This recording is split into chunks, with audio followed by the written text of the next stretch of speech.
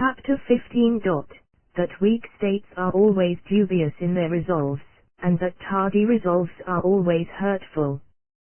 Touching this very matter, and with regard to these earliest beginnings of war between the Latins and the Romans, it may be noted, that in all our deliberations it behoves us to come quickly to a definite resolve, and not to remain always in dubiety and suspense. This is plainly seen in connection with the council convened by the Latins when they thought to separate themselves from the Romans. For the Romans, suspecting the hostile humor wherein with the Latins were infected, in order to learn how things really stood, and see whether they could not win back the malcontents without recourse to arms,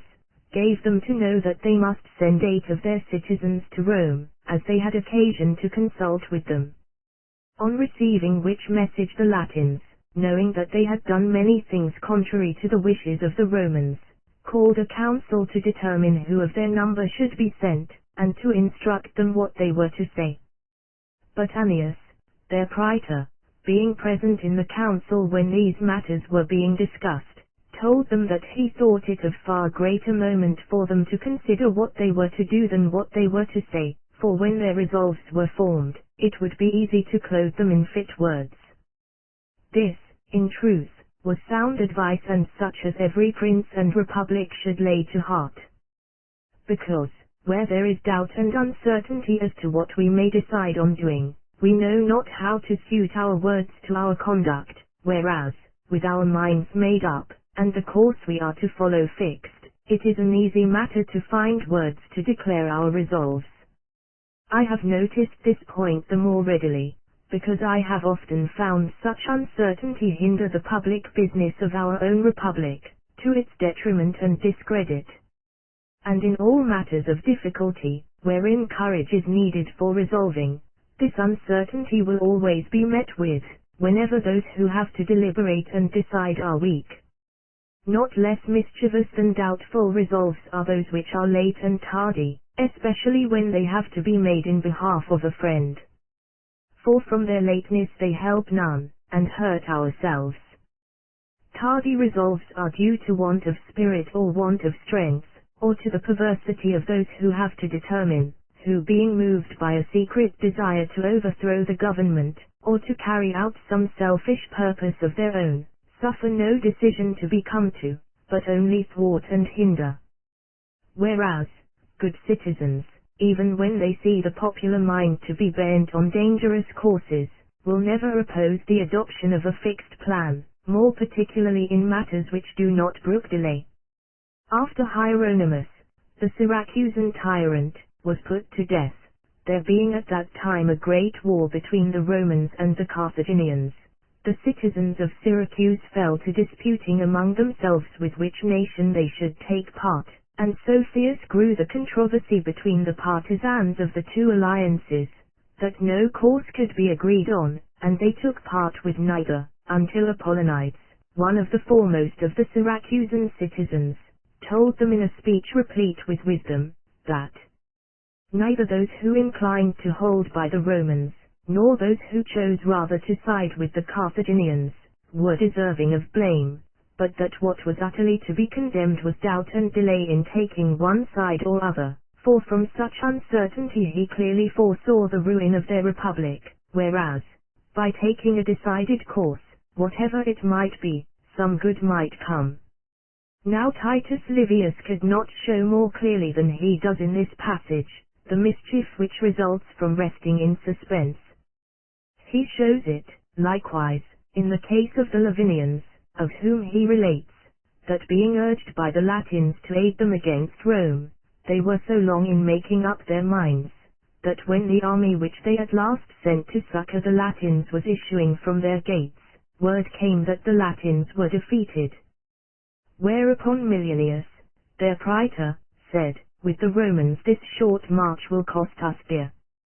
But had the Lavinians resolved at once either to grant aid or to refuse it, taking a latter course they would not have given offense to the Romans, taking the former, and rendering timely help, they and the Latins together might have had a victory. But by delay they stood to lose in every way, as the event showed. This example, had it been remembered by the Florentines, might have saved them from all that loss and vexation which they underwent at the hands of the French, at the time King Louis XII of France came into Italy against Lodovico, Duke of Milan.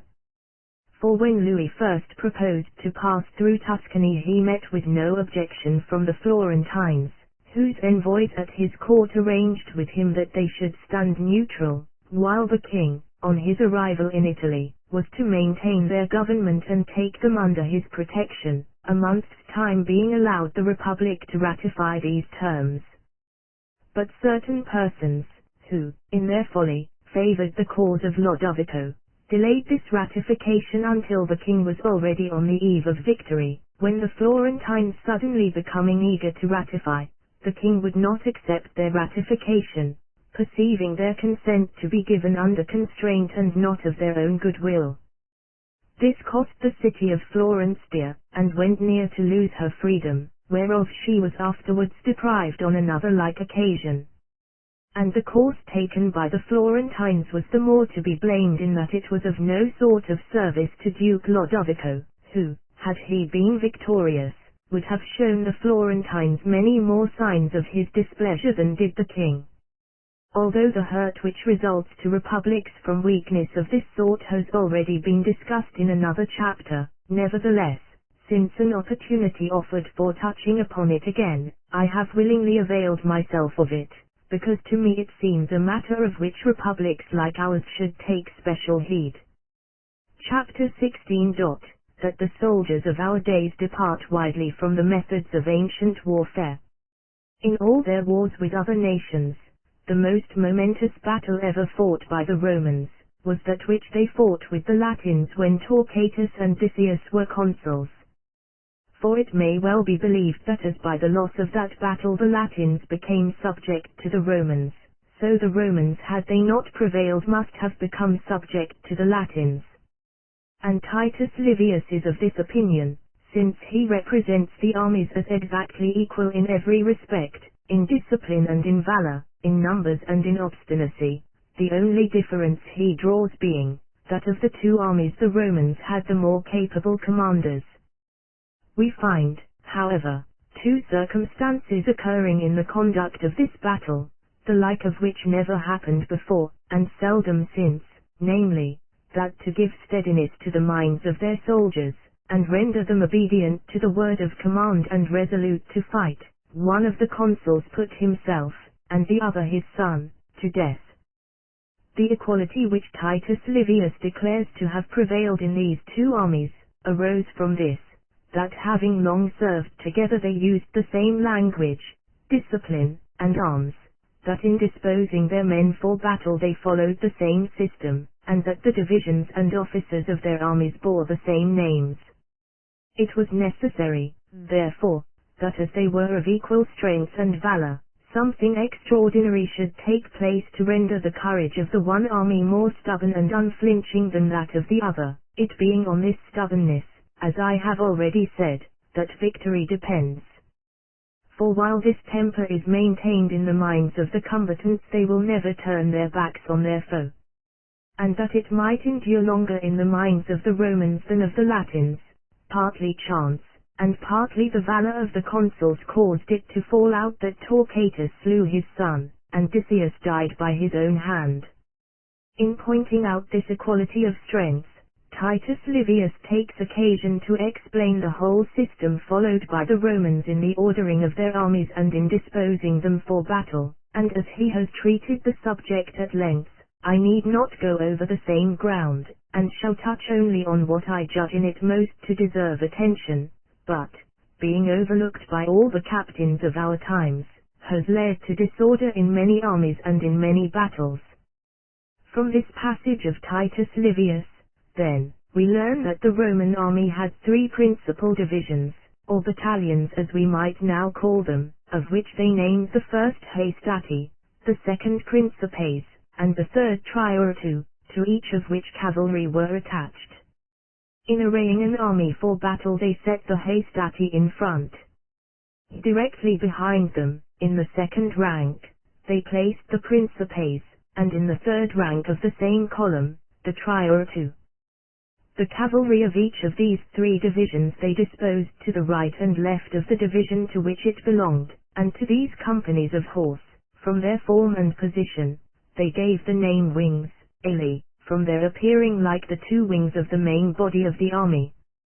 The first division, the hastati, which was in front, they drew up in close order to enable it to withstand and repulse the enemy.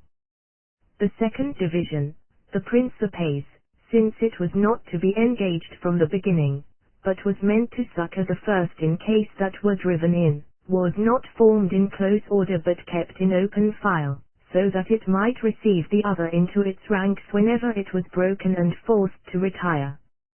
The third division, that, namely, of the trior two, had its ranks still more open than those of the second, so that, if occasion required, it might receive the first two divisions of the hastati and principes. These divisions, therefore, being drawn up in this order, the engagement began, and if the hastati were overpowered and driven back, they retired within the loose ranks of the principes, when both these divisions, being thus united into one, renewed the conflict. If these, again, were routed and forced back, they retreated within the open ranks of the trior two, and all three divisions, forming into one, once more renewed the fight, in which, if they were overpowered, since they had no further means of recruiting their strength, they lost the battle. And because whenever this last division, of the trior two, had to be employed, the army was in jeopardy, there arose the proverb, res redacta est ad triarios, equivalent to our expression of playing a last stake. The captains of our day, as they have abandoned all the other customs of antiquity, and pay no heed to any part of the ancient discipline, so also have discarded this method of disposing their men, though it was one of no small utility. For to ensure the defeat of a commander who so arranges his forces as to be able thrice during an engagement to renew his strength, fortune must thrice declare against him, and he must be matched with an adversary able 3 times over to defeat him, whereas he whose sole chance of success lies in his surviving the first onset, as is the case with all the armies of Christendom at the present day, may easily be vanquished, since any slight mishap, and the least failure in the steadiness of his men, may deprive him of victory. And what takes from our armies the capacity to renew their strength is, that provision is now no longer made for one division being received into the ranks of another, which happens because at present an army is arranged for battle in one or other of 2 imperfect methods. For either its divisions are placed side by side, so as to form a line of great width but of no depth or solidity, or if, to strengthen it, it be drawn up in columns after the fashion of the Roman armies, should the front line be broken, no provision having been made for its being received by the second, it is thrown into complete disorder, and both divisions fall to pieces. For if the front line be driven back, it jostles the second; if the second line endeavor to advance, the first stands in its way, and thus, the first driving against the second, and the second against the third, such confusion follows that often the most trifling accident will cause the ruin of an entire army. At the Battle of Ravenna, where M. de Foy, the French commander, was slain, although according to modern notions this was a well-fought field, both the French and the Spanish armies were drawn up in the first of the faulty methods above described. That is to say, each army advanced with the whole of its battalions side by side, so that each presented a single front much wider than deep, this being always the plan followed by modern armies when, as at Ravenna, the ground is open. For knowing the disorder they fall into on retreat, forming themselves in a single line, they endeavor, as I have said, as much as possible to escape confusion by extending their front. But where the ground confines them they fall at once into the disorder spoken of, without an effort to prevent it. Troops traversing an enemy's country, whether to pillage or carry out any other operation of war, are liable to fall into the same disorder, and at S. Regulo in the Pisan territory, and at other places where the Florentines were beaten by the Pisans during the war which followed on the revolt of Pisa after the coming of Charles of France into Italy, our defeat was due to no other cause than the behavior of our own cavalry, who being posted in front, and being repulsed by the enemy, fell back on the infantry and threw them into confusion, whereupon the whole army took to flight, and Messer Ciriaco del Borgo, the veteran leader of the Florentine foot, has often declared in my presence that he had never been routed by any cavalry save those who were fighting on his side. For which reason the Swiss, who are the greatest proficients in modern warfare, when serving with the French, make it their first care to place themselves on their flank, so that the cavalry of their friends, if repulsed, may not throw them into disorder. But although these matters seem easy to understand and not difficult to put in practice, none has yet been found among the commanders of our times, who attempted to imitate the ancients or to correct the moderns. For although these also have a tripartite division of their armies into vanguard, main body, and rearguard, the only use they make of it is in giving orders when their men are in quarters, whereas on active service it rarely happens that all divisions are not equally exposed to the same onset. And because many, to excuse their ignorance, will have it that the destructive fire of artillery forbids our employing at the present day many of the tactics used by the ancients, I will discuss this question in the following chapter, and examine whether artillery does in fact prevent us from using the valiant methods of antiquity. Chapter 17. What importance the armies of the present day should allow to artillery, and whether the commonly received opinion concerning it be just. Looking to the number of pitched battles, or what are termed by the French journeys, and by the Italians fatti d'armes, fought by the Romans at divers times, I am led further to examine the generally received opinion, that had artillery been in use in their day, the Romans would not have been allowed, or at least not with the same ease,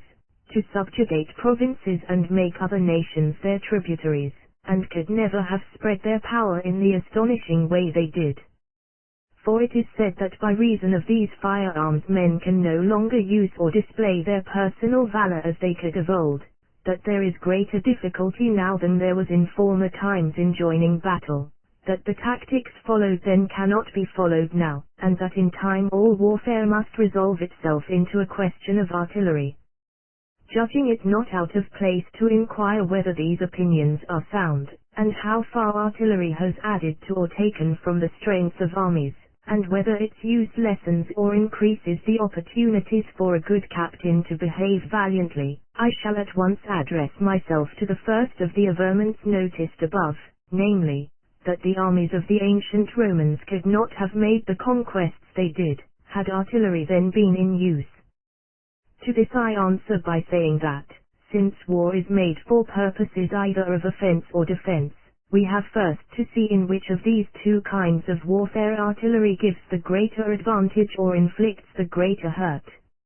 Now, though something might be said both ways, I nevertheless believe that artillery is beyond comparison more hurtful to him who stands on the defensive than to him who attacks.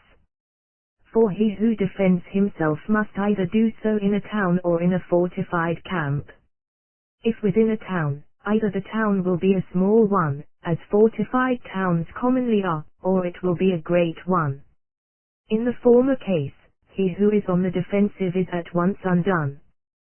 For such is the shock of artillery that there is no wall so strong that in a few days it will not batter down, when, unless those within have ample room to withdraw behind covering works and trenches, they must be beaten, it being impossible for them to resist the assault of an enemy who forces an entrance through the breaches in their walls.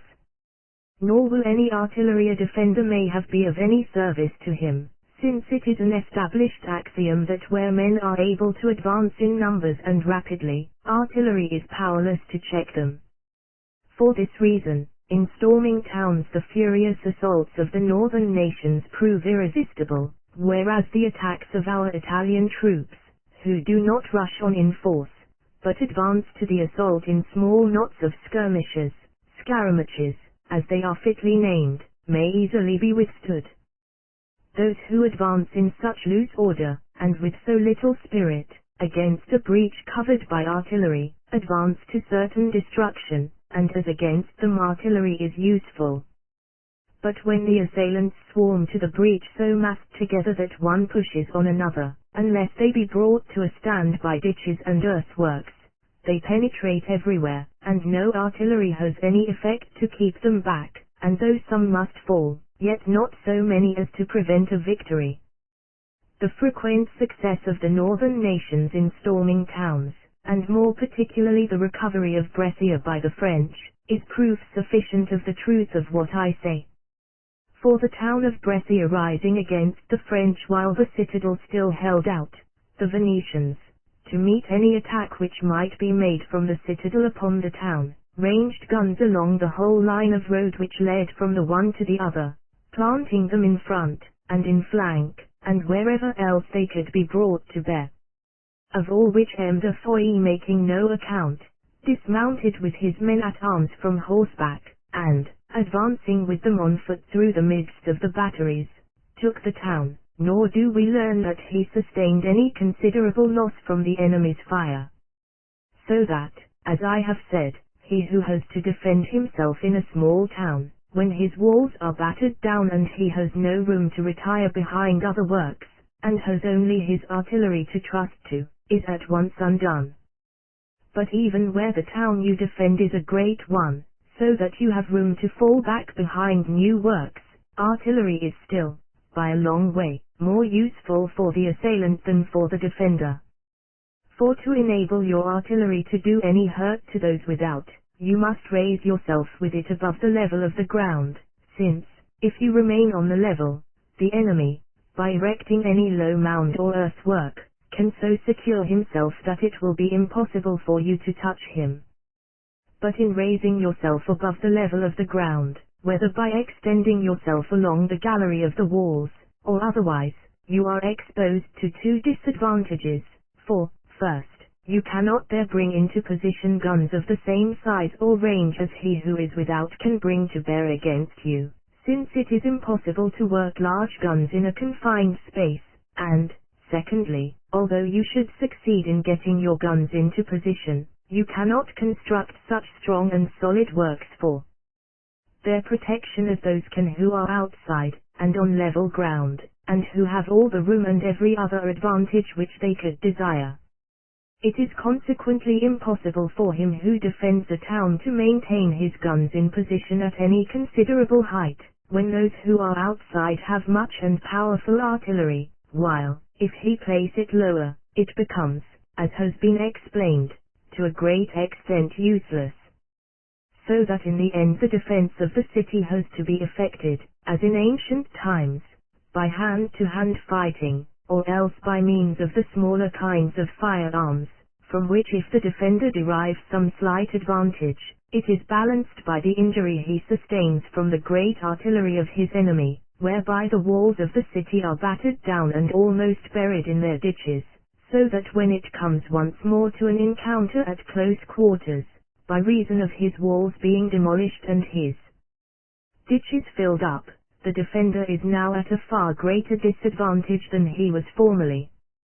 Wherefore I repeat that these arms are infinitely more useful for him who attacks a town than for him who defends it.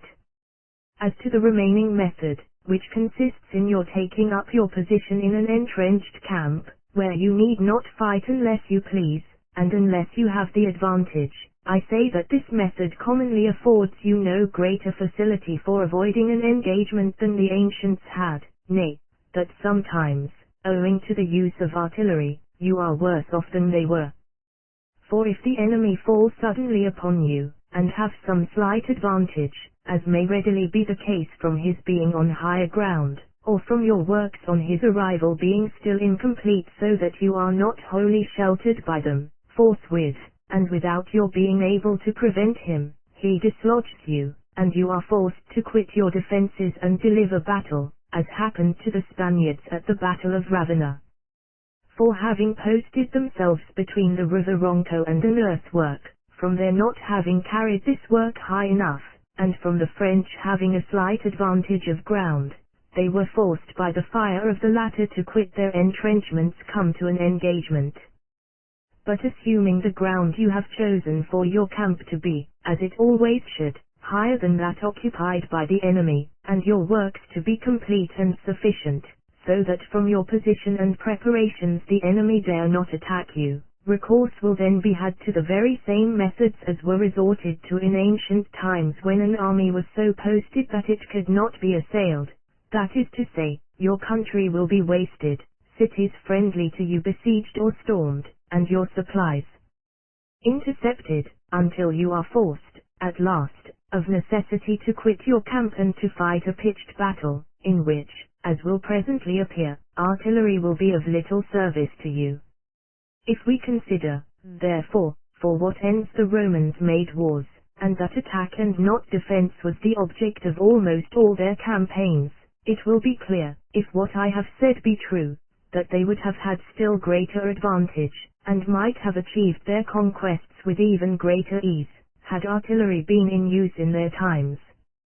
And as to the second complaint, that by reason of artillery men can no longer display their valor as they could in ancient days, I admit it to be true that when they have to expose themselves a few at a time, men run more risks now than formerly, as when they have to scale a town or perform some similar exploit, in which they are not massed together but must advance singly and one behind another. It is true, also, that captains and commanders of armies are subjected to a greater risk of being killed now than of old, since they can be reached everywhere by the enemy's fire, and it is no protection to them to be with those of their men who are furthest from the enemy, or to be surrounded by the bravest of their guards. Still, we do not often find either of these two dangers occasioning extraordinary loss. For towns strongly fortified are not attacked by escalade, nor will the assailing army advance against them in weak numbers,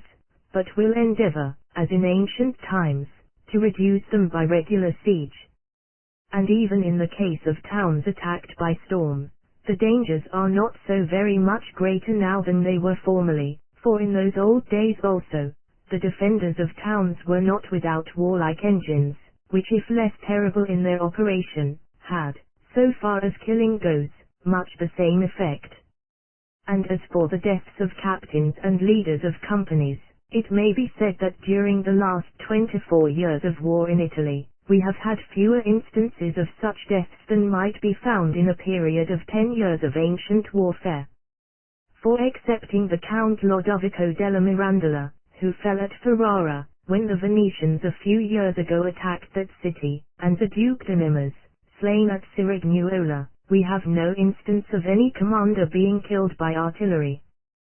For, at Ravenna, M. de Foix died by steel and not by shot. Wherefore I say that if men no longer perform deeds of individual prowess, it results not so much from the use of artillery, as from the faulty discipline and weakness of our armies, which being collectively without valor cannot display it in particular instances. As to the third assertion, that armies can no longer be brought to engage one another, and that war will soon come to be carried on wholly with artillery, I maintain that this allegation is utterly untrue, and will always be so held by those who are willing in handling their troops to follow the usages of ancient valor. For whosoever would have a good army must train it, either by real or by mimic warfare, to approach the enemy, to come within sword thrust, and to grapple with him, and must rely more on foot soldiers than on horse, for reasons presently to be explained. But when you trust to your foot soldiers, and to the methods already indicated, artillery becomes powerless to harm you. For foot soldiers, in approaching an enemy, can with more ease escape the fire of his artillery than in ancient times they could have avoided a charge of elephants or of scythed chariots, or any other of those strange contrivances which had to be encountered by the Romans, and against which they always devised some remedy. And, certainly, as against artillery, their remedy would have been easier, by as much as the time during which artillery can do hurt is shorter than the time during which elephants and chariots could. For by these you were thrown into disorder after battle joined, whereas artillery harasses you only before you engage, a danger which infantry can easily escape, either by advancing so as to be covered by the inequalities of the ground, or by lying down while the firing continues. Nay, we find from experience that even these precautions may be dispensed with, especially as against great artillery, which can hardly be leveled with such precision that its fire shall not either pass over your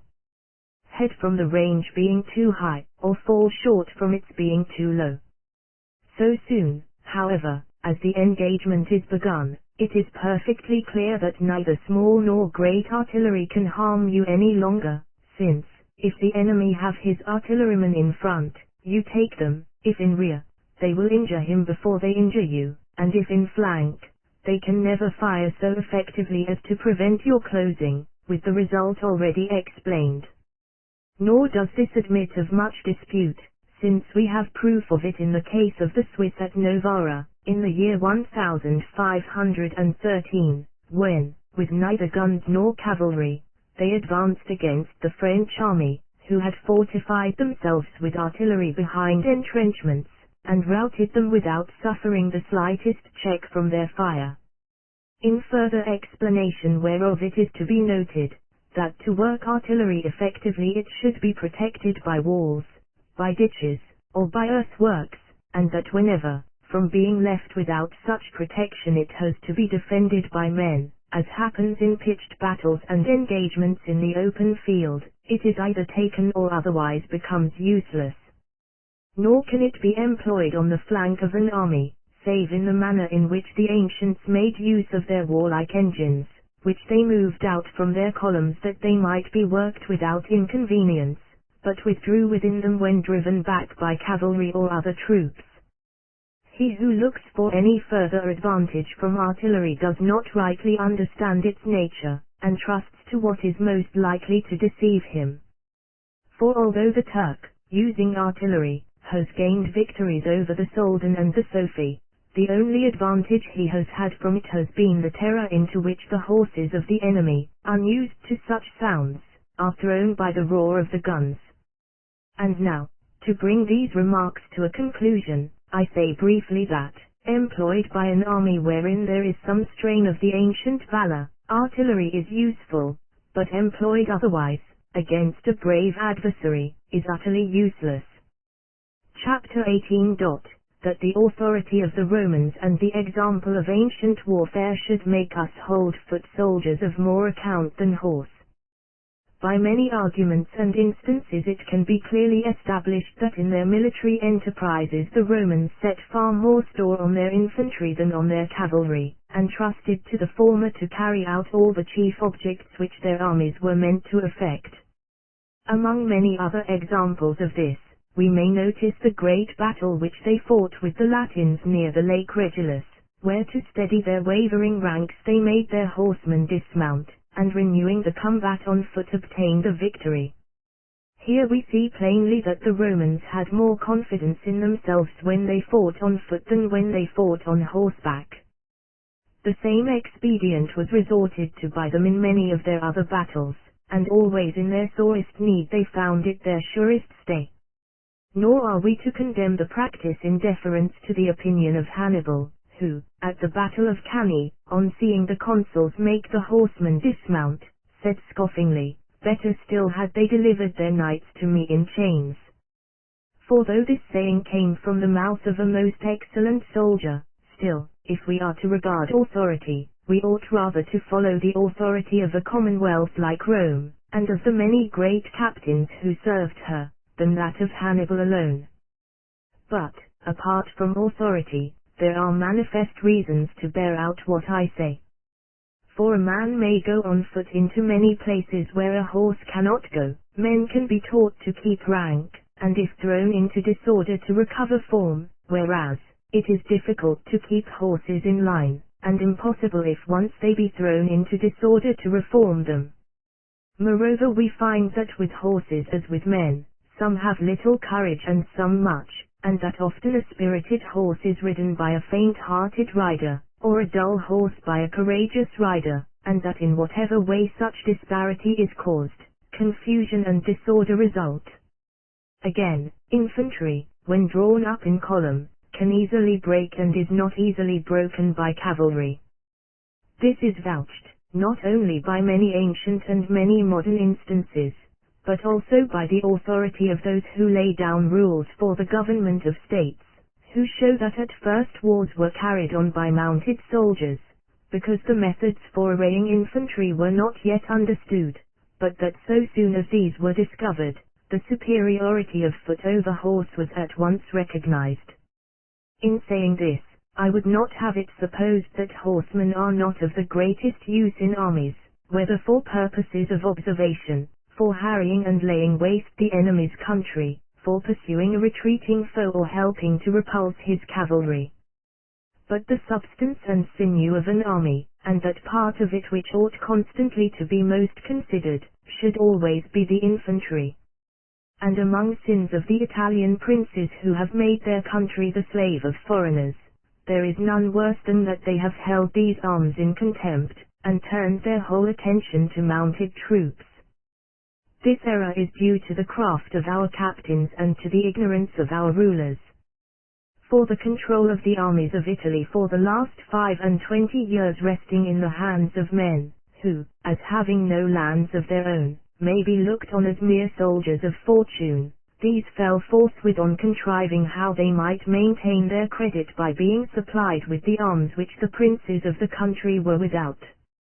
And as they had no subjects of their own of whom they could make use, and could not obtain constant employment and pay for a large number of foot soldiers, and as a small number would have given them no importance, they had recourse to horsemen.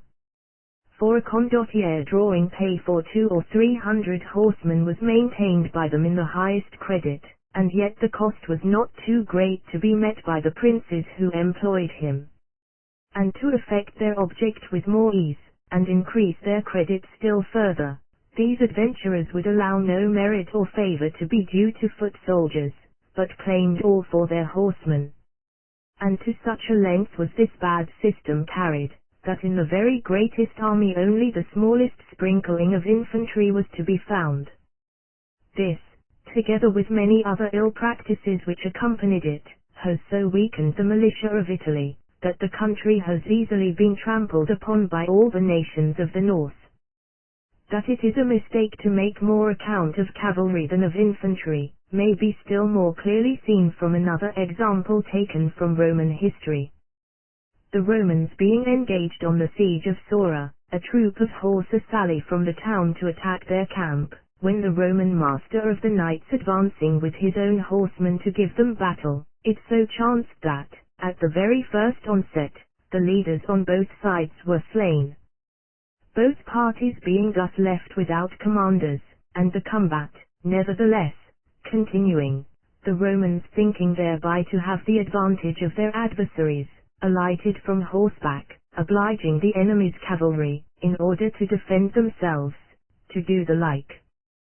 The result was that the Romans had the victory. Now there could be no stronger instance than this to show the superiority of foot over horse. For while in other battles the Roman cavalry were made by their consuls to dismount in order to succor their infantry who were in distress and in need of such aid, on this occasion they dismounted, not to succor their infantry, nor to encounter an enemy contending on foot, but because they saw that though they could not prevail against the enemy fighting as horsemen against horsemen, on foot they readily might. And from this I conclude that foot soldiers, if rightly handled, can hardly be beaten except by other soldiers fighting on foot. With very few cavalry, but with a considerable force of infantry, the Roman commanders, Crassus and Marcus Antonius, each for many days together overran the territories of the Parthians, although opposed by the countless horsemen of that nation.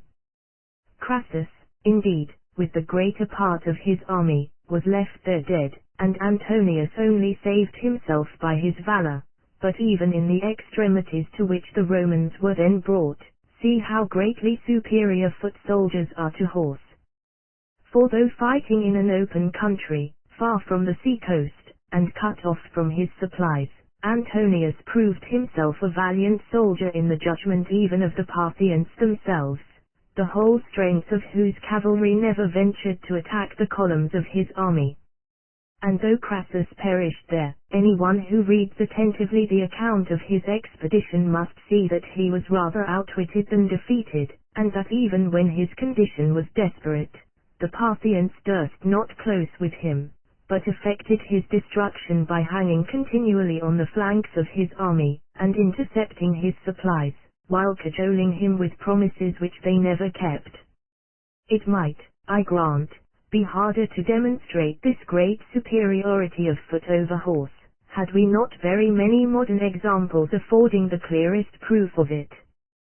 For instance, at the Battle of Novara, of which we have already spoken, 9,000 Swiss foot were seen to attack 10,000 cavalry together with an equal number of infantry, and to defeat them, the cavalry being powerless to injure them, while of the infantry, who were mostly Gascons, and badly disciplined, they made no account.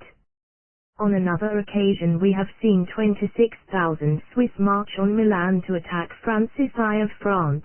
who had with him 20,000 men-at-arms, 40,000 foot, and 100 pieces of artillery, and although they were not victorious as at Novara, they nevertheless fought valiantly for 2 days together, and, in the end, though beaten, were able to bring off half their number. With foot soldiers only Marcus Atilius Regulus ventured to oppose himself, not to cavalry merely, but to elephants, and if the attempt failed it does not follow that he was not justified by the valor of his men in believing them equal to surmount this danger. I repeat, therefore, that to prevail against well-disciplined infantry, you must meet them with infantry discipline still better, and that otherwise you advance to certain destruction. In the time of Filippo Visconti, Duke of Milan, some 16,000 Swiss made a descent on Lombardy, whereupon the Duke, who at that time had Il Carmagnola as his captain, sent him with 6,000 men-at-arms and a slender following of foot soldiers to meet them. Not knowing their manner of fighting, Carmagnola fell upon them with his horsemen, expecting to put them at once to rout, but finding them immovable, after losing many of his men he withdrew. But, being a most wise captain, and skillful in devising new remedies to meet unwanted dangers, after reinforcing his company he again advanced to the attack, and when about to engage made all his men-at-arms dismount, and placing them in front of his foot soldiers, fell once more upon the Swiss, who could then no longer withstand him.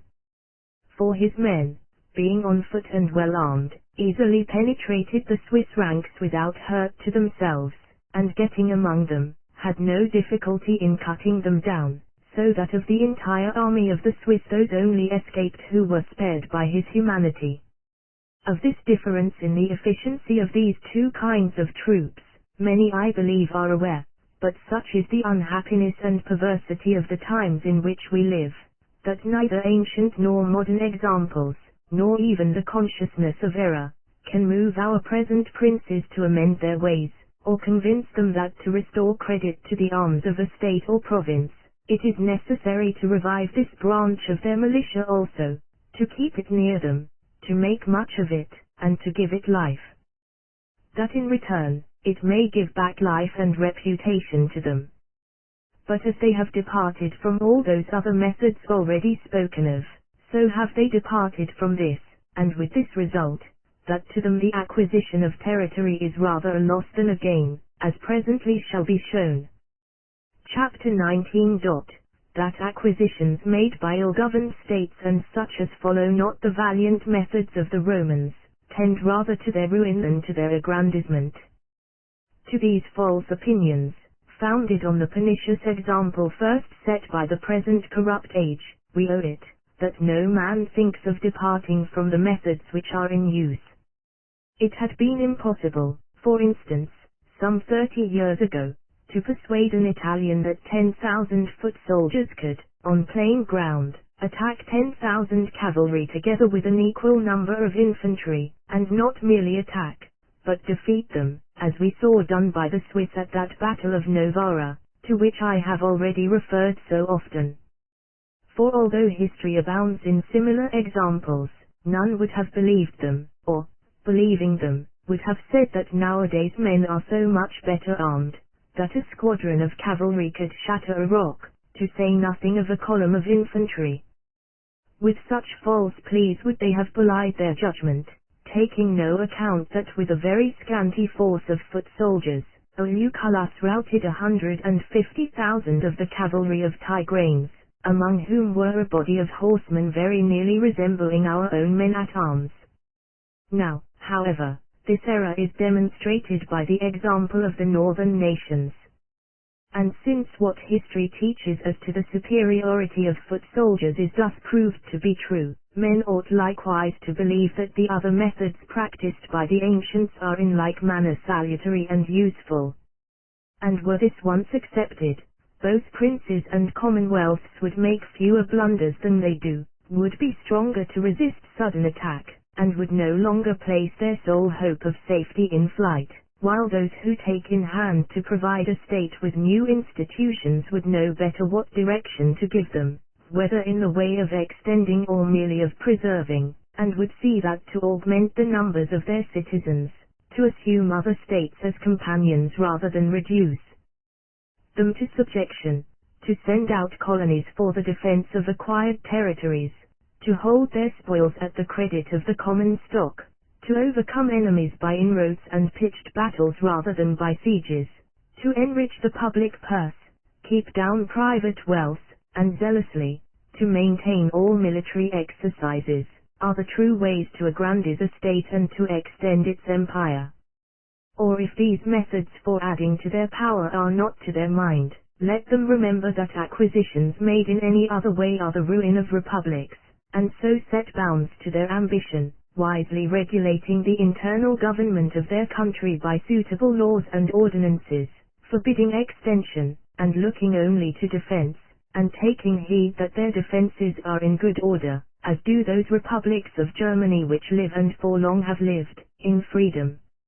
And yet, as I have said on another occasion, when speaking of the difference between the methods suitable for acquiring and those suitable for maintaining, it is impossible for a republic to remain long in the peaceful enjoyment of freedom within a restricted frontier. For should it forbear from molesting others, others are not likely to refrain from molesting it, whence must grow at once the desire and the necessity to make acquisitions, or should no enemies be found abroad, they will be found at home, for this seems to be incidental to all great states. And if the free states of Germany are, and have long been able to maintain themselves on their present footing, this arises from certain conditions peculiar to that country, and to be found nowhere else, without which these communities could not go on living as they do.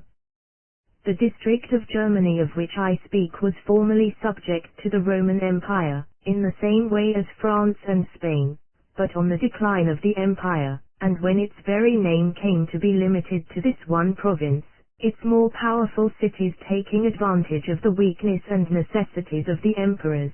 began to free themselves by buying from them their liberty, subject to the payment of a trifling yearly tribute, until, gradually, all the cities which held directly from the emperor, and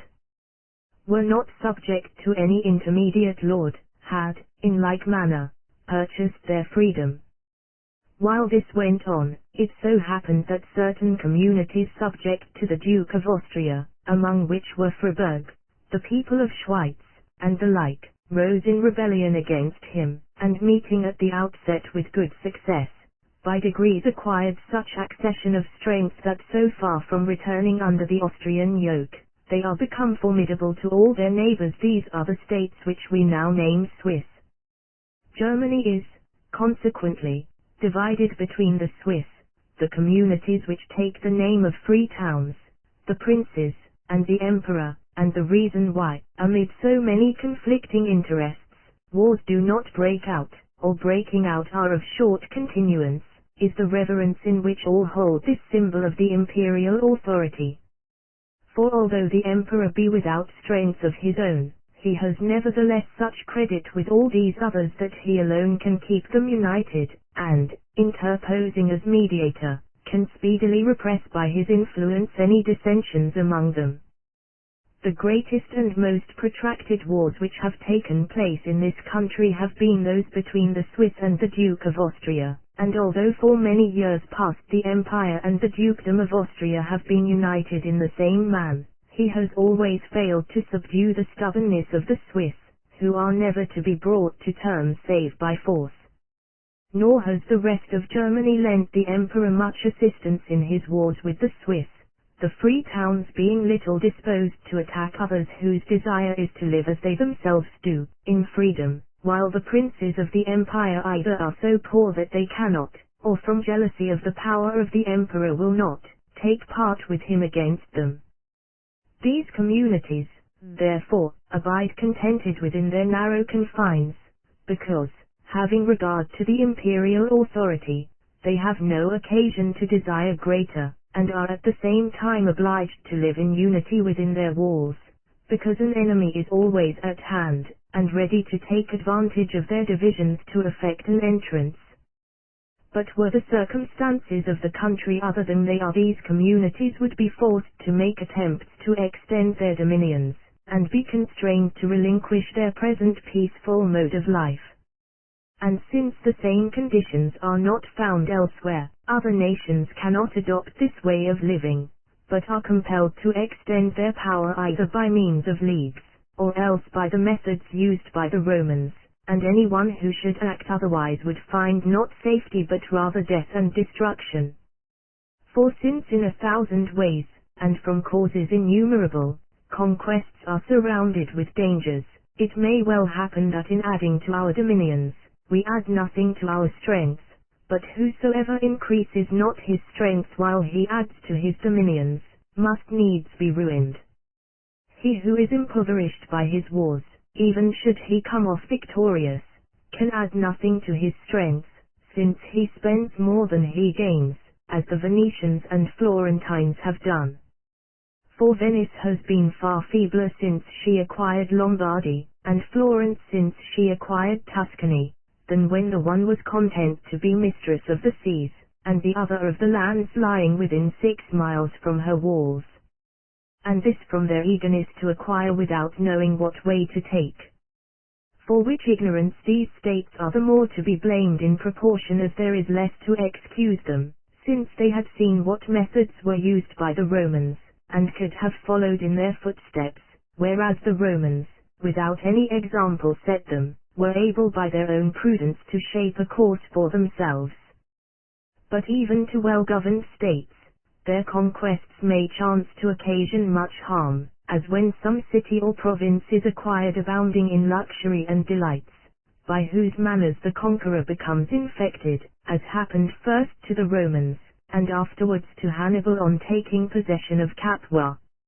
And had Capua been at such a distance from Rome that a ready remedy could not have been applied to the disorders of the soldiery, or had Rome herself been in any degree tainted with corruption, this acquisition had certainly proved her ruin. To which Titus Livius bears witness when he says, "Most mischievous at this time to our military discipline was Capua, for ministering to all delights, she turned away the corrupted minds of our soldiers from the remembrance of their country." And, truly, cities and provinces like this, avenge themselves on their conquerors without blood or blow, since by infecting them with their own evil customs they prepare them for defeat at the hands of any assailant. Nor could the subject have been better handled than by Juvenal, where he says in his satires, that into the hearts of the Romans, through their conquests in foreign lands, foreign manners found their way, and in place of frugality and other admirable virtues, came luxury more mortal than the sword, and settling down, avenged a vanquished world. 8. Si via armis luxuria occubit victum pulsicita orbim. Jov. Saturday 6. 292. And if their conquests were like to be fatal to the Romans at a time when they were still animated by great virtue and prudence, how must it fare with those who follow methods altogether different from theirs, and who, to crown their other errors of which we have already said enough, resort to auxiliary and mercenary arms, bringing upon themselves those dangers whereof mention shall be made in the chapter following. Chapter XX. Of the dangers incurred by princes or republics who resort to auxiliary or mercenary arms. Had I not already, in another treatise, enlarged on the inutility of mercenary and auxiliary, and on the usefulness of national arms, I should dwell on these matters in the present discourse more at length than it is my design to do. For having given the subject very full consideration elsewhere, here I would be brief. Still, when I find Titus Livius supplying a complete example of what we have to look for from auxiliaries, by whom I mean troops sent to our assistance by some other prince or ruler, paid by him and under officers by him appointed, it is not fit that I should pass it by in silence. It is related, then, by our historian, that the Romans, after defeating on 2 different occasions armies of the Samnites with forces sent by them to succor the Capuans, whom they thus relieved from the war which the Samnites were waging against them, being desirous to return to Rome, left behind 2 legions to defend the Capuans, that the latter might not, from being altogether deprived of their protection, once more become a prey to the Samnites. But these 2 legions, rotting in idleness, began to take such delight therein, that forgetful of their country and the reverence due to the Senate, they resolved to seize by violence the city they had been left to guard by their valor. For to them it seemed that the citizens of Capua were unworthy to enjoy advantages which they knew not how to defend. The Romans, however, getting timely notice of this design, at once met and defeated it, in the manner to be more fully noticed when I come to treat of conspiracies. Once more then, I repeat, that of all the various kinds of troops, auxiliaries are the most pernicious, because the prince or republic resorting to them for aid has no authority over them, the only person who possesses such authority being he who sends them. For, as I have said, auxiliary troops are those sent to your assistance by some other potentate, under his own flag, under his own officers, and in his own pay, as were the legions sent by the Romans to Capua. Such troops, if victorious, will for the most part plunder him by whom, as well as him against whom, they are hired to fight, and this they do, sometimes at the instigation of the potentate who sends them, sometimes for ambitious ends of their own. It was not the purpose of the Romans to violate the league and treaty which they had made with Capua, but to their soldiers it seemed so easy a matter to master the Capuans, that they were readily led into this plot for depriving them of their town and territories. Many other examples might be given to the same effect, but it is enough to mention besides this instance, that of the people of Rhegium, who were deprived of their city and of their lives by another Roman legion sent for their protection. Princes and republics, therefore, should resort to any other expedient for the defense of their states sooner than call in hired auxiliaries, when they have to rest their entire hopes of safety on them, since any accord or terms, however hard, which you may make with your enemy, will be carefully studied and current events well considered. It will be seen that for one who has succeeded with such assistance, hundreds have been betrayed. Nor, in truth, can any better opportunity for usurping a city or province present itself to an ambitious prince or commonwealth, than to be asked to send an army for its defense. On the other hand, he who is so greedy of conquest as to summon such help, not for purposes of defense but in order to attack others, seeks to have what he can never hold and is most likely to be taken from him by the very person who helps him to gain it. Yet such is the perversity of men that, to gratify the desire of the moment, they shut their eyes to those ills which must speedily ensue and are no more moved by example in this matter than in all those others of which I have spoken. For were they moved by these examples they would see that the more disposed they are to deal generously with their neighbors, and the more averse they are to usurp authority over them, the readier will these be to throw themselves into their arms, as will at once appear from the case of the Capuans. Chapter XXI. That Capua was the first city to which the Romans sent a praetor, nor there, until 400 years after they began to make war. the great difference between the methods followed by the ancient Romans in adding to their dominions, and those used for that purpose by the states of the present time, has now been sufficiently discussed. It has been seen, too, how in dealing with the cities which they did not think fit to destroy, and even with those which had made their submission not as companions but as subjects, it was customary with the Romans to permit them to live on under their own laws, without imposing any outward sign of dependence, merely binding them to certain conditions, or complying with which they were maintained in their former dignity and importance. We know, further, that the same methods continued to be followed by the Romans until they passed beyond the confines of Italy, and began to reduce foreign kingdoms and states to provinces, as plainly appears in the fact that Capua was the first city to which they sent a praetor, and him from no motive of ambition, but at the request of the Capuans themselves who, living at variance with one another, thought it necessary to have a Roman citizen in their town who might restore unity and good order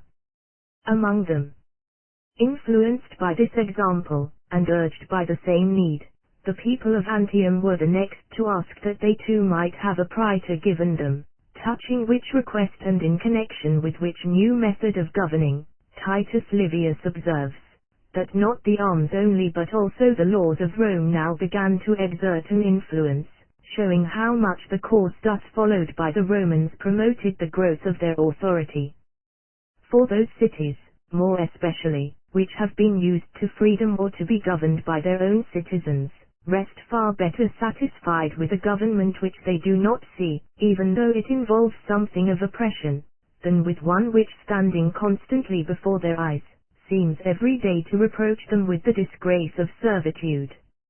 And to the prince there is another advantage in this method of government, namely, that as the judges and magistrates who administer the laws civil and criminal within these cities, are not under his control, no decision of theirs can throw responsibility or discredit upon him, so that he thus escapes many occasions of calumny and hatred. Of the truth whereof, besides the ancient instances which might be noted, we have a recent example here in Italy. For Genoa, as every one knows, has many times been occupied by the French king, who always, until lately, sent thither a French governor to rule in his name. Recently, however, not from choice but of necessity, he has permitted the town to be self-governed under a Genoese ruler, and anyone who had to decide which of these two methods of governing gives the greater security to the king's authority and the greater content to the people themselves, would assuredly have to pronounce in favor of the latter. Men, moreover, in proportion as they see you averse to usurp authority over them, grow the readier to surrender themselves into your hands, and fear you less on the score of their freedom, when they find you acting towards them with consideration and kindness. It was the display of these qualities that moved the Capuans to ask the Romans for a praetor, for had the Romans betrayed the least eagerness to send them one, they would at once have conceived jealousy and grown estranged. But why turn for examples to Capua and Rome, when we have them close at hand in Tuscany and Florence? Who is there but knows what a time it is since the city of Pistoia submitted of her own accord to the Florentine supremacy? Who, again, but knows the animosity which down to the present day exists between Florence and the cities of Pisa, Lucca, and Siena? This difference of feeling does not arise from the citizens of Pistoia valuing their freedom less than the citizens of these other towns or thinking themselves inferior to them, but from the Florentines having always acted towards the former as brothers, towards the latter as foes. This it was that led the Pistoians to come voluntarily under our authority while the others have done and do all in their power to escape it. For there seems no reason to doubt, that if Florence, instead of exasperating these neighbors of hers, had sought to win them over, either by entering into league with them or by lending them assistance, she would at this hour have been mistress of Tuscany. Not that I would be understood to maintain that recourse is never to be had to force and to arms, but that these are only to be used in the last resort, and when all other remedies are unavailing. Chapter XXII. That in matters of moment men often judge amiss. How falsely men often judge of things, they who are present at their deliberations have constant occasion to know. For in many matters, unless these deliberations be guided by men of great parts, the conclusions come to are certain to be wrong. And because in corrupt republics, and especially in quiet times, either through jealousy or from other like causes, men of great ability are often obliged to stand aloof, it follows that measures not good in themselves are by a common error judged to be good, or are promoted by those who seek public favor rather than the public advantage. Mistakes of this sort are found out afterwards in seasons of adversity, when recourse must be had to those persons who in peaceful times had been, as it were, forgotten, as shall hereafter in its proper place be more fully explained.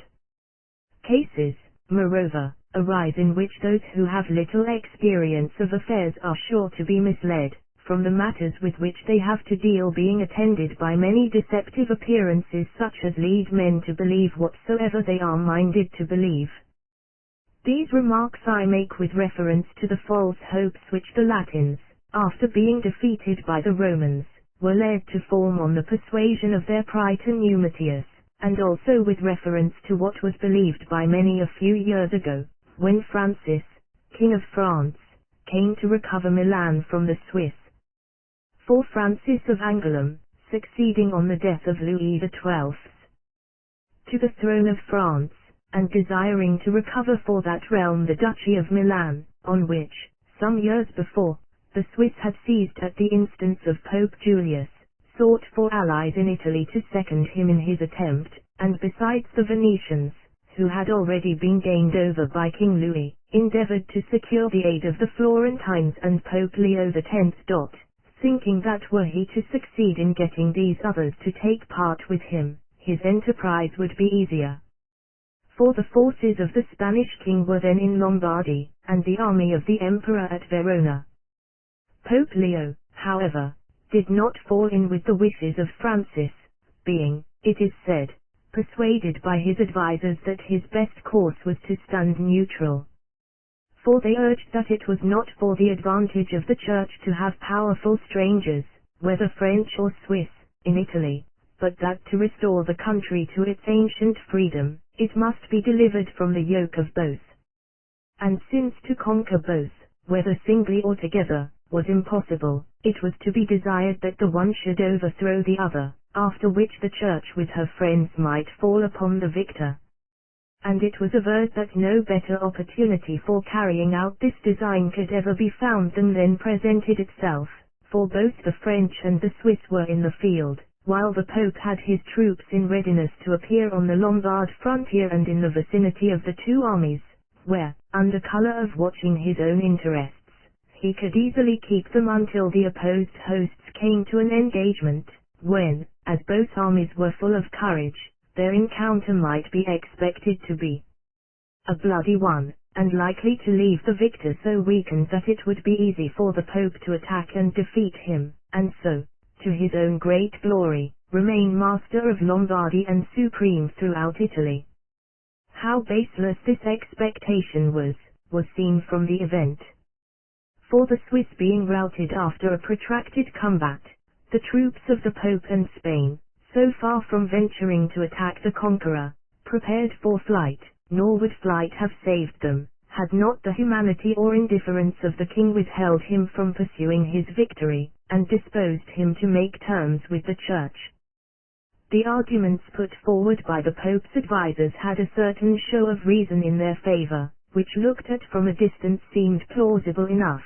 but were in reality wholly contrary to truth, since it rarely happens that the captain who wins a victory loses any great number of his men, his loss being in battle only, and not in flight. For in the heat of battle, while men stand face to face, but few fall, chiefly because such combats do not last long, and even when they do last, and many of the victorious army are slain, so splendid is the reputation which attends a victory, and so great the terror it inspires, as far to outweigh any loss the victor suffers by the slaughter of his soldiers, so that an enemy who, trusting to find him weakened, should then venture to attack him, would soon be taught his mistake, unless strong enough to give him battle at any time, before his victory as well as after. For in that case he might, as fortune and valor should determine, either win or lose, though, even then, the army which had first fought and won would have an advantage. And this we know for a truth from what befell the Latins in consequence of the mistake made by Numitius their praetor, and their blindness in believing him. For when they had already suffered defeat at the hands of the Romans, Numitius caused it to be proclaimed throughout the whole country of Latium, that now was the time to fall upon the enemy, exhausted by a struggle in which they were victorious only in name, while in reality suffering all those ills which attend defeat, and who might easily be crushed by any fresh force brought against them. Whereupon the Latins believed him, and getting together a new army, were forthwith routed with such loss as always awaits those who listen to like counsels. Chapter 23. That in chastising their subjects when circumstances required it, the Romans always avoided half measures. Such was now the state of affairs in Latium, that peace and war seemed alike intolerable. No worse calamity can befall a prince or commonwealth than to be reduced to such straits that they can neither accept peace nor support war, as is the case with those whom it would ruin to conclude peace on the terms offered, while war obliges them either to yield themselves a spoil to their allies, or remain a prey to their foes. To this grievous alternative are men led by evil counsels and unwise courses, and, as already said, from not rightly measuring their strengths. For the commonwealth or prince who has rightly measured his strengths, can hardly be brought so low as were the Latins, who made war with the Romans when they should have made terms, and made terms when they should have made war, and so mismanaged everything that the friendship and the enmity of Rome were alike fatal. Whence it came that, in the first place, they were defeated and broken by Manlius Torquatus, and afterwards utterly subdued by Camillus, who, when he had forced them to surrender at discretion to the Roman arms, and had placed garrisons in all their towns, and taken hostages from all, returned to Rome and reported to the Senate that the whole of Latium now lay at their mercy. And because the sentence then passed by the Senate is memorable, and worthy to be studied by princes that it may be imitated by them on like occasion, I shall cite the exact words which Livius puts into the mouth of Camillus, as confirming what I have already said touching the methods used by the Romans to extend their power, and as showing how in chastising their subjects they always avoided half measures and took a decided course. For government consists in nothing else than in so controlling your subjects that it shall neither be in their power nor for their interest to harm you. And this is effected either by making such sure work with them as puts it out of their power to do you injury, or else by so loading them with benefits that it would be folly in them to seek to alter their condition. All which is implied first in the measures proposed by Camillus, and next in the resolutions passed on these proposals by the Senate. The words of Camillus were as follows: The immortal gods have made you so entirely masters in the matter you are now considering, that it lies with you to pronounce whether Latium shall or shall not longer exist. So far as the Latins are concerned, you can secure lasting peace either by clemency or by severity. Would you deal harshly with those whom you have conquered and who have given themselves into your hands, you can blot out the whole Latin nation. Would you, after the fashion of our ancestors, increase the strength of Rome by admitting the vanquished to the rights of citizenship, here you have opportunity to do so, and with the greatest glory to yourselves. That, assuredly, is the strongest government which they rejoice in who obey it. Now, then, is your time, while the minds of all are bent on what is about to happen, to obtain an ascendancy over them, either by punishment or by benefits. Upon this motion the Senate resolved, in accordance with the advice given by the consul, to take the case of each city separately, and either destroy utterly or else treat with tenderness all the more important of the Latin towns. To those cities they dealt with leniently, they granted exemptions and privileges, conferring upon them the rights of citizenship, and securing their welfare in every particular. The others they razed to the ground, and planting colonies in their room, either removed the inhabitants to Rome, or so scattered and dispersed them that neither by arms nor by counsels was it ever again in their power to inflict hurt. For, as I have said already, the Romans never, in matters of moment, resorted to half measures. And the sentence which they then pronounced should be a pattern for all rulers, and ought to have been followed by the Florentines when, in the year 1502, Arezzo and all the Val di Aegean arose in revolt. For had they followed it, they would have established their authority on a surer footing, and added much to the greatness of their city by securing for it those lands which are needed to supply it with the necessaries of life. But pursuing that half-hearted policy which is most mischievous in executing justice, some of the Artines they outlawed, some they condemned to death, and all they deprived of their dignities and ancient importance in their town, while leaving the town itself untouched. And if in the councils then held any Florentine recommended that Arezzo should be dismantled, they who thought themselves wiser than their fellows objected, that to do so would be little to the honor of our republic, since it would look as though she lacked strength to hold it. Reasons like this are of a sort which seem sound, but are not really so, for, by the same rule, no parricide should be put to death, nor any other malefactor, however atrocious his crimes, because, forsooth, it would be discreditable to the ruler to appear unequal to the control of a single criminal. They who hold such opinions fail to see that when men individually, or entire cities collectively, offend against the state, the prince for his own safety, and as a warning to others, has no alternative but to make an end of them, and that true honor lies in being able and in knowing how to chastise such offenders, and not in incurring endless dangers in the effort to retain them. For the prince who does not chastise offenders in a way that puts it out of their power to offend again, is accounted unwise or worthless. How necessary it was for the Romans to execute justice against the Latins, is further seen from the course took with the men of Privinum. And here the text of Livius suggests 2 points for our attention. First, as already noted, that a subjugated people is either to be caressed or crushed, and second, how much it is for our advantage to maintain a manly bearing, and to speak the truth fearlessly in the presence of the wise. For the Senate being met to determine the fate of the citizens of Privinum, who after rebelling had been reduced to submission by the Roman arms, certain of these citizens were sent by their countrymen to plead for pardon.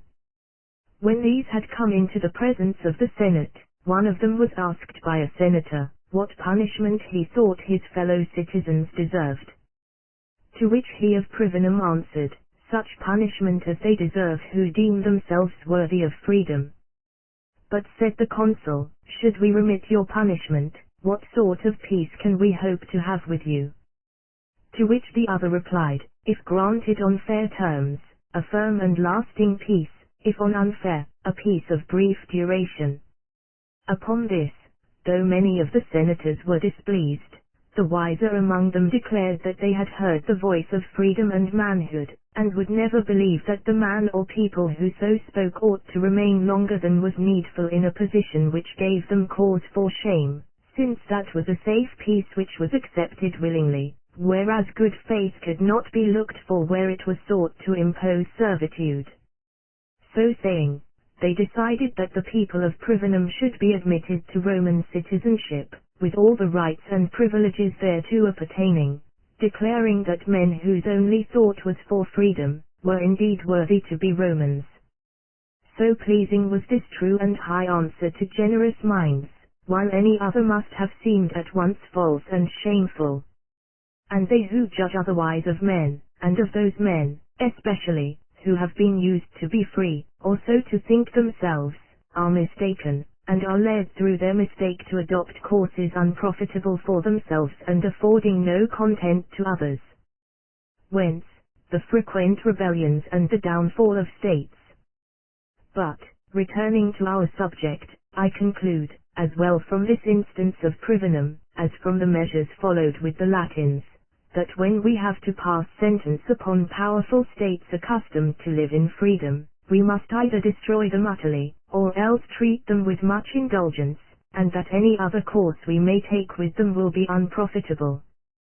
But most carefully should we avoid, as of all courses the most pernicious, such half measures as were followed by the Samnites when they had the Romans shut up in the Caudine Forks, and would not listen to the counsels of the old man who urged them either to send their captives away with every honorable attention, or else put them all to death, but adopted a middle course, and after disarming them and making them pass under the yoke, suffered them to depart at once disgraced and angered. And no long time after, they found to their sorrow that the old man's warning was true, and that the course they had themselves chosen was calamitous, as shall, hereafter, in its place be shown. Chapter XV. That, commonly, fortresses do much more harm than good to the wise men of our day. It may seem an oversight on the part of the Romans, that, when they sought to protect themselves against the men of Latium and Privinum, it never occurred to them to build strongholds in their cities to be a curb upon them, and ensure their fidelity, especially when we remember the Florentine saying which these same wise men often quote, to the effect that Pisa and other like cities must be held by fortresses. Doubtless, had those old Romans been like-minded with our modern sages, they would not have neglected to build themselves fortresses, but because they far surpassed them in courage, sense, and vigor, they refrained. And while Rome retained her freedom, and adhered to her own wise ordinances and wholesome usages, she never built a single fortress with the view to hold any city or province, though, sometimes, she may have suffered those to stand which she found already built.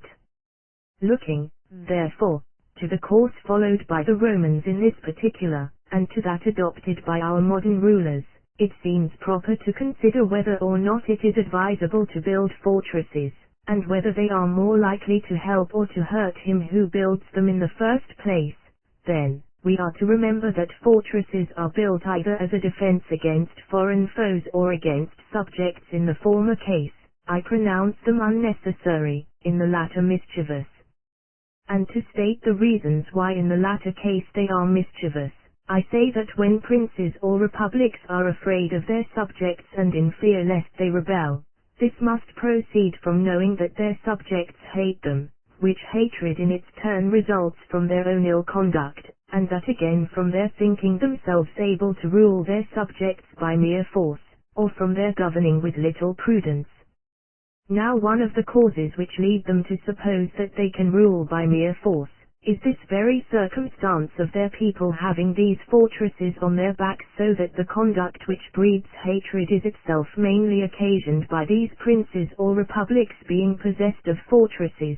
which, if this be true, are really far more hurtful than useful. First, because, as has been said already, they render a ruler bolder and more violent in his bearing towards his subjects, and, next,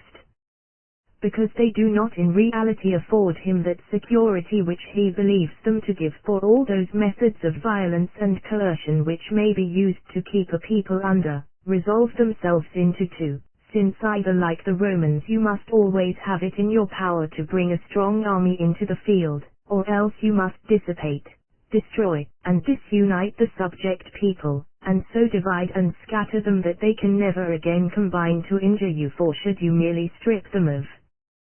their wealth, spoliatis arma supersunt, arms still remain to them, or if you deprive them of their weapons, fur arma ministrat, rage will supply them. If you put their chiefs to death and continue to maltreat the rest, heads will renew themselves like those hydra, while, if you build fortresses,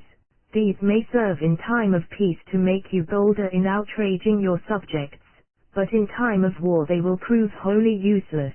since they will be attacked at once by foes both foreign and domestic, whom together it will be impossible for you to resist. And if ever fortresses were useless, they are so at the present day, by reason of the invention of artillery, against the fury of which, as I have shown already, a petty fortress which affords no room for retreat behind fresh works, cannot be defended. But to go deeper into the matter, I say, either you are a prince seeking by means of these fortresses to hold the people of your city in check, or you are a prince, or it may be a republic, desirous to control some city which you have gained in war. To the prince I would say, that, for the reasons already given, nothing can be more unserviceable than a fortress as a restraint upon your subjects, since it only makes you the readier to oppress them, and less scrupulous how you do so, while it is this very oppression which moves them to destroy you, and so kindles their hatred, that the fortress, which is the cause of all the mischief, is powerless to protect you. A wise and good prince, therefore, that he may continue good, and give no occasion or encouragement to his descendants to become evil, will never build a fortress, to the end that neither he nor they may ever be led to trust to it rather than to the goodwill of their subjects. And if Francesco Sforza, who was accounted a wise ruler, on becoming Duke of Milan erected a fortress in that city, I say that herein he was unwise, and that the event has shown the building of this fortress to have been hurtful and not helpful to his heirs. For thinking that by its aid they could behave as badly as they liked to their citizens and subjects, and yet be secure, they refrained from no sort of violence or oppression, until, becoming beyond measure odious, they lost their state as soon as an enemy attacked it. Nor was this fortress, which in peace had occasioned them much hurt, any defense or of any service them in war. For had they being without it, through thoughtlessness,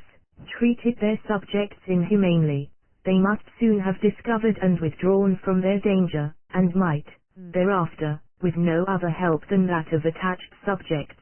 have withstood the attacks of the French far more successfully than they could with their fortress, but with subjects whom they had estranged.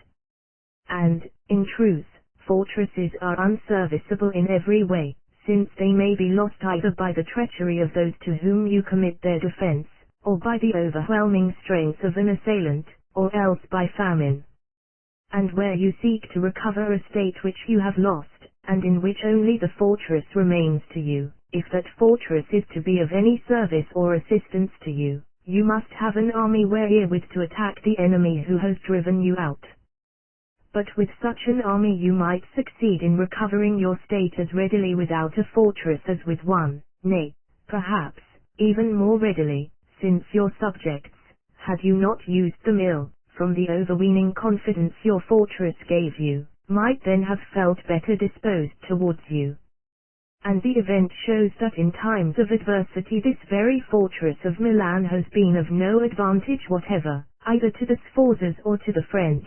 but, on the contrary, has brought ruin on both, because, trusting to it, they did not turn their thoughts to nobler methods for preserving that state. Guido Ubaldo, Duke of Urbino and son to Duke Federigo, who in his day was a warrior of much renown, but who was driven from his dominions by Cesarea Borgia, son to Pope Alexander VI, when afterwards, by a sudden stroke of good fortune, he was restored to the dukedom, caused all the fortresses of the country to be dismantled, judging them to be hurtful. For as he was beloved by his subjects, so far as they were concerned he had no need for fortresses, while, as against foreign enemies, he saw he could not defend them, since this would have required an army kept constantly in the field. For which reasons he made them be razed to the ground. When Pope Julius II had driven the Bentivogli from Bologna, after erecting a citadel in that town, he caused the people to be cruelly oppressed by his governor, whereupon the people rebelled, and he forthwith lost the citadel, so that his citadel, and the oppressions to which it led, were of less service to him than different behavior on his part had been. When Niccolo the Castello, the ancestor of the Vitelli, returned to his country out of exile, he straightway pulled down the 2 fortresses built there by Pope Sixtus IV, perceiving that it was not by fortresses, but by the goodwill of the people, that he could be maintained in his government. But the most recent, and in all respects most noteworthy instance, and that which best demonstrates the futility of building, and the advantage of destroying fortresses, is what happened only the other day in Genoa. Everyone knows how, in 1507, Genoa rose in rebellion against Louis XII of France,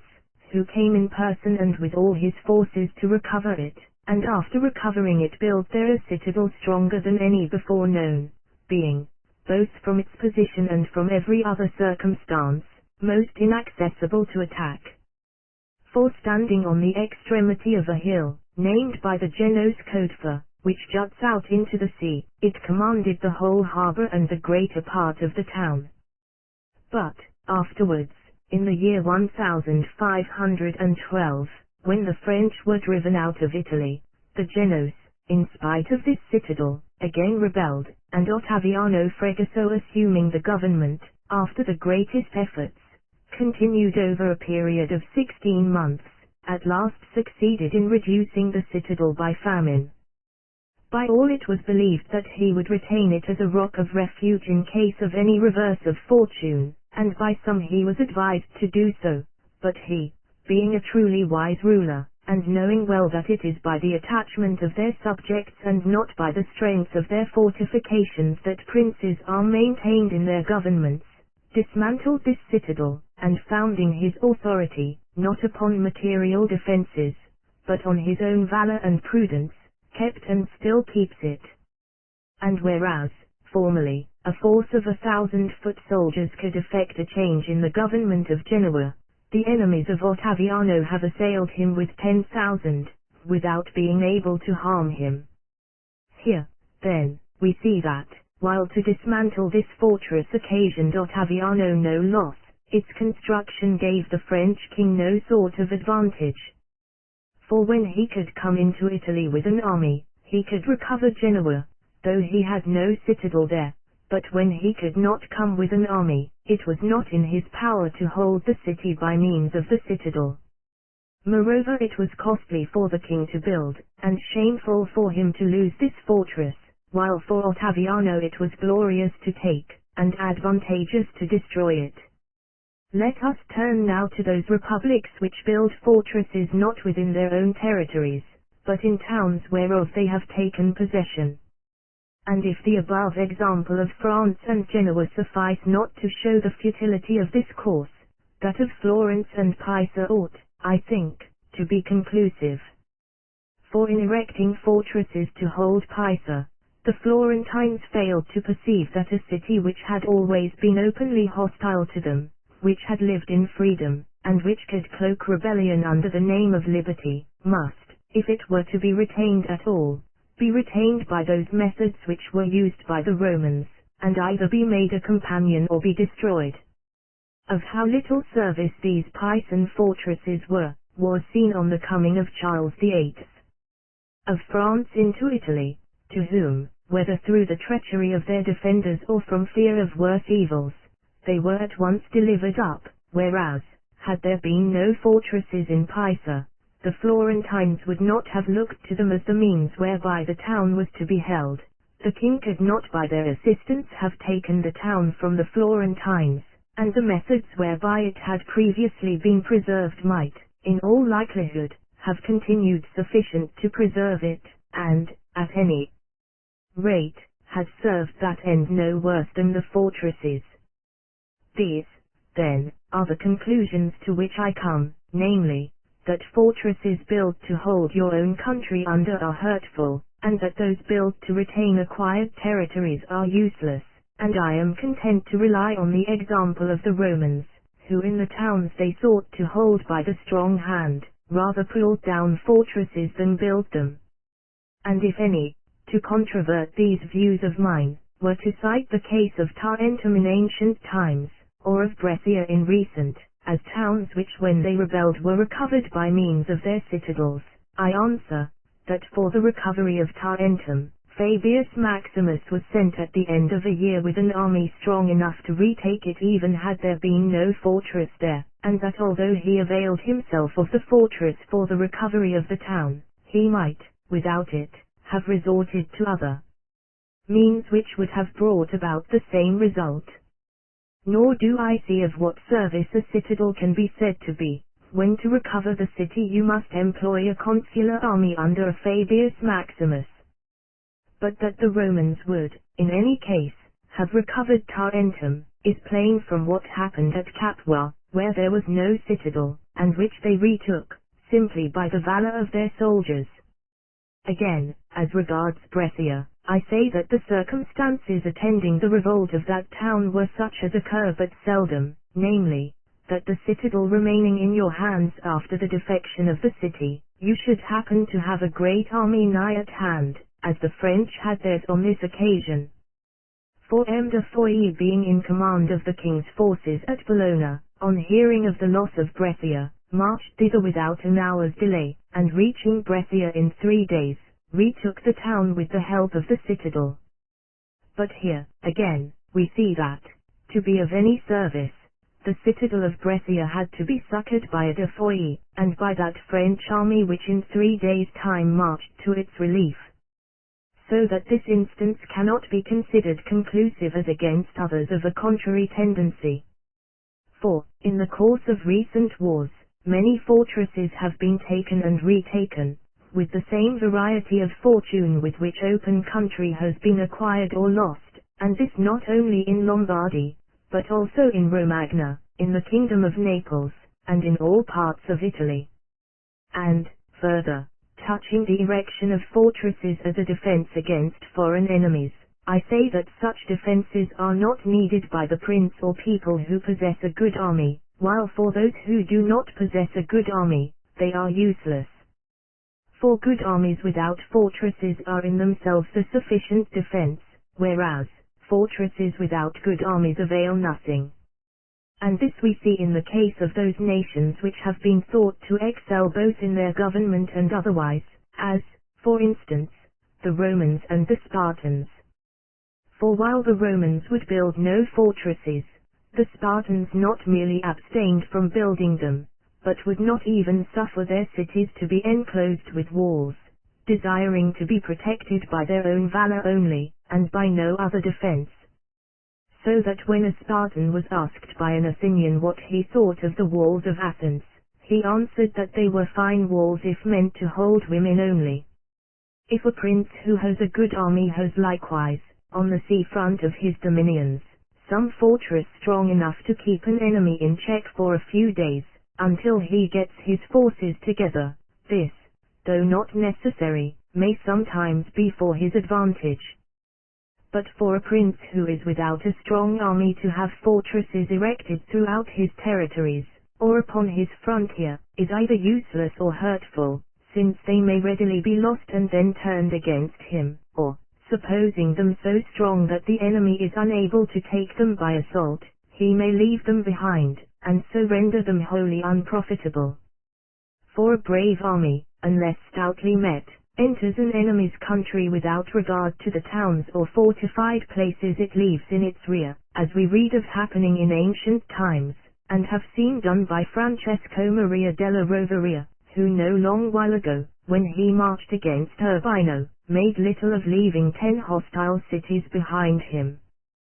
The prince, therefore, who can bring together a strong army can do without building fortresses, while he who has not a strong army ought not to build them, but should carefully strengthen the city wherein he dwells, and keep it well stored with supplies, and its inhabitants well affected, so that he may resist attack till an accord be agreed on, or he be relieved by foreign aid. All other expedients are costly in time of peace, and in war useless. Whoever carefully weighs all that has now been said will perceive, that the Romans, as they were most prudent in all their other methods, so also showed their wisdom in the measures they took with the men of Latium and Privinum, when, without ever thinking of fortresses, they sought security in bolder and more sagacious courses. Chapter XXV. That he who attacks a city divided against itself, must not think to get possession of it through its divisions. Violent dissensions breaking out in Rome between the commons and the nobles, it appeared to the Veientines and Etruscans that now was their time to deal a fatal blow to the Roman supremacy. Accordingly, they assembled an army and invaded the territories of Rome. The Senate sent Caius Manlius and Marcus Fabius to meet them, whose forces encamping close by the Veientines, the latter ceased not to reproach and vilify the Roman name with every sort of taunt and abuse, and so incensed the Romans by their unmeasured insolence that, from being divided they became reconciled, and giving the enemy battle, broke and defeated them. Here, again, we see, what has already been noted, how prone men are to adopt wrong courses, and how often they miss their object when they think to secure it. The Veientines imagined that they could conquer the Romans by attacking them while they were at feud among themselves, but this very attack reunited the Romans and brought ruin on their assailants. For the causes of division in a commonwealth are, for the most part, ease and tranquility, while the causes of union are fear and war. Wherefore, had the Veientines been wise, the more divided they saw Rome to be, the more should they have sought to avoid war with her, and endeavored to gain an advantage over her by peaceful arts. And the best way to effect this in a divided city lies in gaining the confidence of both factions, and in mediating between them as arbiter so long as they do not come to blows, but when they resort to open violence, then to render some tardy aid to the weaker side, so as to plunge them deeper in hostilities, wherein both may exhaust their forces without being led by your putting forth an excess of strength to suspect you of a desire to ruin them and remain their master. Where this is well managed, it will almost always happen that you succeed in effecting the object you propose to yourself. The city of Pistaha, as I have said already in connection with another matter, was won over to the Florentine Republic by no other artifice than this. For the town being split by factions, the Florentines,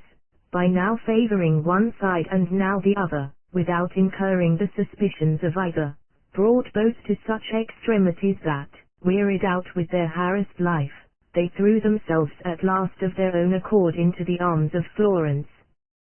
The city of Siena, again, has never made any change in her government which has had the support of the Florentines, save when that support has been slight and insignificant, for whenever the interference of Florence has been marked and decided, it has had the effect of uniting all parties in support of things as they stood. One other instance I shall add to those already given. Oftener than once Filippo Visconti, Duke of Milan, relying on their divisions, set wars on foot against the Florentines, and always without success, so that, in lamenting over these failures, he was wont to complain that the mad humours of the Florentines had cost him 2 millions of gold, without his having anything to show for it. The Veientines and Etruscans, therefore, as I have said already, were misled by false hopes, and in the end were routed by the Romans in a single-pitched battle, and any who should look hereafter to prevail on like grounds and by similar means against a divided people, will always find themselves deceived. Chapter XXVI. That taunts and abuse breed hatred against him who uses them, without yielding him any advantage. To abstain from threats and injurious language, is, methinks, one of the wisest precautions a man can use. For abuse and menace take nothing from the strength of an adversary, the latter only making him more cautious, while the former inflames his hatred against you, and leads him to consider more diligently how he may cause you hurt. This is seen from the example of the Veientines, of whom I spoke in the last chapter, who, to the injury of war against the Romans, added those verbal injuries from which all prudent commanders should compel their soldiers to refrain. For these are injuries which stir and kindle your enemy to vengeance, and yet, as has been said, in no way disable him from doing you hurt, so that, in truth, they are weapons which wound those who use them. Of this we find a notable instance in Asia, in connection with the siege of Amida. Forgabade, the Persian general, after besieging this town for a great while, wearied out at last by its protracted defense, determined on withdrawing his army, and had actually begun to strike his camp, when the whole inhabitants of the place, elated by their success, came out upon the walls to taunt and upbraid their enemies with their cowardice and meanness of spirit, and to load them with every kind of abuse. Stung by these insults, Gabade, changing his resolution, renewed the siege with such fury that in a few days he stormed and sacked the town. And the very same thing befell the Veientines, who, not content, as we have seen, to make war on the Romans with arms, must needs assail them with foul reproaches, advancing to the palisade of their camp to revile them, and molesting them more with their tongues than with their swords, until the Roman soldiers, who at first were most unwilling to fight, forced the consuls to lead them to the attack. Whereupon, the Veientines, like those others of whom mention has just now been made, had to pay the penalty of their insolence. Wise captains of armies, therefore, and prudent governors of cities, should take all fit precautions to prevent such insults and reproaches from being used by their soldiers and subjects, either amongst themselves or against an enemy. For when directed against an enemy they lead to the mischiefs above noticed, while still worse consequences may follow from our not preventing them among ourselves by such measures as sensible rulers have always taken for that purpose. The legions who were left behind for the protection of Capua having, as shall in its place be told, conspired against the Capuans, their conspiracy led to a mutiny, which was presently suppressed by valorous Corvinus, when, as one of the conditions on which the mutineers made their submission, it was declared that whosoever should thereafter upbraid any soldier of these legions with having taken part in this mutiny, should be visited with the severest punishment. So likewise, when Tiberius Gracchus was appointed, during the war with Hannibal, to command a body of slaves, whom the Romans in their straits for soldiers had furnished with arms, one of his first acts was to pass an order making it death for any to reproach his men with their servile origin. So mischievous a thing did the Romans esteem it to use insulting words to others, or to taunt them with their shame. Whether this be done in sport or earnest, nothing vexes men more, or rouses them to fiercer indignation, for the biting jest which flavors too much of truth, leaves always behind it a rankling memory. 9. Nam facetius pri, quando nimium ex vero traceria, acrem sua memoriam relinquant. Tacit. An. 1568. Chapter XXVIII. That prudent princes and republics should be content to have obtained a victory, for, commonly, when they are not, theft victory turns to defeat. The use of dishonoring language towards an enemy is mostly caused by an insolent humor, bred by victory or the false hope of it, whereby men are oftentimes led not only to speak, but also to act amiss. For such false hopes, when they gain an entry into men's minds, cause them to overrun their goal, and to miss opportunities for securing a certain good, on the chance of obtaining something better, but uncertain. And this,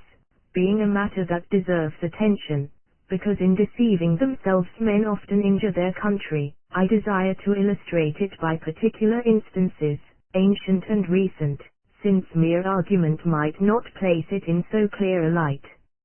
After routing the Romans at Cannae, Hannibal sent messengers to Carthage to announce his victory, and to ask support.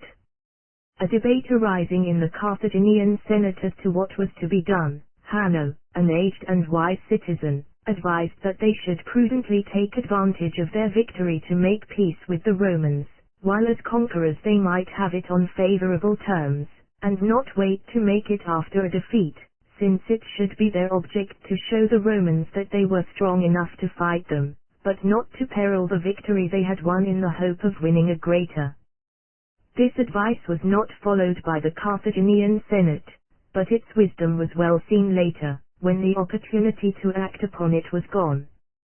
When the whole East had been overrun by Alexander of Macedon, the citizens of Tyre, then at the height of its renown, and very strong from being built, like Venice, in the sea, recognizing his greatness,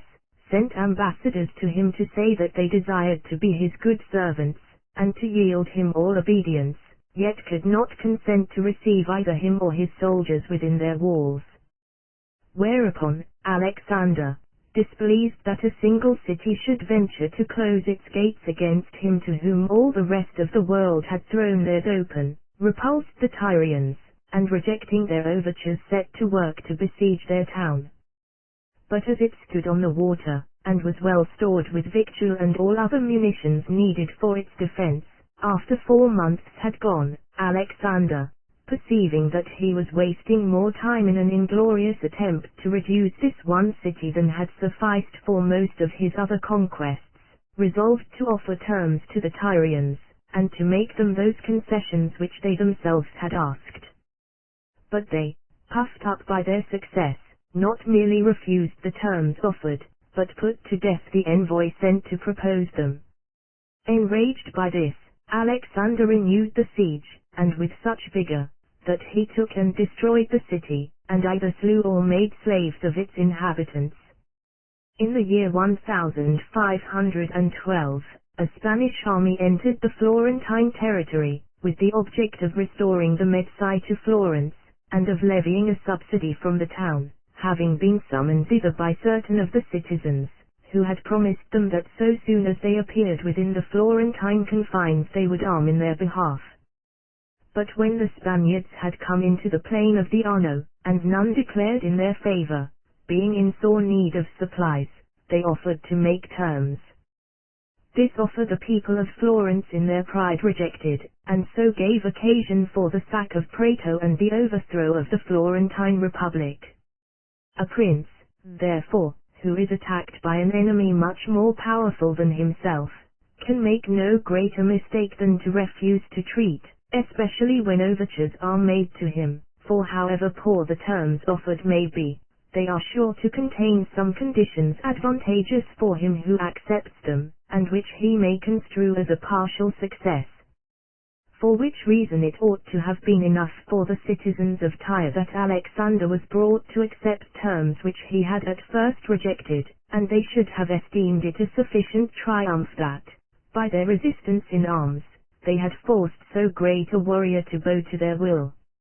And, in like manner, it should have been a sufficient victory for the Florentines that the Spaniards had in part yielded to their wishes, and abated something of their own demands, the purport of which was to change the government of Florence, to sever her from her allegiance to France, and, further, to obtain money from her. For if of these 3 objects the Spaniards had succeeded in securing the last 2, while the Florentines maintained the integrity of their government, a fair share of honor and contentment would have fallen to each. And while preserving their political existence, the Florentines should have made small account of the other 2 conditions, nor ought they, even with the possibility and almost certainty of greater advantages before them, to have left matters in any degree to the arbitration of fortune, by pushing things to extremes, and incurring risks which no prudent man should incur, unless compelled by necessity. Hannibal, when recalled by the Carthaginians from Italy, where for 16 years he had covered himself with glory, to the defense of his native country, found on his arrival that Hasdrubal and Syphax had been defeated, the kingdom of Numidia lost, and Carthage confined within the limits of her walls, and left without other resource save in him and his army.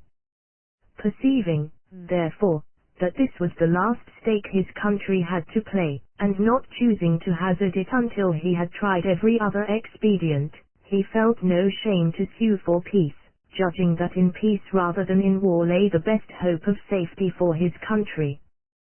But, when peace was refused him, no fear of defeat deterred him from battle, being resolved either to conquer, if conquer he might, or if he must fall, to fall gloriously. Now, if a commander so valiant as Hannibal, at the head of an unconquered army, was willing to sue for peace rather than appeal to battle when he saw that by defeat his country must be enslaved, what course ought to be followed by another commander, less valiant and with less experience than he.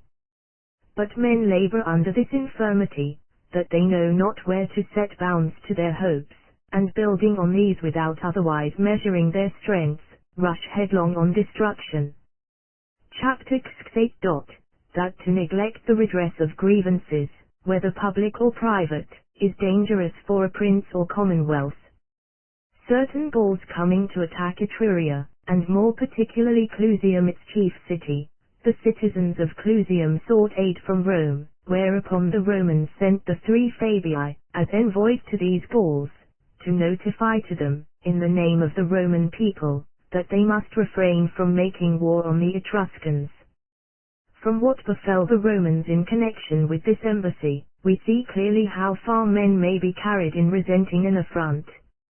For these envoys arriving at the very moment when the Gauls and Etruscans were about to join battle, being readier at deeds than words, took part with the Etruscans and fought in their foremost ranks. Whence it came that the Gauls, recognizing the Roman envoys, turned against the Romans all the hatred which before they had felt for the Etruscans, and grew still more incensed when on making complaint to the Roman Senate, through their ambassador, of the wrong done them, and demanding that the Fabii should be given up to them in atonement for their offense. Not merely were the offenders not given up or punished in any way, but, on the contrary, when the comitia met were created tribunes with consular powers. But when the Gauls found these men honored who deserved to be chastised, they concluded that what had happened had been done by way of slight and insult to them, and, burning with fury and resentment, hastened forward to attack Rome, which they took with the exception of the capital. Now this disaster overtook the Romans entirely from their disregard of justice. For their envoys, who had violated the law of nations, and had therefore deserved punishment, they had on the contrary treated with honor. And this should make us reflect, how carefully all princes and commonwealths ought to refrain from committing like wrongs, not only against communities, but also against particular men. For if a man be deeply wronged, either by a private hand or by a public officer, and be not avenged to his satisfaction, if he live in a republic, he will seek to avenge himself, though in doing so he bring ruin on his country, or if he live under a prince, and be of a resolute and haughty spirit, he will never rest until he has wreaked his resentment against the prince, though he knows it may cost him dear. Whereof we have no finer or truer example than in the death of Philip of Macedon, the father of Alexander. For Pausanias, a handsome and high-born youth belonging to Philip's court, having been most foully and cruelly dishonored by Attalus, one of the foremost men of the royal household, repeatedly complained to Philip of the outrage, who for a while put him off with promises of vengeance, but in the end, so far from avenging him, promoted Attalus to be governor of the province of Greece. Whereupon, Pausanias, seeing his enemy honored and not punished, turned all his resentment from him who had outraged, against him who had not avenged him, and on the morning of the day fixed for the marriage of Philip's daughter to Alexander of Epirus, while Philip walked between the 2 Alexanders, his son and his son-in-law, towards the temple to celebrate the nuptials, he slew him. This instance nearly resembles that of the Roman envoys, and offers a warning to all rulers never to think so lightly of any man as to suppose, that when wrong upon wrong has been done him, he will not bethink himself of revenge, however great the danger he runs, or the punishment he thereby brings upon himself. Chapter 6. That fortune obscures the minds of men when she would not have them hinder her designs. If we note well the course of human affairs, we shall often find things come about and accidents befall, against which it seems to be the will of heaven that men should not provide. And if this were the case even in Rome, so renowned for her valor, religion, and wise ordinances, we need not wonder if it be far more common in other cities and provinces wherein these safeguards are wanting. Having here a notable opportunity to show how heaven influences men's actions, Titus Livius turns it to account, and treats the subject at large and in pregnant words, where he says, that since it was heaven's will, for ends of its own, that the Romans should feel its power, it first of all caused these Fabii, who were sent as envoys to the Gauls, to act amiss, and then by their misconduct stirred up the Gauls to make war on Rome, and, lastly, so ordered matters that nothing worthy of their name was done by the Romans to withstand their attack. For it was foreordained by heaven that Camillus, who alone could supply the remedy to so mighty an evil, should be banished to Ardea, and again, that the citizens, who had often created a dictator to meet attacks of the Volscians and other neighboring hostile nations, should fail to do so when the Gauls were marching upon Rome.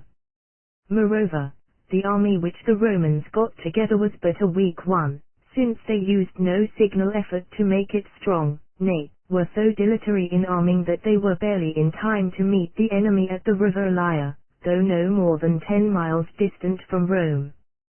Here, again, the Roman tribunes pitched their camp without observing any of the usual precautions, attending neither to the choice of ground, nor to surround themselves with trench or palisade, nor to avail themselves of any other aid, human or divine.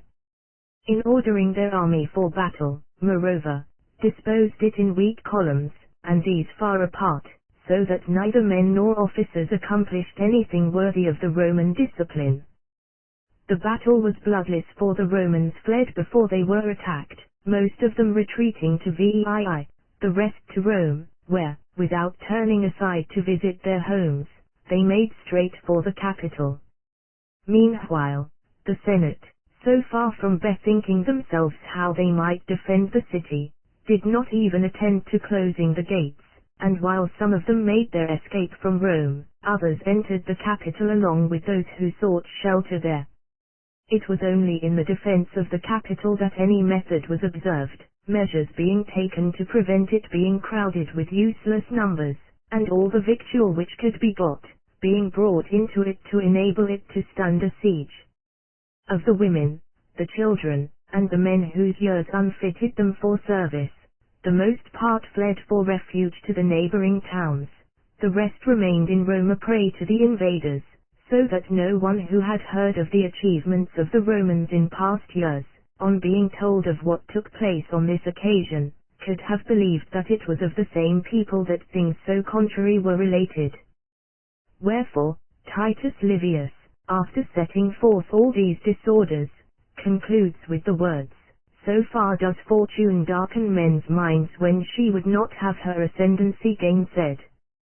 Nor could any juster observation be made. And hence it is that those who experience the extremes whether of good or of evil fortune, are, commonly, little deserving either of praise or blame, since it is apparent that it is from heaven having afforded them, or denied them opportunities for acting worthily, that they have been brought to their greatness or to their undoing. Fortune, doubtless, when she seeks to effect great ends, will often choose as her instrument a man of such sense and worth that he can recognize the opportunities which she holds out to him, and, in like manner, when she desires to bring about great calamities, will put forward such men as will of themselves contribute to that result. And all who stand in her way, she either removes by death, or deprives of the means of effecting good. And it is well seen in the passage we are considering, how fortune, to aggrandize Rome, and raise her to the height she reached, judged it necessary, as shall be more fully shown in the following book, to humble her, yet would not have her utterly undone. For which reason we find her causing Camillus to be banished, but not put to death, suffering Rome to be taken, but not the capital, and bringing it to pass that, while the Romans took no wise precaution for the defense of their city, they neglected none in defending their citadel. That Rome might be taken, fortune caused the mass of the army, after the rout at the Lyre, to direct its flight to Veii, thus withdrawing the means wherewith the city might have been defended. But while thus disposing matters, she at the same time prepared all the needful steps for its recovery, in bringing an almost entire Roman array to Veii, and Camillus to Ardea, so that a great force might be assembled for the rescue of their country, under a captain in no way compromised by previous reverses, but, on the contrary, in the enjoyment of an untarnished renown. I might cite many modern instances to confirm these opinions, but since enough has been said to convince any fair mind, I pass them over. But once more I repeat what, from all history, may be seen to be most true, that men may aid fortune, but not withstand her, may interweave their threads with her web, but cannot break it, but, for all that, they must never lose heart, since not knowing what their end is to be, and moving towards it by crossroads and untravelled paths, they have always room for hope, and ought never to abandon it, whatsoever befalls, and into whatsoever straits they come. Chapter XXX. That really powerful princes and commonwealths do not buy friendships with money, but with their valor and the fame of their prowess. When besieged in the capital, the Romans, although expecting succor from Veii and from Camillus, nevertheless, being straitened by famine, entered into an agreement to buy off the Gauls with gold, but at the very moment when, in pursuance of this agreement, the gold was being weighed out, Camillus came up with his army. This, says our historian, was contrived by fortune, that the Romans might not live thereafter as men ransomed for a price, and the matter is noteworthy, not only with reference to this particular occasion, but also as it bears on the methods generally followed by this republic. For we never find Rome seeking to acquire towns, or to purchase peace with money, but always confiding in her own warlike valor, which could not, I believe, be said of any other republic. Now, one of the tests whereby to gauge the strength of any state, is to observe on what terms it lives with its neighbors, for when it so carries itself that, to secure its friendship, its neighbors pay it tribute, this is a sure sign of its strength, but when its neighbors, though of less reputation, receive payments from it, this is a clear proof of its weakness. In the course of the Roman history we read how the Massilians, the Eduans, the Rhodians, Hiero of Syracuse, the kings Eumenes and Massinissa, all of them neighbors to the Roman frontiers, in order to secure the friendship of Rome, submitted to imposts and tribute whenever Rome had need of them, asking no return save her protection.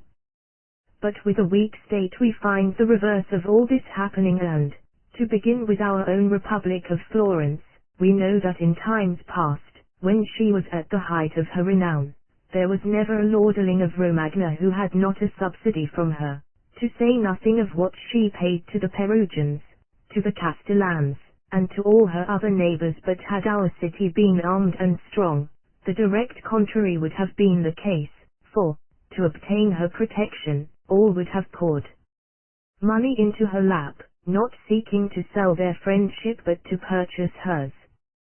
Nor are the Florentines the only people who have lived on this dishonorable footing. The Venetians have done the same, nay, the King of France himself, for all his great dominions, lives tributary to the Swiss and to the King of England, and this because the French king and the others named, with a view to escape dangers rather imaginary than real, have disarmed their subjects, seeking to reap a present gain by wringing money from them, rather than follow a course which would secure their own safety and the lasting welfare of their country. Which ill practices of theirs, though they quiet things for a time, must in the end exhaust their resources, and give rise in seasons of danger to incurable mischief and disorder. It would be tedious to count up how often in the course of their wars, the Florentines, the Venetians, and the Kingdom of France have had to ransom themselves from their enemies, and to submit to an ignominy to which, once only, the Romans were very near being subjected. It would be tedious, too, to recite how many towns have been bought by the Florentines and by the Venetians, which, afterwards, have only been a trouble to them, from their not knowing how to defend with iron what they had won with gold. While the Romans continued free they adhered to this more generous and noble method, but when they came under the emperors, and these, again, began to deteriorate, and to love the shade rather than the sunshine. They also took to purchasing peace, now from the Parthians, now from the Germans, and at other times from other neighboring nations. And this was the beginning of the decline of their great empire. Such are the evils that befall when you withhold arms from your subjects, and this course is attended by the still greater disadvantage, that the closer an enemy presses you the weaker he finds you. For anyone who follows the evil methods of which I speak, must, in order to support troops whom he thinks can be trusted to keep off his enemies, be very exacting in his dealings with those of his subjects who dwell in the heart of his dominions, since, to widen the interval between himself and his enemies, he must subsidize those princes and peoples who adjoin his frontiers.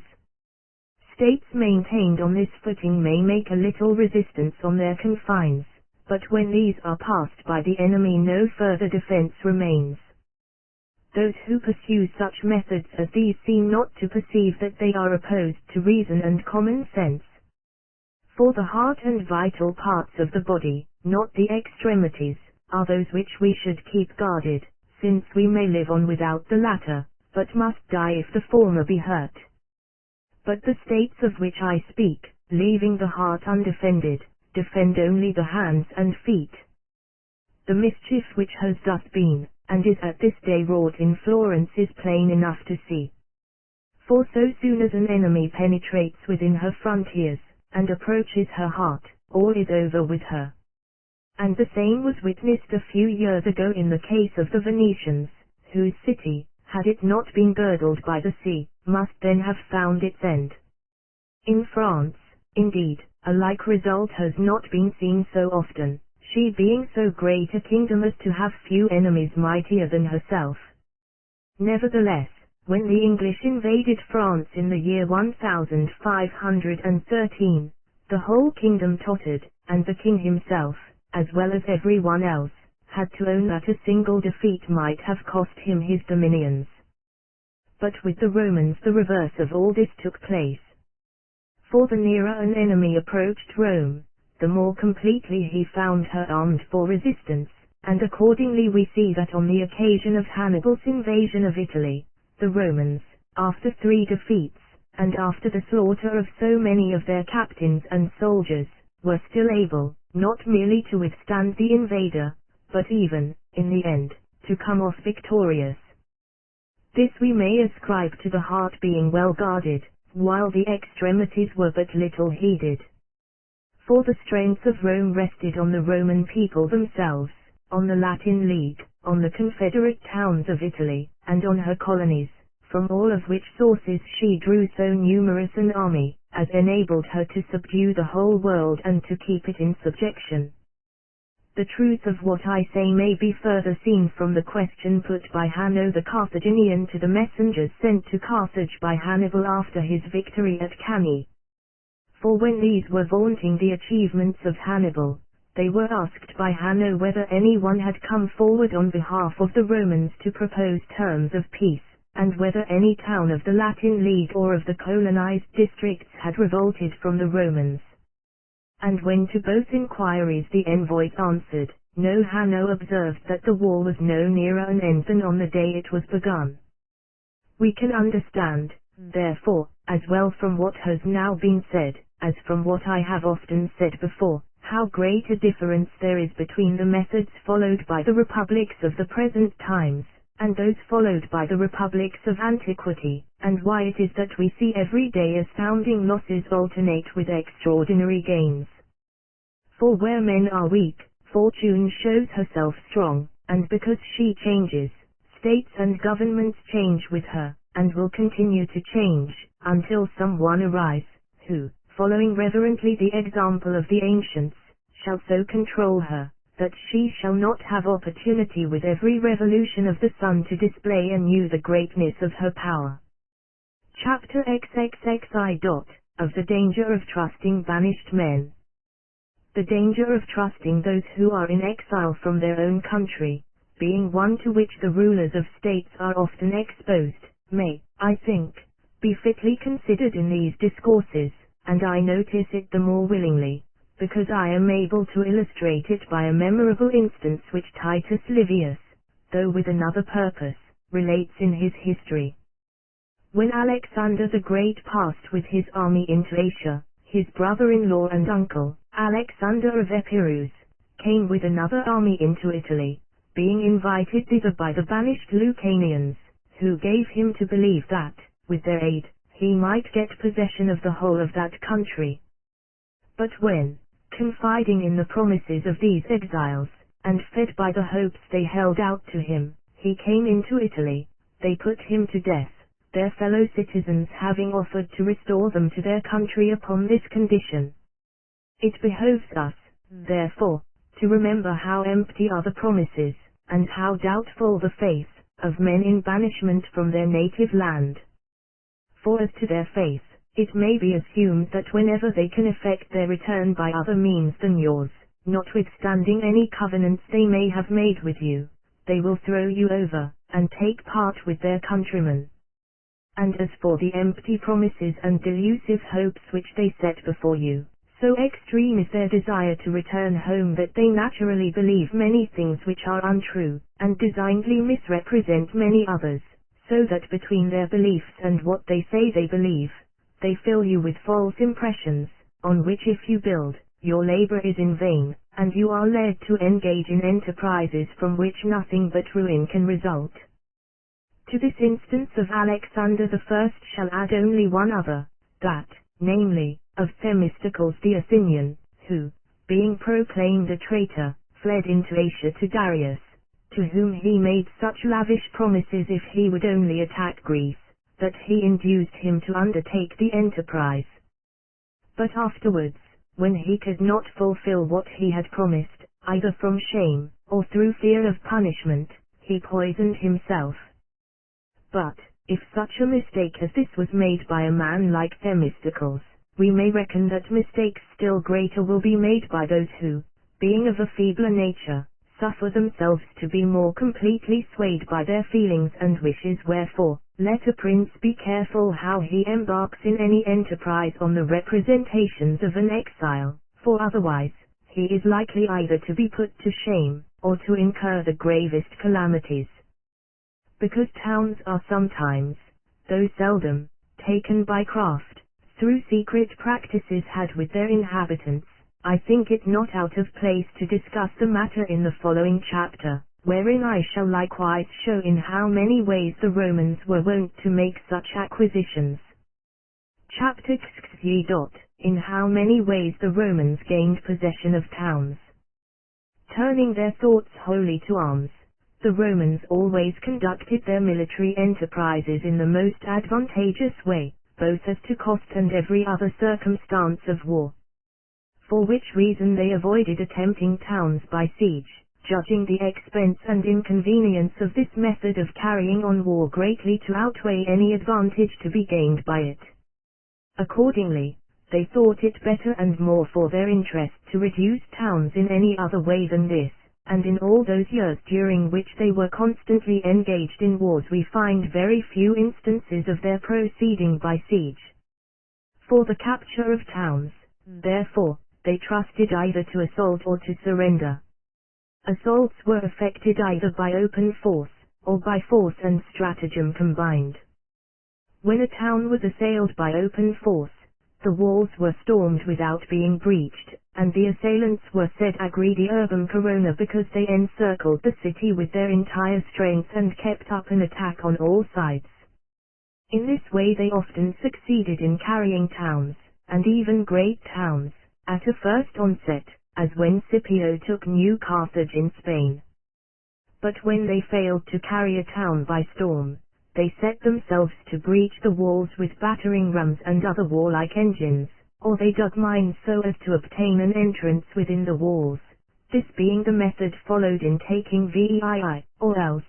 to be on a level with the defenders, they erected towers of timber or threw up mounds of earth against the outside of the walls so as to reach the top. Of these methods of attack, the first, wherein the city was entirely surrounded, exposed the defenders to more sudden perils and left them more doubtful remedies. For while it was necessary for them to have a sufficient force at all points, it might happen that the forces at their disposal were not numerous enough to be everywhere at once, or to relieve one another. Or if their numbers were sufficient, they might not all be equally resolute in standing their ground, and their failure at any one point involved a general defeat. Consequently, as I have said, this method of attack was often successful. But when it did not succeed at the first, it was rarely renewed, being a method dangerous to the attacking army, which having to secure itself along an extended line, was left everywhere too weak to resist a sally made from the town, nay, of itself, was apt to fall into confusion and disorder. This method of attack, therefore, could be attempted once only and by way of surprise. Against breaches in the walls the defense was, as at the present day, to throw up new works, while mines were met by countermines, in which the enemy were either withstood at the point of the sword, or baffled by some other warlike contrivance, as by filling casks with feathers, which,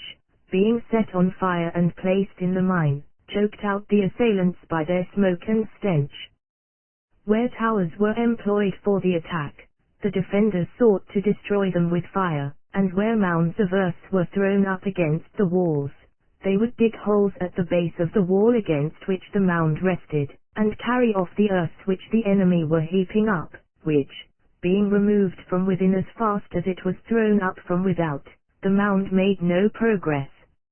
None of these methods of attack can long be persisted in, and the assailant, if unsuccessful, must either strike his camp and seek victory in some other direction, as Scipio did when he invaded Africa and, after failing in the attempt to storm Utica, withdrew from his attack on that town and turned his strength against the Carthaginian army in the field, or else recourse must be had to regular siege, as by the Romans at Veii, Capua, Carthage, Jerusalem, and divers other cities which they reduced. In this way, the capture of towns by stratagem combined with force is effected, as by the Romans at Palæopolis, through a secret understanding with some within the walls.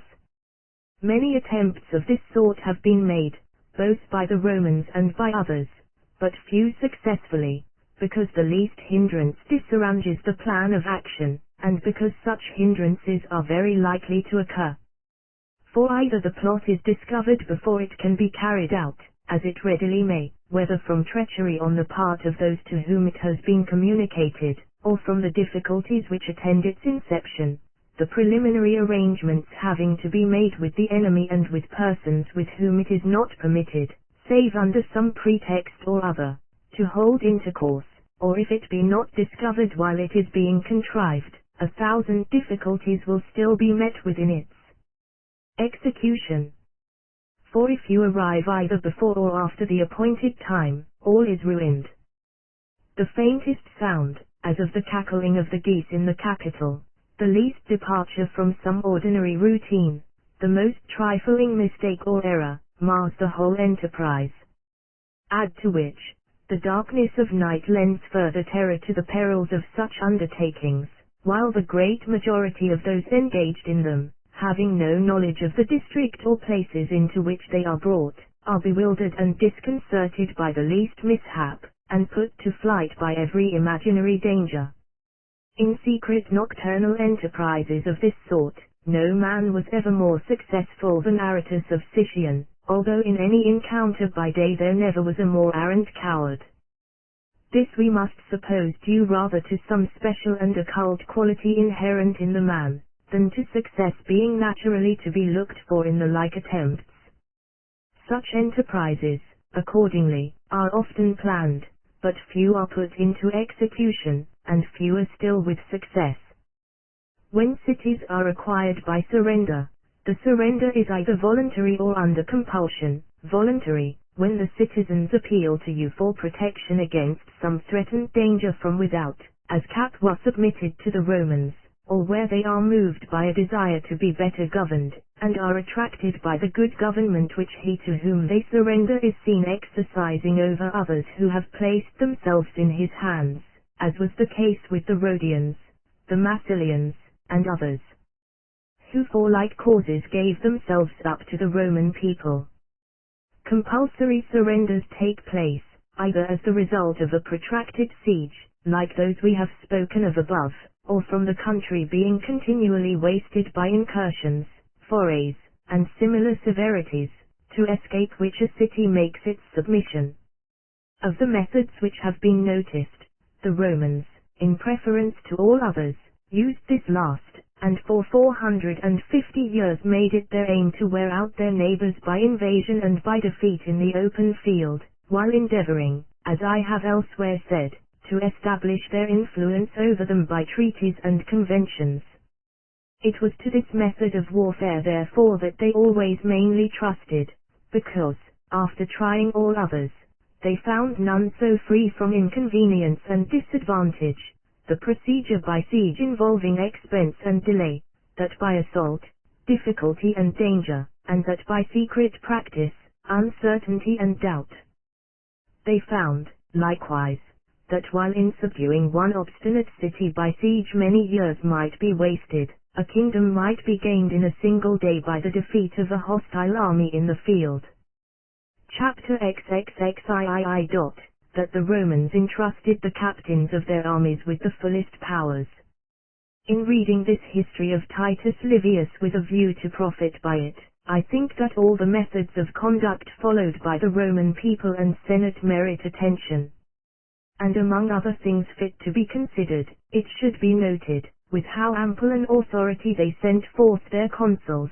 their dictators, and the other captains of their armies, all of whom we find clothed with the fullest powers, no other prerogative being reserved to itself by the Senate save that of declaring war and making peace, while everything else was left to the discretion and determination of the consul. For so soon as the people and Senate had resolved on war, for instance on a war against the Latins, they threw all further responsibility upon the consul, who might fight or decline battle as he pleased, and attack this or the other city as he thought fit. That this was so, is seen in many instances, and especially from what happened during an expedition made against the Etruscans.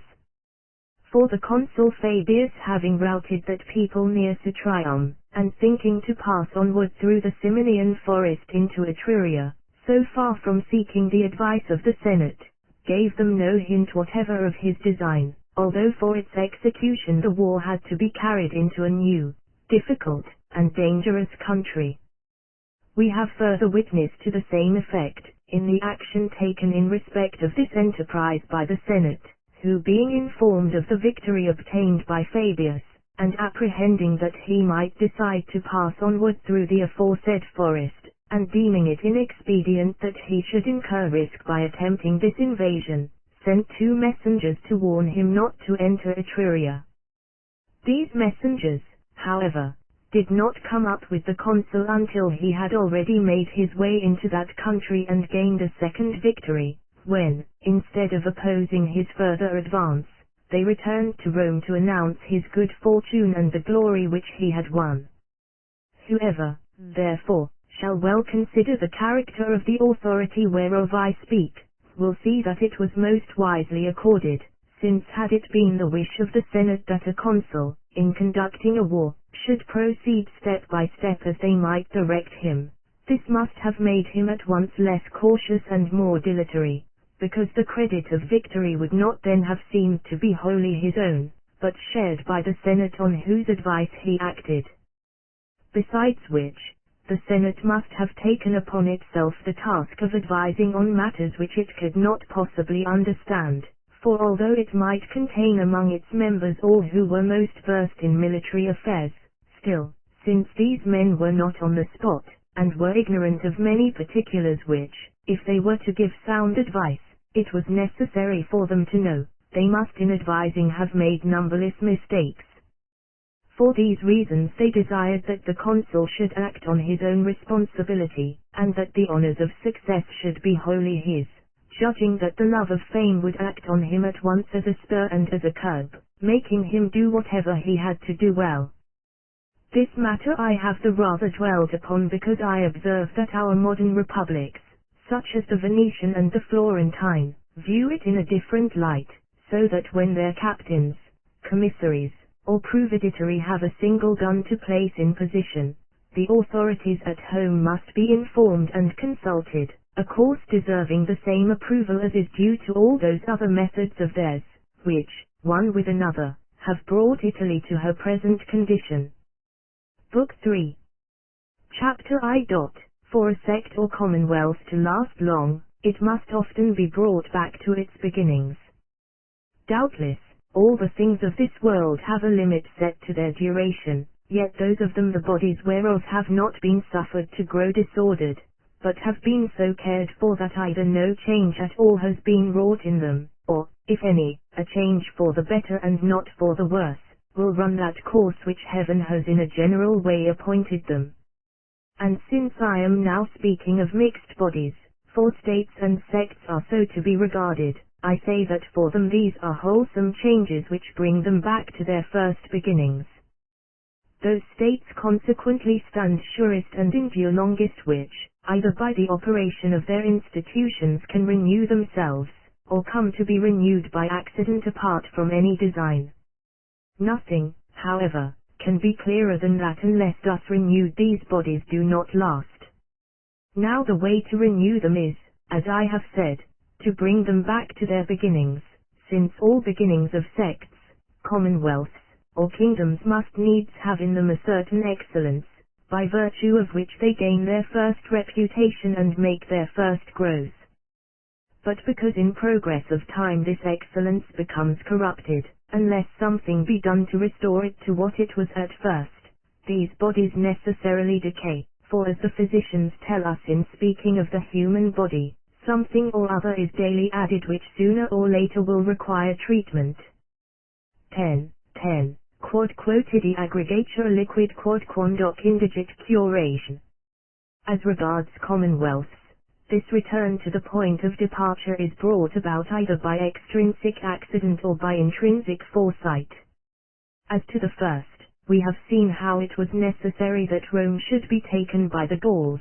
that being thus in a manner reborn, she might recover life and vigor, and resume the observances of religion and justice which she had suffered to grow rusted by neglect.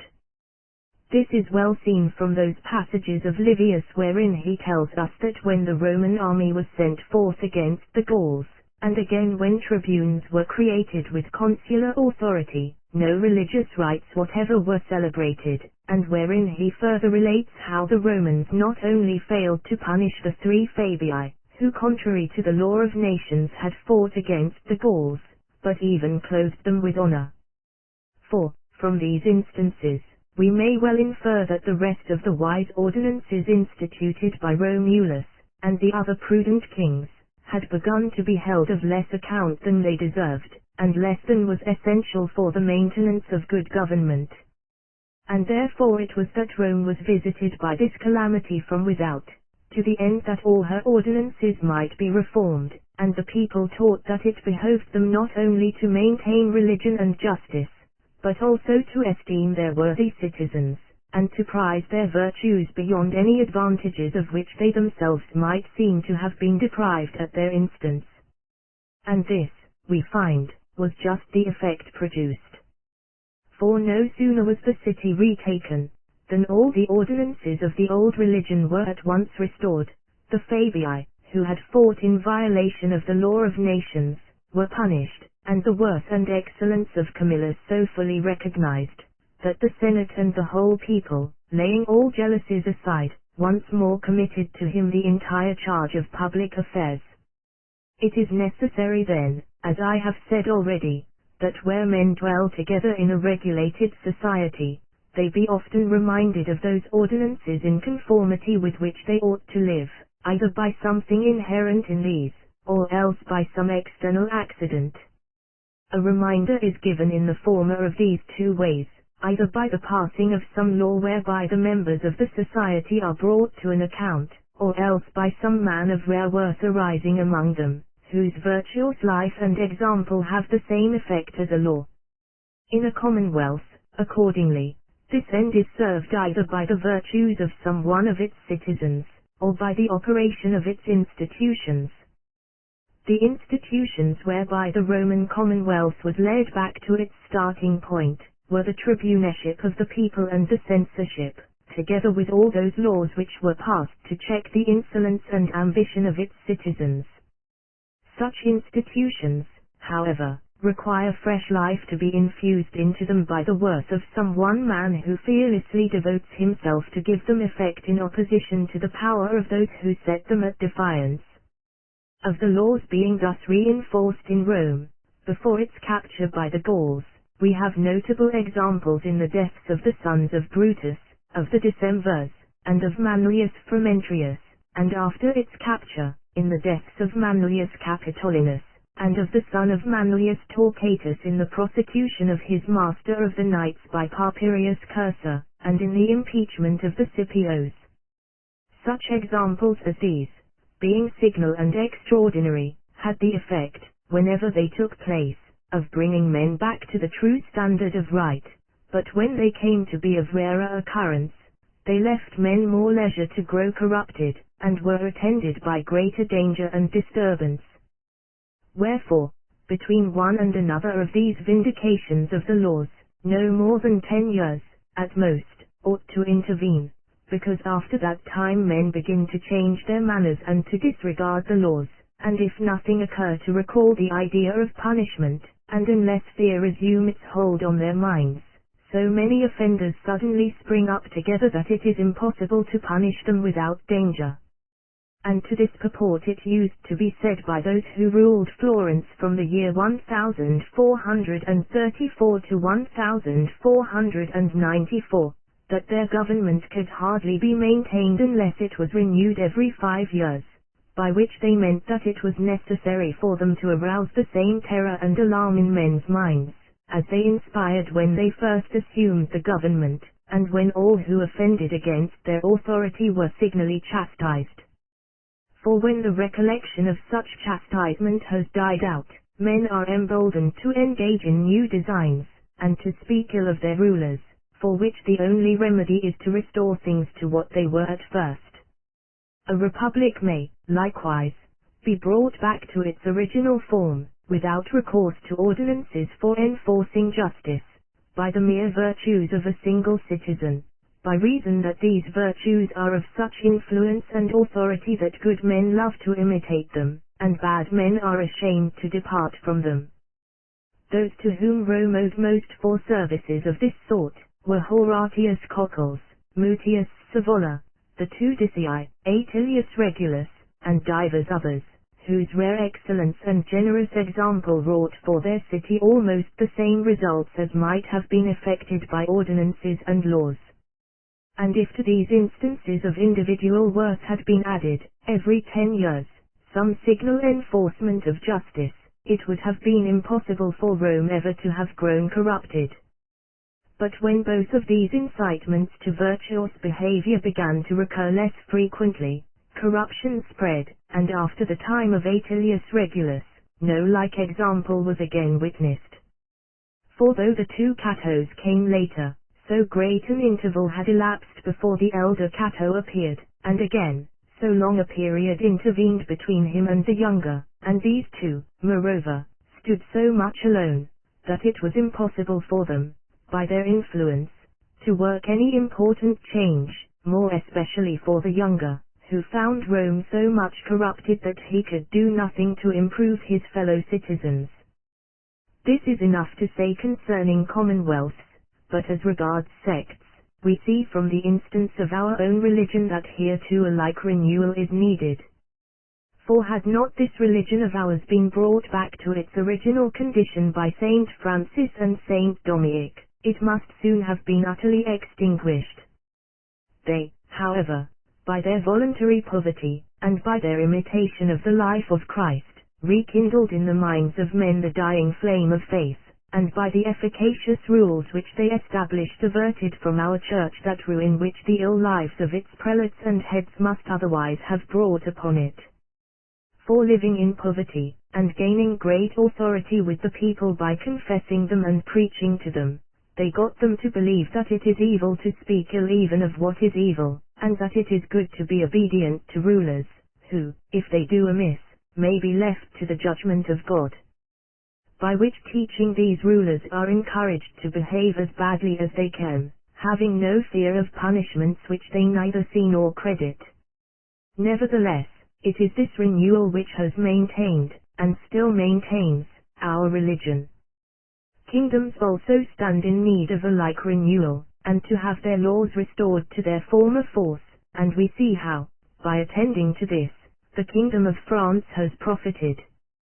For that kingdom, more than any other, lies under the control of its laws and ordinances, which are maintained by its parliaments, and more especially by the Parliament of Paris, from which last they derive fresh vigor whenever they have to be enforced against any prince of the realm, for this assembly pronounces sentence even against the king himself. Heretofore this Parliament has maintained its name as the fearless champion of the laws against the nobles of the land, but should it ever at any future time suffer wrongs to pass unpunished, and should offences multiply, either these will have to be corrected with great disturbance to the state, or the kingdom itself must fall to pieces. This, then, is our conclusion, that nothing is so necessary in any society, be it a religious sect, a kingdom, or a commonwealth, as to restore to it that reputation which it had at first, and to see that it is provided either with wholesome laws, or with good men whose actions may effect the same ends, without need to resort to external force. For although this last may sometimes, as in the case of Rome, afford an efficacious remedy, it is too hazardous a remedy to make us ever wish to employ it. And that all may understand how much the actions of particular citizens helped to make Rome great, and how many admirable results they wrought in that city, I shall now proceed to set them forth and examine them, with which survey this third book of mine, and last division of the first decade of Titus Livius, shall be brought to a close. But, although great and notable actions were done by the Roman kings, nevertheless, since history has treated of these at much length, here I shall pass them over, and say no more about these princes, save as regards certain things done by them with an eye to their private interest. I shall begin, therefore, with Brutus, the father of Roman freedom. Chapter 2. That on occasion it is wise to feign folly. Never did any man by the most splendid achievements gain for himself so great a name for wisdom and prudence as is justly due to Junius Brutus for feigning to be a fool. And although Titus Livius mentions one cause only as having led him to assume this part, namely, that he might live more securely and look after his patrimony, yet on considering his behavior we may believe that in counterfeiting folly it was also his object to escape notice, and so find better convenience to overthrow the kings, and to free his country whenever an occasion offered. That this was in his mind is seen first of all from the interpretation he gave to the oracle of Apollo, when, to render the gods favorable to his designs, he pretended to stumble, and secretly kissed his mother Earth, and, again, from this, that on the death of Luretia, though her father, her husband, and others of her kinsmen were present, he was the first to draw the dagger from her wound, and bind the bystanders by oath nevermore to suffer king to reign in Rome. From his example all who are discontented with their prince are taught, first of all, to measure, and to weigh their strength, and if they find themselves strong enough to disclose their hostility and proclaim open war, then to take that course as at once the nobler and less dangerous, but, if too weak to make open war, then sedulously to court the favor of the prince, using to that end all such methods as they may judge needful, adapting themselves to his pleasures, and showing delight in whatever they see him delight in. Such an intimacy, in the first place, enables you to live securely, and permits you, without incurring any risk, to share the happy fortunes of the prince, while it affords you every facility for carrying out your plans. Some, no doubt, will tell you that you should not stand so near the prince as to be involved in his downfall, nor yet at such a distance that when he falls you shall be too far off to use the occasion for rising on his ruin. But although this mean course, could we only follow it, were certainly the best, yet, since I believe it to be impracticable, we must resort to the methods above indicated, and either keep altogether aloof, or else cleave closely to the prince. Whosoever does otherwise, if he be of great station, lives in constant peril, nor will it avail him to say, I concern myself with nothing, I covet neither honors nor preferment, my sole wish is to live a quiet and peaceful life. For such excuses, though they be listened to, are not accepted, nor can any man of great position, however much and sincerely he desire it, elect to live this life of tranquility, since his professions will not be believed, so that although he might be contented to be let alone, others will not suffer him to be so. Wherefore, like Brutus, men must feign folly, and to play the part effectively, and so as to please their prince, must say, do, see, and praise things contrary to their inclinations. But now, having spoken of the prudence shown by Brutus when he sought to recover the freedom of Rome, let us next speak of the severity which he used to maintain it. Chapter 3. That to preserve a newly acquired freedom we must slay the sons of Brutus. The severity used by Brutus in preserving for Rome the freedom he had won for her, was not less necessary than useful. The spectacle of a father sitting on the judgment, and not merely sentencing his own sons to death, but being himself present at their execution, affords an example rare in history. But those who study the records of ancient times will understand, that after a change in the form of a government, whether it be from a commonwealth to a tyranny or from a tyranny to a commonwealth, those who are hostile to the new order of things must always be visited with signal punishment. So that he who sets up as a tyrant and slays not Brutus, and he who creates a free government and slays not the sons of Brutus, can never maintain himself long. But since I have elsewhere treated of this matter at large, I shall merely refer to what has there been said concerning it, and shall cite here one instance only, happening in our own days, and memorable in the history of our country. I speak of Piero Soderini, who thought by his patience and goodness to overcome the very same temper which prompted the sons of Brutus to revert to the old government, and who failed in the endeavor. For although his sagacity should have taught him the necessity, while chance and the ambition of those who attacked him furnished him with the opportunity of making an end of them, he never could resolve to strike the blow, and not merely believed himself able to subdue disaffection by patience and kindness, and to mitigate the enmity of particular men by the rewards he held out to them, but also persuaded himself, and often declared in the presence of his friends, that he could not confront opposition openly, nor crush his adversaries, without assuming extraordinary powers and passing laws destructive of civil equality, which measures, although not afterward used by him for tyrannical ends, would so alarm the community, that after his death they would never again consent to appoint a Gonfalonier for life, an office which he judged it essential both to maintain and strengthen. Now although these scruples of his were wise and good, we ought never out of regard for what is good, to suffer an evil to run its course, since it may well happen that the evil will prevail over the good. And Piero should have believed that as his acts and intentions were to be judged by results, he might, if he lived and if fortune befriended him, have made it clear to all, that what he did was done to preserve his country, and not from personal ambition, and he might have so contrived matters that no successor of his could ever turn to bad ends the means which he had used for good ends. But he was misled by a preconceived opinion, and failed to understand that ill will is not to be vanquished by time nor propitiated by favors. And, so, from not knowing how to resemble Brutus, he lost power, and fame, and was driven an exile from his country. That it is as hard a matter to preserve a princedom as it is to preserve a commonwealth, will be shown in the chapter following. Chapter 4. That an usurper is never safe in his princedom while those live whom he has deprived of it. From what befell the elder Tarquin at the hands of the sons of Ancus, and Servius Tullius at the hands of Tarquin the Proud, we see what an arduous and perilous course it is to strip a king of his kingdom and yet suffer him to live on, hoping to conciliate him by benefits.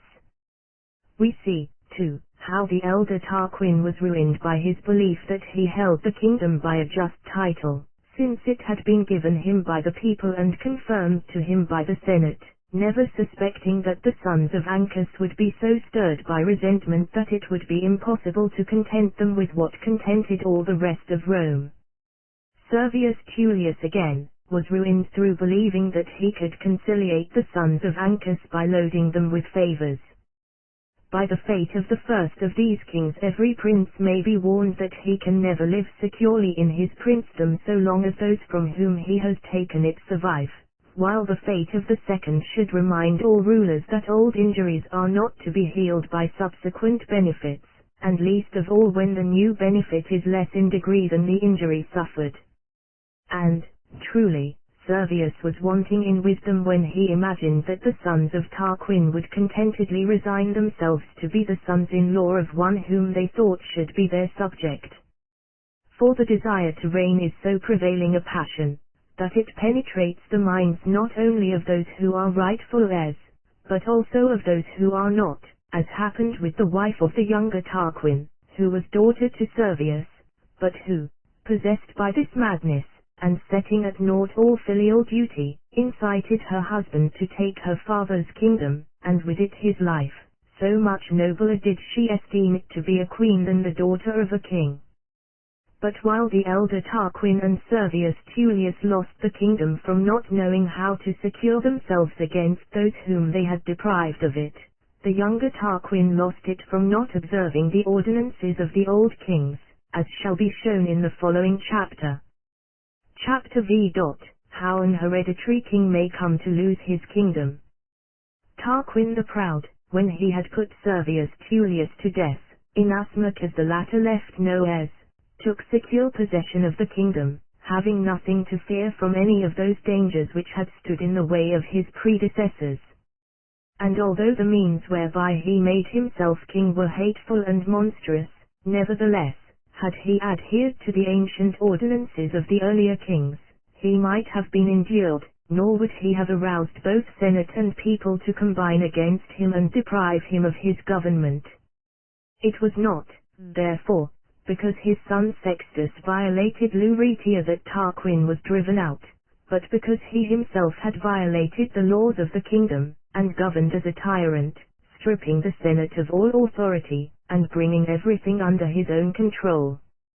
For all business which formerly had been transacted in public, and with the sanction of the Senate, he caused to be transacted in his palace, on his own responsibility, and to the displeasure of every one else, and so very soon deprived Rome of whatever freedom she had enjoyed under her other kings. Nor was it enough for him to have the fathers his enemies, but he must needs also kindle the commons against him, wearing them out with mere mechanic labors, very different from the enterprises in which they had been employed by his predecessors, so that when Rome overflowed with instances of his cruelty and pride, he had already disposed the minds of all the citizens to rebel whenever they found the opportunity. Wherefore, had not occasion offered in the violence done to Luretia, some other had soon been found to bring about the same result. But had Tarquin lived like the other kings, when Sextus his son committed that outrage, Brutus and Collatinus would have had recourse to him to punish the offender, and not to the commons of Rome. And hence let princes learn that from the hour they first violate those laws, customs, and usages under which men have lived for a great while, they begin to weaken the foundations of their authority.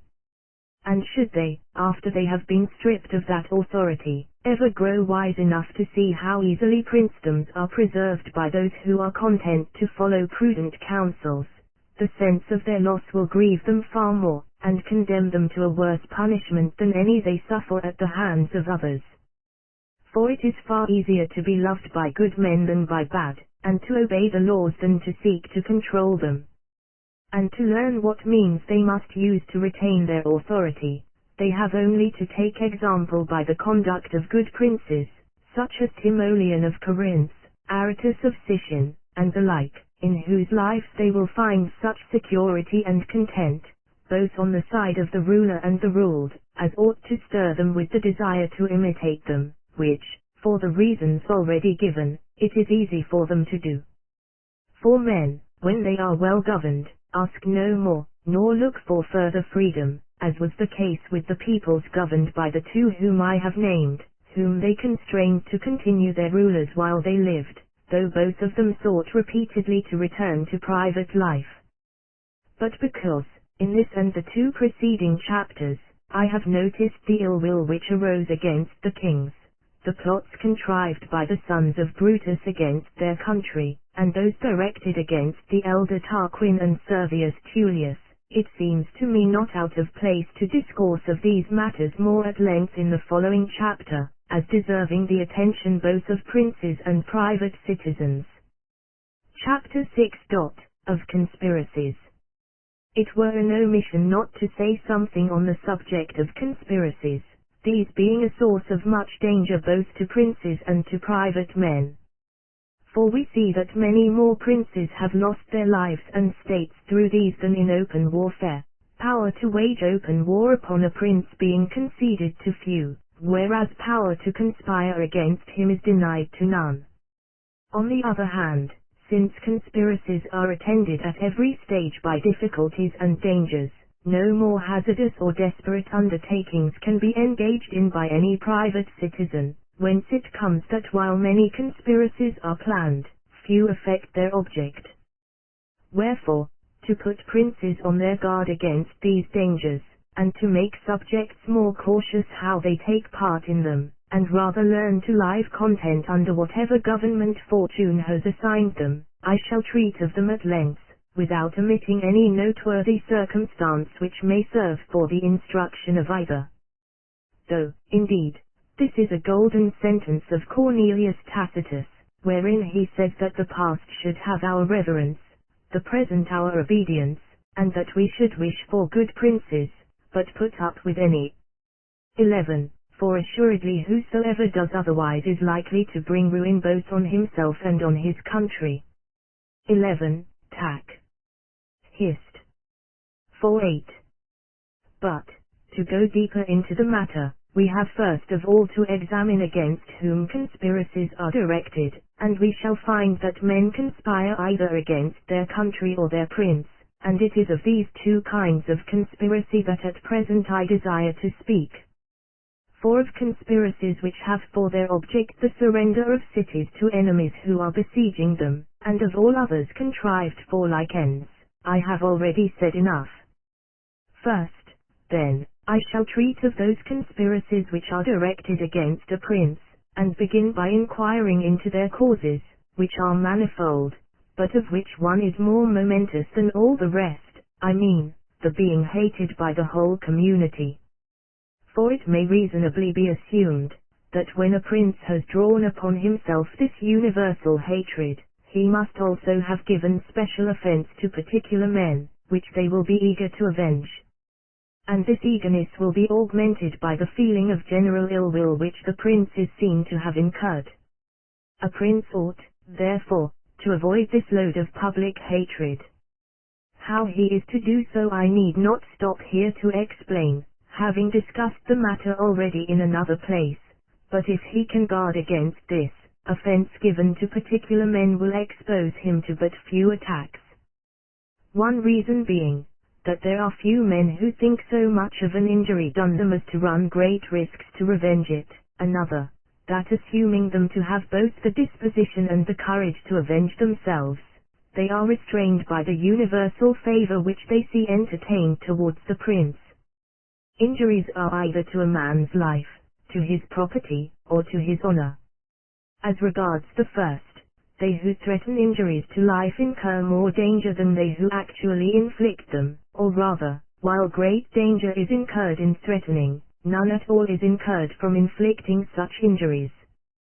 For the dead are past thinking of revenge, and those who survive, for the most part leave such thoughts to the dead. But he whose life is threatened, finding himself forced by necessity either to do or suffer, becomes a man most dangerous to the prince, as shall be fully explained hereafter. After menaces to life, injuries to property and honor stir men more than any others, and of these a prince has most to beware. For he can never strip a man so bare of his possessions as not to leave him some weapon wherewith to redress his wrongs, nor ever so far dishonor him as to quell the stubborn spirit which prompts revenge.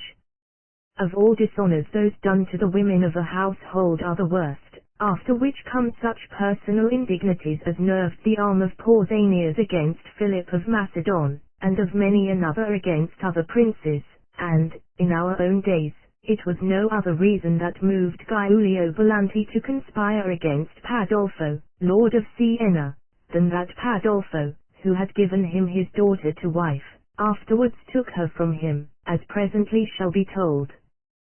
Chief among the causes which led the Pazzi to conspire against the Medici, was the law passed by the latter depriving them of the inheritance of Giovanni Bonromea.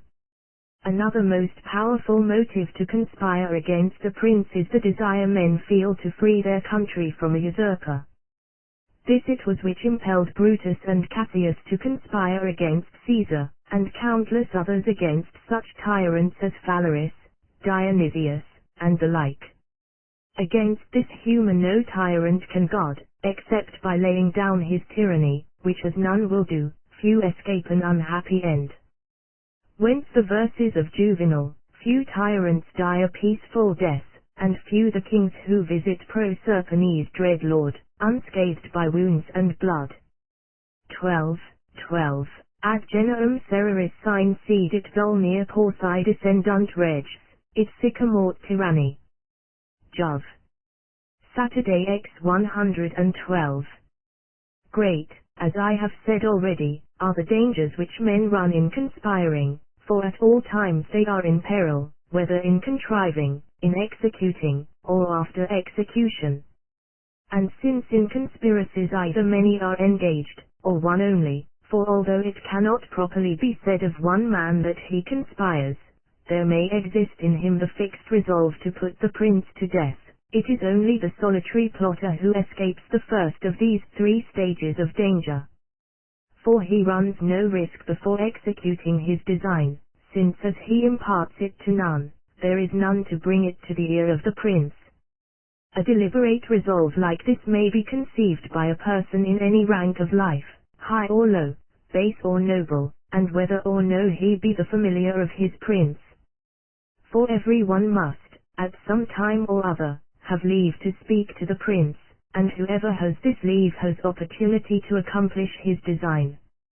Pausanias, of whom we have made mention so often, slew Philip of Macedon as he walked between his son and his son-in-law to the temple, surrounded by 1,000 armed guards. Pausanias indeed was noble, and known to the prince, but Ferdinand of Spain was stabbed in the neck by a poor and miserable Spaniard, and though the wound was not mortal, it sufficed to show that neither courage nor opportunity were wanting to the would-be assassin. A dervish, or Turkish priest, drew his scimitar on Bajazet, father of the Sultan now reigning, and if he did not wound him, it was from no lack either of daring or of opportunity. And I believe that there are many who in their minds desire the deed, no punishment or danger attending the mere wish, though there be but few who dare do it. For since few or none who venture, escape death, few are willing to go forward to certain destruction. But to pass from these solitary attempts to those in which several are engaged, I affirm it to be shown by history that all such plots have been contrived by men of great station, or by those who have been on terms of close intimacy with the prince, since no others, not being downright madmen, would ever think of conspiring. For men of humble rank, and such as are not the intimates of their prince, are neither fed by the hopes nor possessed of the opportunities essential for such attempts. Because, in the first place, men of low degree will never find any to keep faith with them, none being moved to join in their schemes by those expectations which encourage men to run great risks, wherefore, so soon as their design has been imparted to 2 or 3, they are betrayed and ruined. Or, assuming them fortunate enough to have no traitor of their number, they will be so hampered in the execution of their plot by the want of easy access to the prince, that they are sure to perish in the mere attempt. For if even men of great position, who have ready access to the prince, succumb to the difficulties which I shall presently notice, those difficulties must be infinitely increased in the case of men who are without these advantages. And because when life and property are at stake men are not utterly reckless, on perceiving themselves to be weak they grow cautious, and though cursing the tyrant in their hearts, are content to endure him, and to wait until some one of higher station than they, comes forward to redress their wrongs. So that should we ever find these weaklings attempting anything, we may commend their courage rather than their prudence. We see, however, that the great majority of conspirators have been persons of position and the familiars of their prince, and that their plots have been as often the consequence of excessive indulgence as of excessive injury, as when Perennius conspired against Commodus, Plautianus against Severus, and Sejanus against Tiberius, all of whom had been raised by their masters to such wealth, honors, and dignities, that nothing seemed wanting to their authority save the imperial name. That they might not lack this also, they fell to conspiring against their prince, but in every instance their conspiracies had the end which their ingratitude deserved. The only instance in recent times of such attempts succeeding, is the conspiracy of Jacopo IV di Appiano against Messer Piero Gambacorti, lord of Pisa. For Jacopo, who had been bred and brought up by Piero, and loaded by him with honors, deprived him of his state. Similar to this, in our own days, was the conspiracy of Coppola against King Ferdinand of Aragon.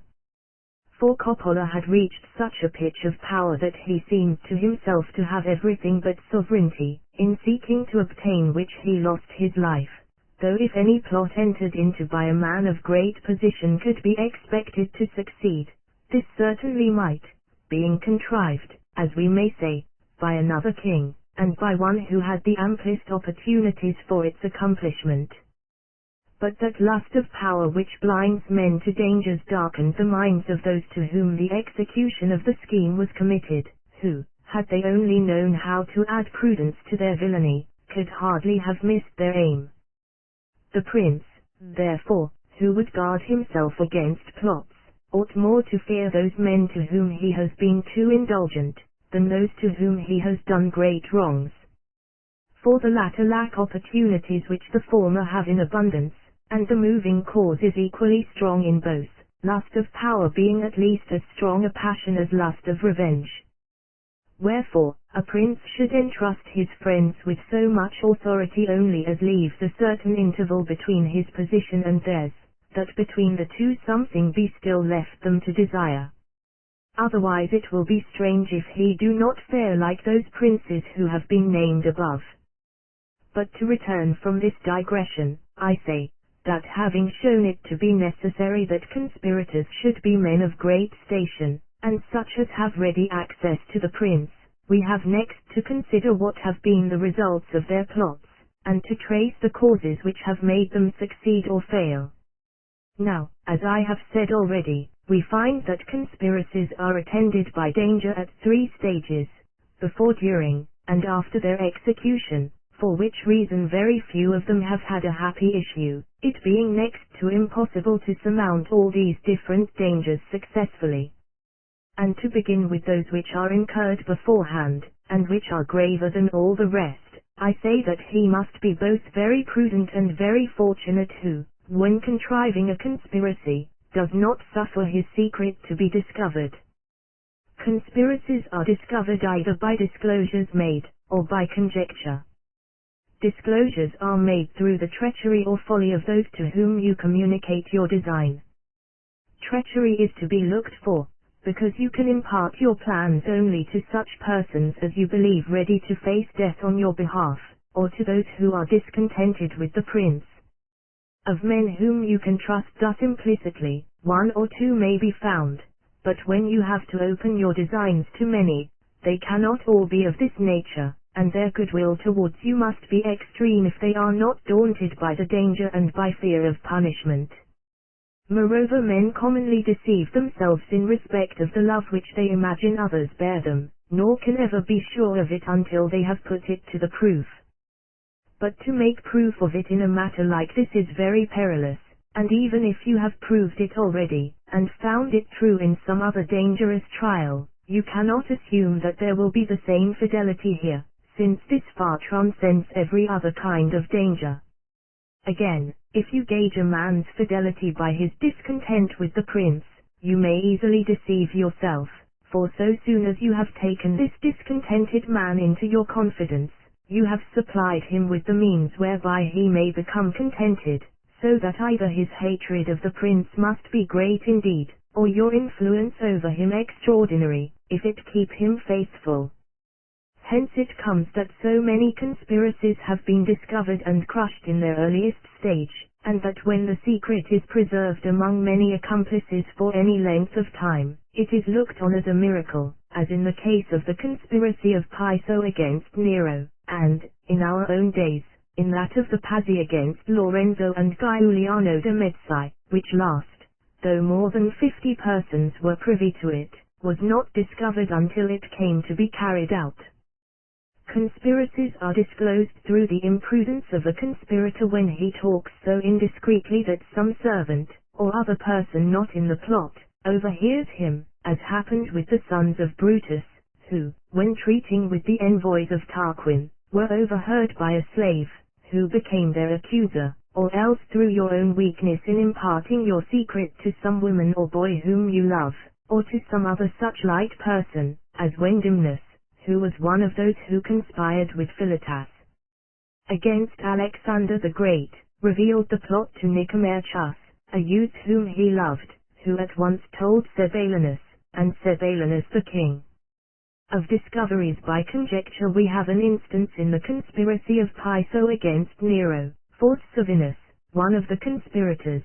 the day before he was to kill Nero, made his will, liberated all his slaves and gave them money, and bade Milichus, his freedman, sharpen his old rusty dagger, and have bandages ready for binding up wounds.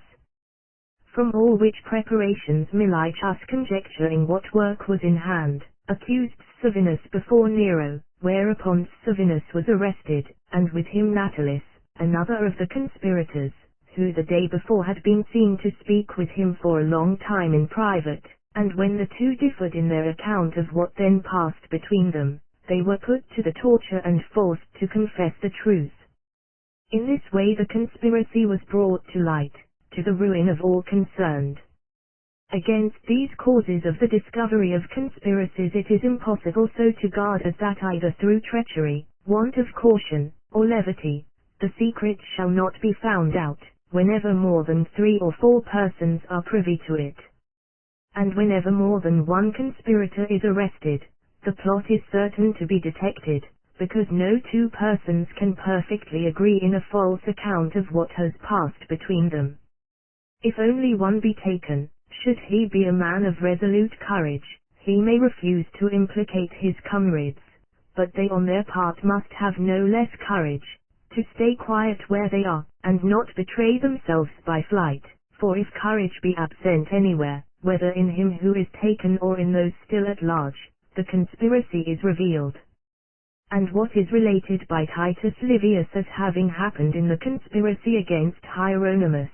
tyrant of Syracuse, is most extraordinary, namely, that on the capture of one of the conspirators, named Theodorus, he, with great fortitude, withheld the names of all his accomplices, and accused friends of the tyrant, while his companions, on their part, trusted so completely in his courage, that not one of them quitted Syracuse or showed any sign of fear. All these dangers, therefore, which attend the contrivance of a plot, must be passed through before you come to its execution, or if you would escape them, you must observe the following precautions. Your first and surest, nay, to say truth, your only safeguard, is to leave your accomplices no time to accuse you, for which reason you must impart the affair to them, only at the moment when you mean it to be carried out, and not before. Those who have followed this course have wholly escaped the preliminary dangers of conspiracies, and, generally speaking, the others also. Indeed, I may say that they have all succeeded, and that it is open to every prudent man to act as they did. It will be enough to give 2 instances of plots effected in this way. Nilomatus, unable to endure the tyranny of Aristotimus, despot of Epirus, assembling many of his friends and kinsmen in his house, exhorted them to free their country, and when some of them asked for time to consider and mature their plans, he bade his slaves close the doors, and told those assembled that unless they swore to go at once and do as he directed, he would make them over to Aristotimus as prisoners. Alarmed by his threats, they bound themselves by a solemn oath, and going forth at once and without delay, successfully carried out his bidding. A certain Magus, having fraudulently usurped the throne of Persia, Ortanes, a grandee of that realm, discovering the fraud, disclosed it to 6 others of the chief nobility, telling them that it behoved them to free the kingdom from the tyranny of this impostor. And when some among them asked for time, Darius, who was one of the 6 summoned by Ortanes, stood up and said, "Either we go at once to do this deed, or I go to the Magus to accuse you all." Whereupon, all rising together, without time given to any to change his mind, they went forth and succeeded in effecting their end. Not unlike these instances was the plan taken by the Aetolians to rid themselves of Nabis, the Spartan tyrant, to whom, under pretense of succoring him, they sent Lysanes, their fellow citizen, with 200 foot soldiers and 30 horsemen. For they imparted their real design to Lysanes only, charging the rest, under pain of exile, to obey him in whatever he commanded. Lysanes repaired to Sparta, and never divulged his commission till the time came for executing it, and so succeeded in putting Nabis to death. It was, therefore, by the precautions they observed, that the persons of whom I have just now spoken escaped all those perils that attend the contrivance of conspiracies, and any following their example may expect the like good fortune. And that all may learn to do as they did, I shall notice the case of Piso, of which mention has before been made. By reason of his rank, his reputation, and the intimate terms on which he lived with Nero, who trusted him without reserve, and would often come to his garden to sup with him, Piso was able to gain the friendship of many persons of spirit and courage, and well fitted in every way to take part in his plot against the emperor, which, under these circumstances, might easily have been carried out. For when Nero came to his garden, Piso could readily have communicated his design to those friends of his, and with suitable words have encouraged them to do what, in fact, they would not have had time to withdraw from, and was certain to succeed. And were we to examine all similar attempts, it would be seen that there are few which might not have been effected in the manner shown. But since most men are very ignorant of practical affairs, they commit the gravest blunders, especially in matters which lie, as this does, a little way out of the beaten track. Wherefore, the contriver of a plot ought never, if he can help it, to communicate his design until the moment when it is to be executed, or if he must communicate it, then to some one man only, with whom he has long been intimate, and whom he knows to be moved by the same feelings as himself.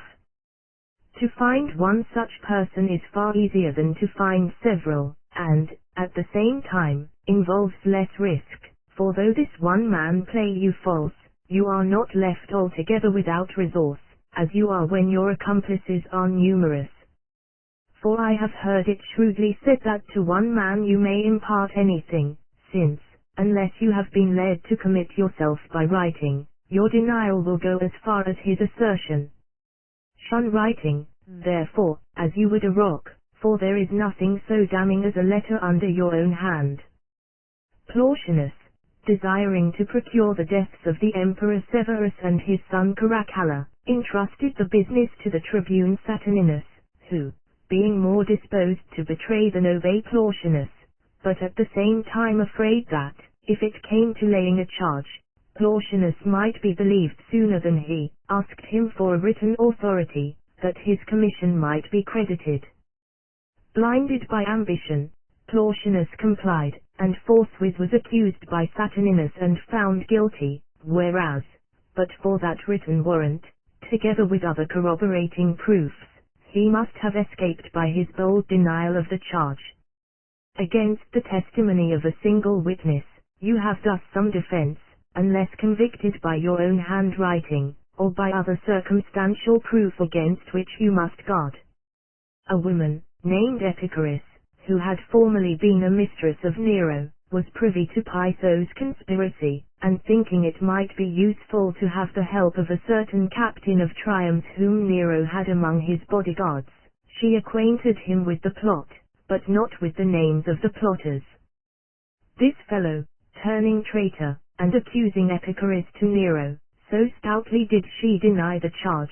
that Nero, confounded by her effrontery, let her go.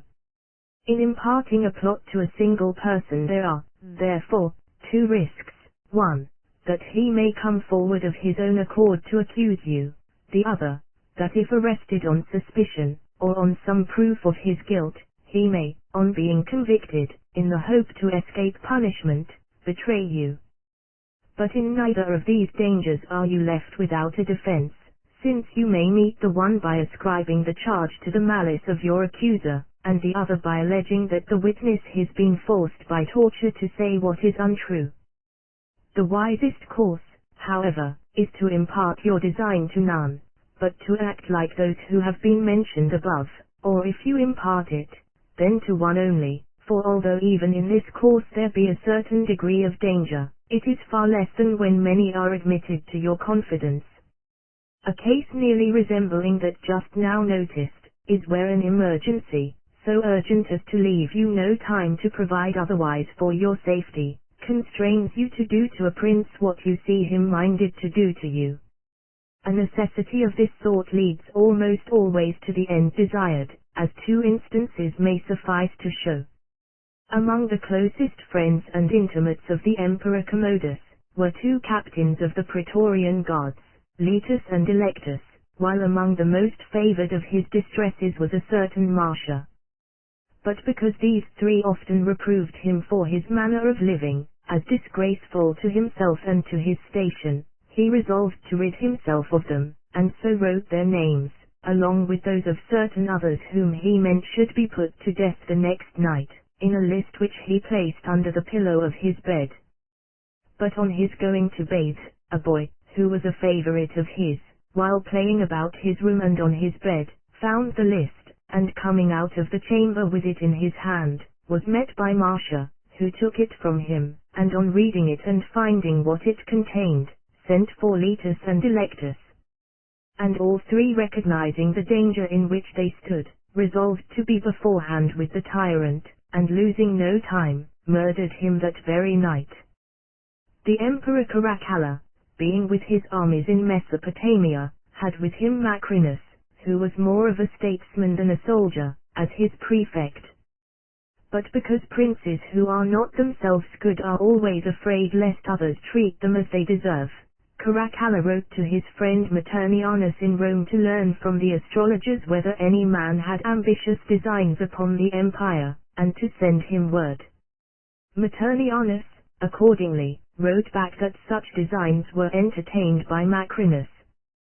But this letter, ere it reached the emperor, fell into the hands of Macrinus, who, seeing when he read it that he must either put Caracalla to death before further letters arrived from Rome, or else die himself, committed the business to a centurion, named Martialis, whom he trusted, and whose brother had been slain by Caracalla a few days before, who succeeded in killing the emperor. We see, therefore, that an urgency which leaves no room for delay has almost the same results as the method already noticed as followed by Nilomatus of Epirus. We see, too, what I remarked almost at the outset of this discourse, that the threats of princes expose them to greater danger than the wrongs they actually inflict, and lead to more active conspiracies, and, therefore, that a prince should be careful not to threaten, since men are either to be treated kindly or else got rid of, but never brought to such a pass that they have to choose between slaying and being slain. As to the dangers attending the execution of plots, these result either from some change made in the plan, or from a failure in courage on the part of him who is to carry it out, or else from some mistake he falls into through want of foresight, or from his not giving the affair its finishing stroke, as when some are left alive whom it was meant to put to death.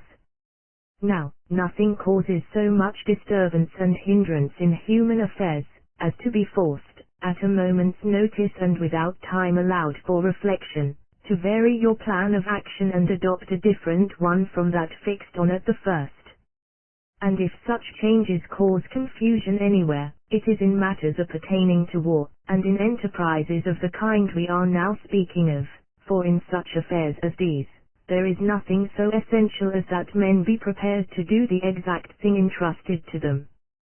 But when men have for many days together turned their whole thoughts to doing a thing in a certain way and in a certain order, and the way and order are suddenly altered, it is impossible but that they should be disconcerted and the whole scheme ruined. For which reason, it is far better to do everything in accordance with the preconcerted plan, though it be seen to be attended with some disadvantages, than, in order to escape these, to involve yourself in an infinity of dangers. And this will happen when you depart from your original design without time given to form a new one. For when time is given you may manage as you please. The conspiracy of the Pazzi against Lorenzo and Giuliano de' Medici is well known. The scheme agreed on was to give a banquet to the Cardinal S. Giorgio, at which the brothers should be put to death.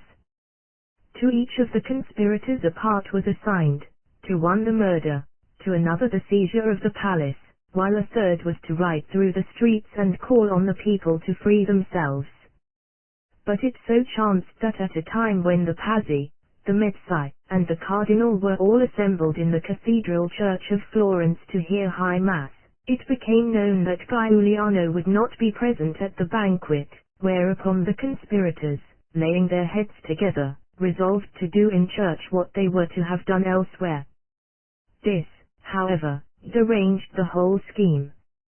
For Giovanbattista of Montesecco would have no hand in the murder if it was to be done in a church, and the whole distribution of parts had in consequence to be changed, when, as those to whom the new parts were assigned had no time allowed them to nerve their minds to their new tasks, they managed matters so badly that they were overpowered in their attempt. Courage fails a conspirator either from his own poorness of spirit, or from his being overcome by some feeling of reverence.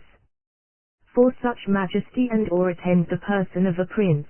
that it may well happen that he softens or dismays his executioners.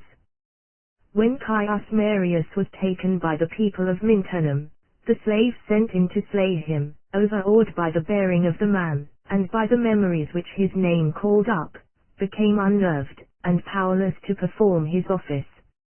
And if this influence was exercised by one who was a prisoner, and in chains, and overwhelmed by adverse fortune, how much more must reverence be inspired by a prince who is free and uncontrolled, surrounded by his retinue and by all the pomp and splendor of his station, whose dignity confounds, and whose graciousness conciliates. Certain persons conspiring against Sitalces, king of Thrace, fixed a day for his murder, and assembled at the place appointed, whither the king had already come. Yet none of them raised a hand to harm him, and all departed without attempting anything against him or knowing why they refrained, each blaming the others. And more than once the same folly was repeated, until the plot getting wind, they were taken and punished for what they might have done, yet durst not do. 2 brothers of Alfonso, Duke of Ferrara, conspired against him, employing as their tool a certain priest named Gins, a singing man in the service of the Duke. He, at their request, repeatedly brought the Duke into their company, so that they had full opportunity to make away with him. Yet neither of them ever ventured to strike the blow, till at last, their scheme being discovered, they paid the penalty of their combined cowardice and temerity. Such irresolution can only have arisen from their being overawed by the majesty of the prince, or touched by his graciousness. In the execution of conspiracies, therefore, errors and mishaps arise from a failure of prudence or courage to which all are subject, when, losing self-control, they are led in their bewilderment to do and say what they ought not. That men are thus confounded, and thrown off their balance, could not be better shown than in the words of Titus Livius, where he describes the behavior of Ulasanes the Aetolian, at the time when he resolved on the death of Nabis the Spartan, of whom I have spoken before. For when the time to act came, and he had disclosed to his followers what they had to do, Livius represents him as collecting his thoughts which had grown confused by dwelling on so desperate an enterprise. For it is impossible for anyone, though of the most steadfast temper and used to the sight of death and to handle deadly weapons, not to be perturbed at such a moment. For which reason we should on such occasions choose for our tools those who have had experience in similar affairs, and trust no others though reputed of the truest courage. For in these grave undertakings, no one who is without such experience, however bold and resolute, is to be trusted. The confusion of which I speak may either cause you to drop your weapon from your hand, or to use words which will have the same results. Quintianus being commanded by Lucilla, sister of Commodus, to slay him, lay in wait for him at the entrance of the amphitheatre, and rushing upon him with a drawn dagger, cried out, "The Senate sends you this," which words caused him to be seized before his blow descended. In like manner Messer Antonio of Volterra, who as we have elsewhere seen was told off to kill Lorenzo de' Medici, exclaimed as he approached him, "Our traitor," and this exclamation proved the salvation of Lorenzo and the ruin of that conspiracy. For the reasons now given, a conspiracy against a single ruler may readily break down in its execution, but a conspiracy against two rulers is not only difficult, but so hazardous that its success is almost hopeless. For to effect like actions, at the same time, in different places, is well nigh impossible, nor can they be effected at different times, if you would not have one counteract another. So that if conspiracy against a single ruler be imprudent and dangerous, to conspire against two, is in the last degree foolhardy and desperate. And were it not for the respect in which I hold the historian, I could not credit as possible what Herodian relates of Plautianus, namely, that he committed to the centurion Saturninus the task of slaying single-handed both Severus and Caracalla, they dwelling in different places, for the thing is so opposed to reason that on no other authority could I be induced to accept it as true. Certain young Athenians conspired against Diocles and Hippias, tyrants of Athens. Diocles they slew, but Hippias, making his escape, avenged him. Chion and Leonidas of Heraclea, disciples of Plato, conspired against the despots Cliccus and Satyrus. Cliccus fell, but Satyrus survived and avenged him. The Pazzi, of whom we have spoken so often, succeeded in murdering Giuliano only. From such conspiracies, therefore, as are directed against more heads than one, all should abstain, for no good is to be got from them, whether for ourselves, for our country, or for anyone else. On the contrary, when those conspired against escape, they become harsher and more unsufferable than before, as, in the examples given, Florence, Athens, and Heraclea had cause to know. True it is that the conspiracy contrived by Pelopidas for the liberation of his country, had to encounter every conceivable hindrance, and yet had the happiest end. For Pelopidas had to deal, not with 2 tyrants only, but with 10, and so far from having their confidence, could not, being an outlaw, even approach them. and yet he succeeded in coming to Thebes, in putting the tyrants to death, and in freeing his country. But whatever he did was done with the aid of one of the counselors of the tyrants, a certain Charon, through whom he had all facilities for executing his design. Let none, however, take this case as a pattern, for that it was in truth a desperate attempt, and its success a marvel, was and is the opinion of all historians, who speak of it as a thing altogether extraordinary and unexampled. The execution of a plot may be frustrated by some groundless alarm or unforeseen mischance occurring at the very moment when the scheme is to be carried out. On the morning on which Brutus and his confederates were to slay Caesar, it so happened that Caesar talked for a great while with Cneius Pompilius Laenas, one of the conspirators, which some of the others observing, were in terror that Pompilius was divulging the conspiracy to Caesar, whose life they would therefore have attempted then and there, without waiting his arrival in the Senate house, had they not been reassured by seeing that when the conference ended he showed no sign of unusual emotion. False alarms of this sort are to be taken into account and allowed for, all the more that they are easily raised. For he who has not a clear conscience is apt to assume that others are speaking of him. A word used with a wholly different purpose may throw his mind off its balance and lead him to fancy that reference is intended to the matter he is engaged on, and cause him either to betray the conspiracy by flight, or to derange its execution by anticipating the time fixed. And the more they are privy to the conspiracy, the likelier is this to happen. As to the mischances which may befall, since these are unforeseen, they can only be instanced by examples which may make men more cautious. Giulio Belanti of Siena, of whom I have spoken before, from the hate he bore Pandolfo Petrucci, who had given him his daughter to wife and afterwards taken her from him, resolved to murder him, and thus chose his time. Almost every day Pandolfo went to visit a sick kinsman, passing the house of Giulio on the way, who, remarking this, took measures to have his accomplices ready in his house to kill Pandolfo as he passed. Wherefore, placing the rest armed within the doorway, one he stationed at a window to give the signal of Pandolfo's approach.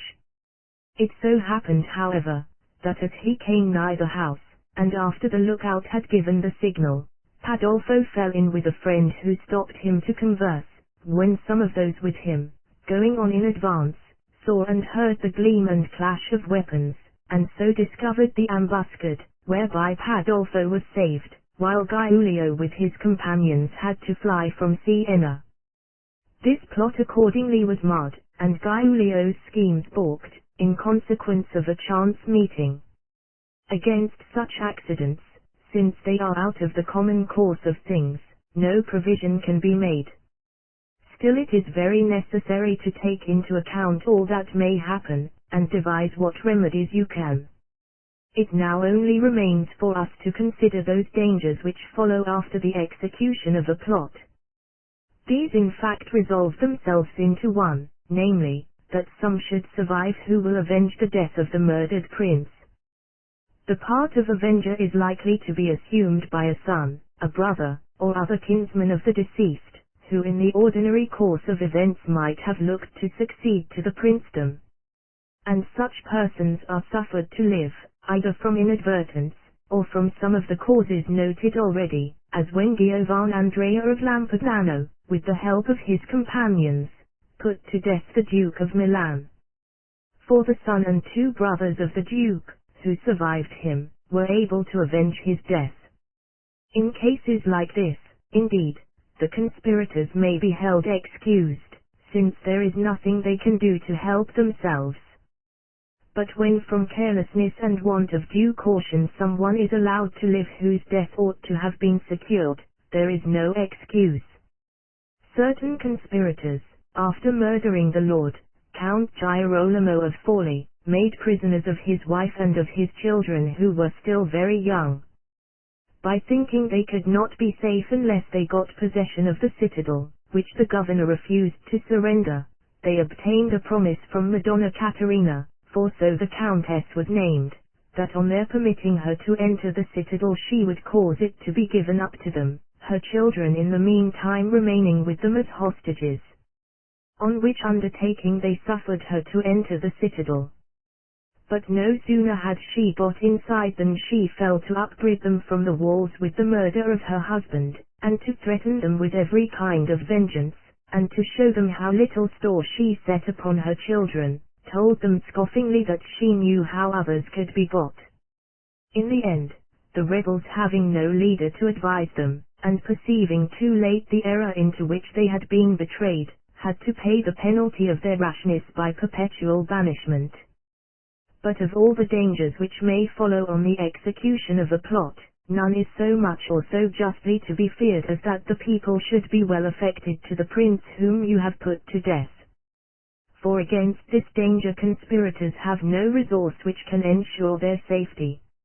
Of this we have example in the case of Caesar, who as he had the love of the Roman people was by them avenged, for they it was who, by driving out the conspirators from Rome, were the cause that all of them, at different times and in different places, came to violent ends.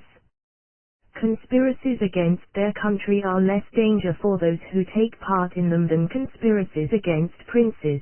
since there is less risk beforehand, and though there be the same danger in their execution, there is none afterwards. Beforehand, the risks are few, because a citizen may use means for obtaining power without betraying his wishes or designs to any, and unless his cause be arrested, his designs are likely enough to succeed. Nay, though laws be passed to restrain him, he may strike out a new path. This is to be understood of a commonwealth which has to some degree become corrupted, for in one wherein there is no taint of corruption, there being no soil in which evil seed can grow, such designs will never suggest themselves to any citizen. In a commonwealth, therefore, a citizen may by many means and in many ways aspire to the princedom without risking destruction, both because republics are slower than princes are to take alarm, are less suspicious and consequently less cautious, and because they look with greater reverence upon their great citizens, who are in this way rendered bolder and more reckless in attacking them. Anyone who has read Sallust's account of the conspiracy of Catiline, must remember how, when that conspiracy was discovered, Catiline not only remained in Rome, but even made his appearance in the Senate House, where he was suffered to address the Senate in the most insulting terms, so scrupulous was that city in protecting the liberty of all its citizens. Nay, even after he had left Rome and placed himself at the head of his army, Lentulus and his other accomplices would not have been imprisoned, had not letters been found upon them clearly establishing their guilt. Hanno, the foremost citizen of Carthage, aspiring to absolute power, on the occasion of the marriage of a daughter contrived a plot for administering poison to the whole Senate and so making himself prince. The scheme being discovered, the Senate took no steps against him beyond passing a law to limit the expense of banquets and marriage ceremonies.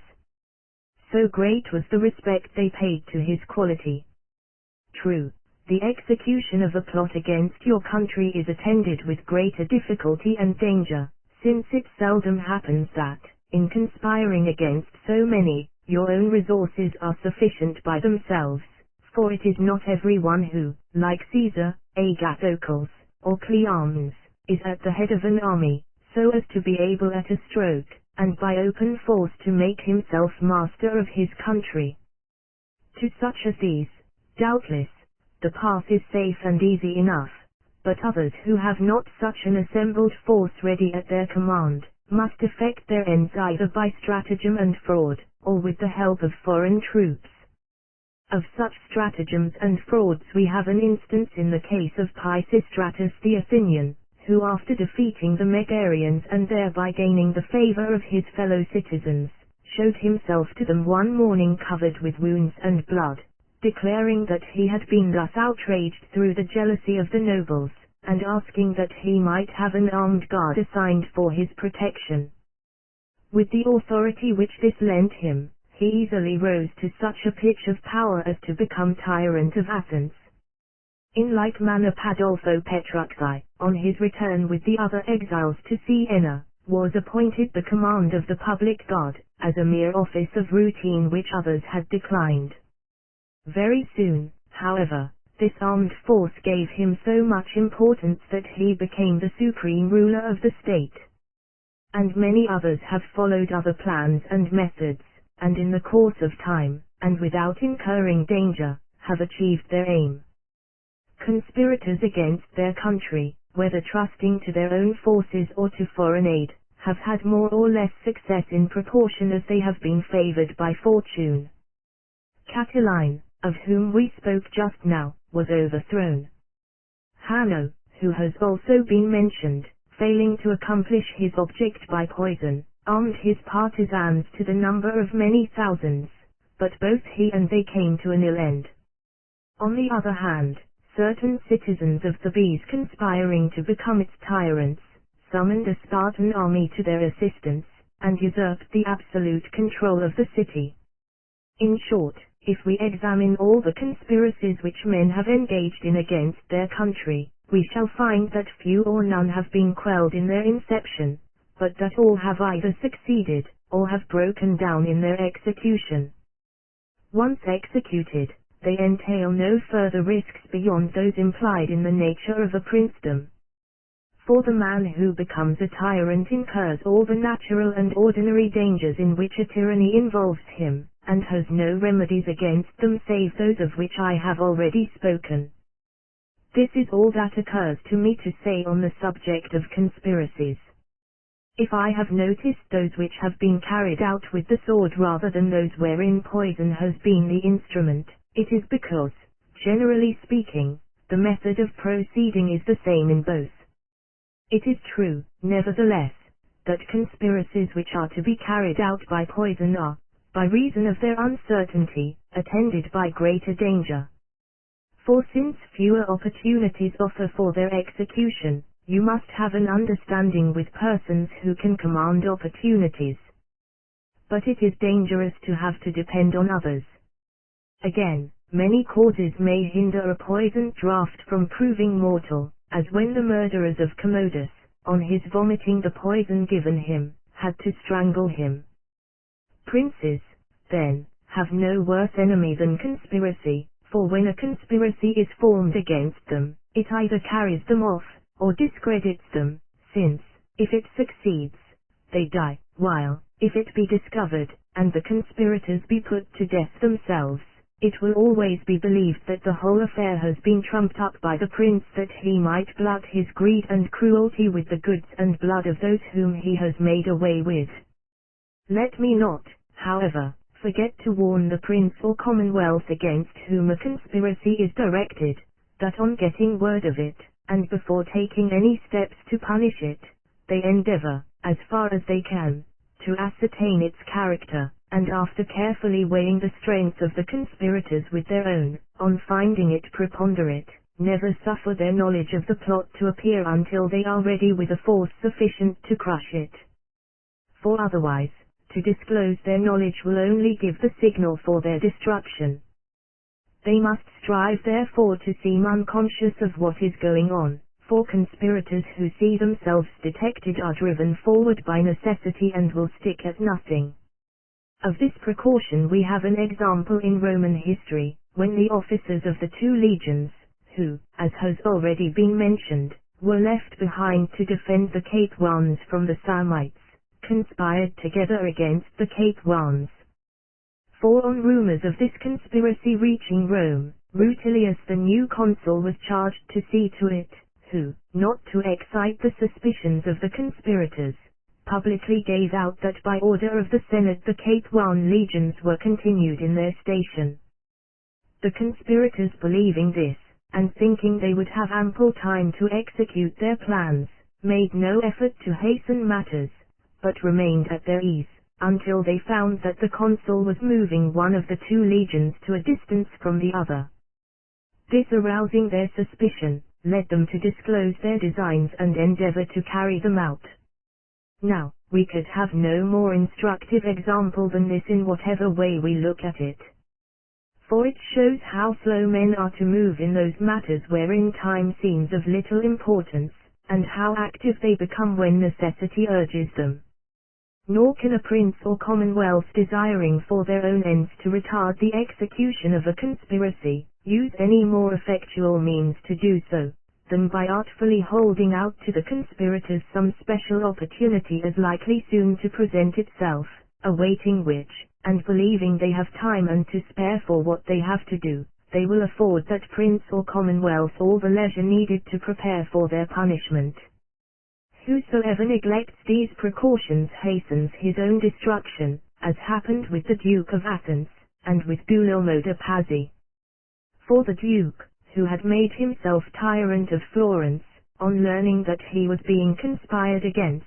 without further inquiry into the matter, caused one of the conspirators to be seized, whereupon the rest at once armed themselves and deprived him of his government.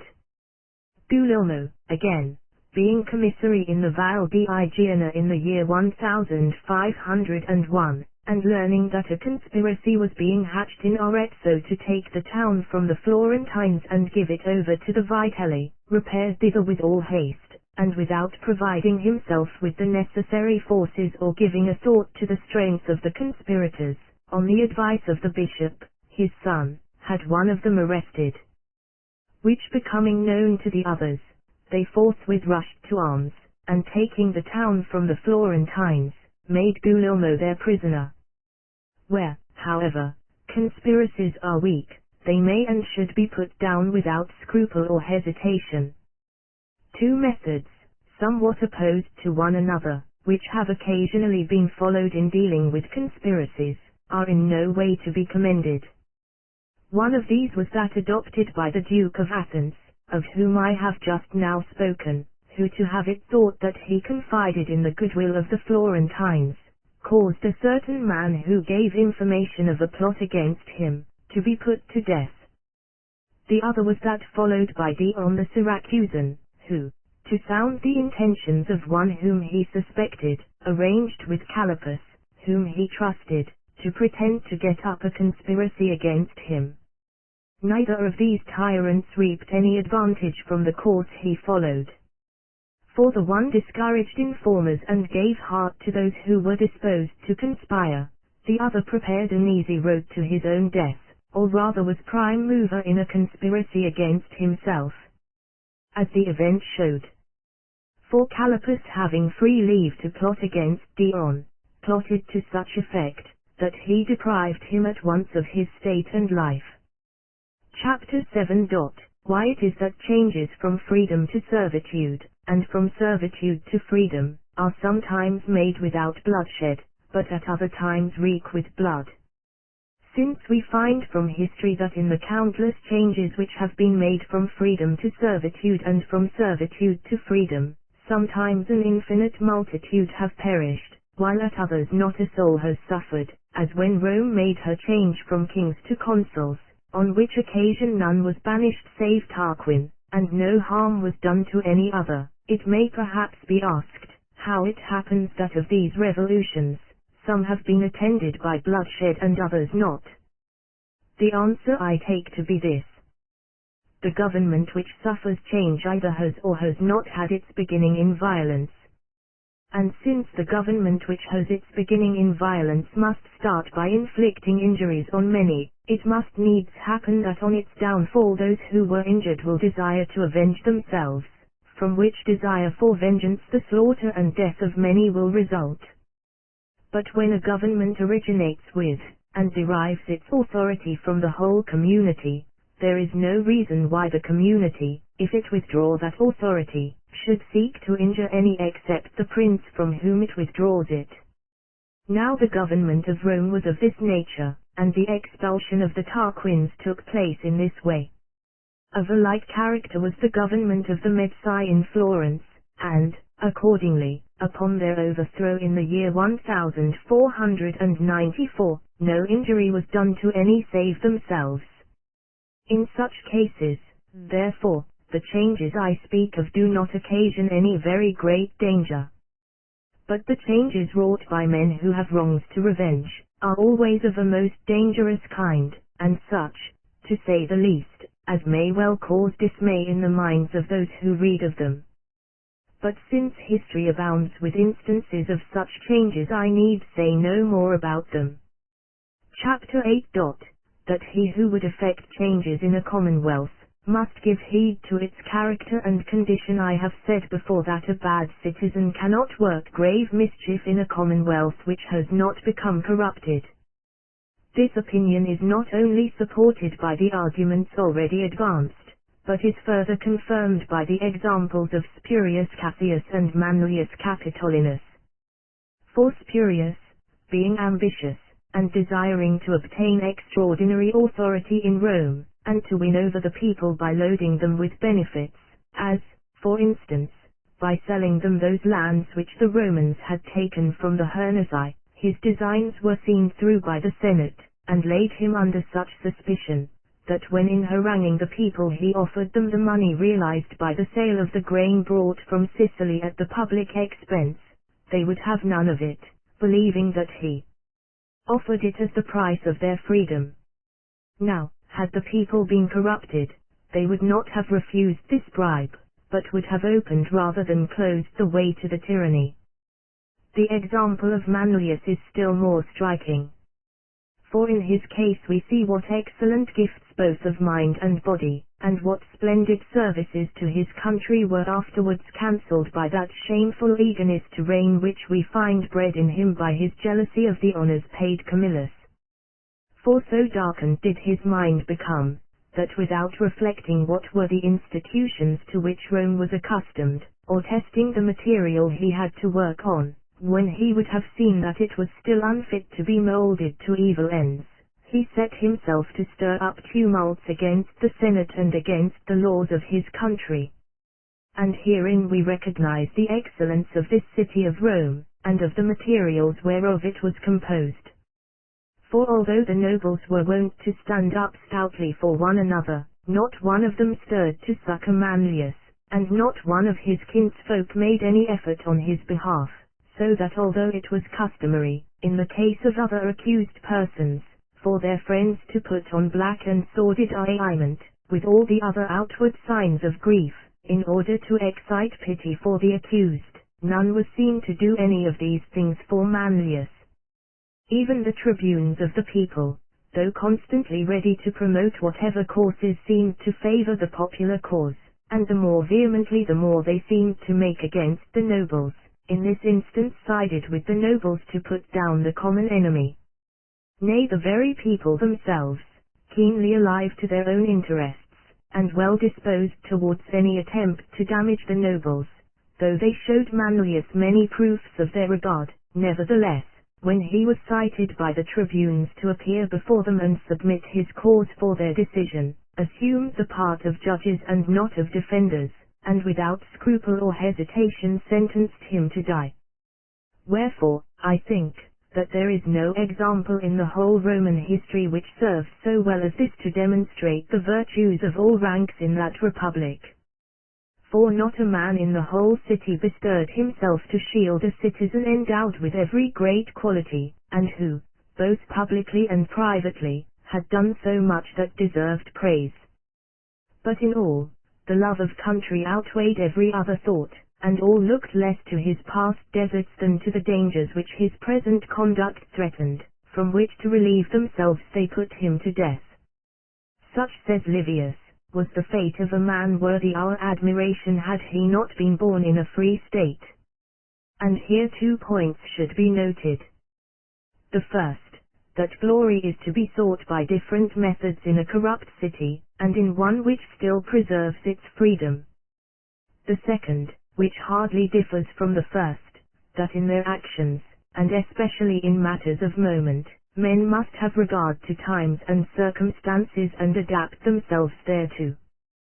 For those persons who from an unwise choice, or from natural inclination, run counter to the times will for the most part live unhappily, and find all they undertake issue in failure, whereas those who accommodate themselves to the times are fortunate and successful.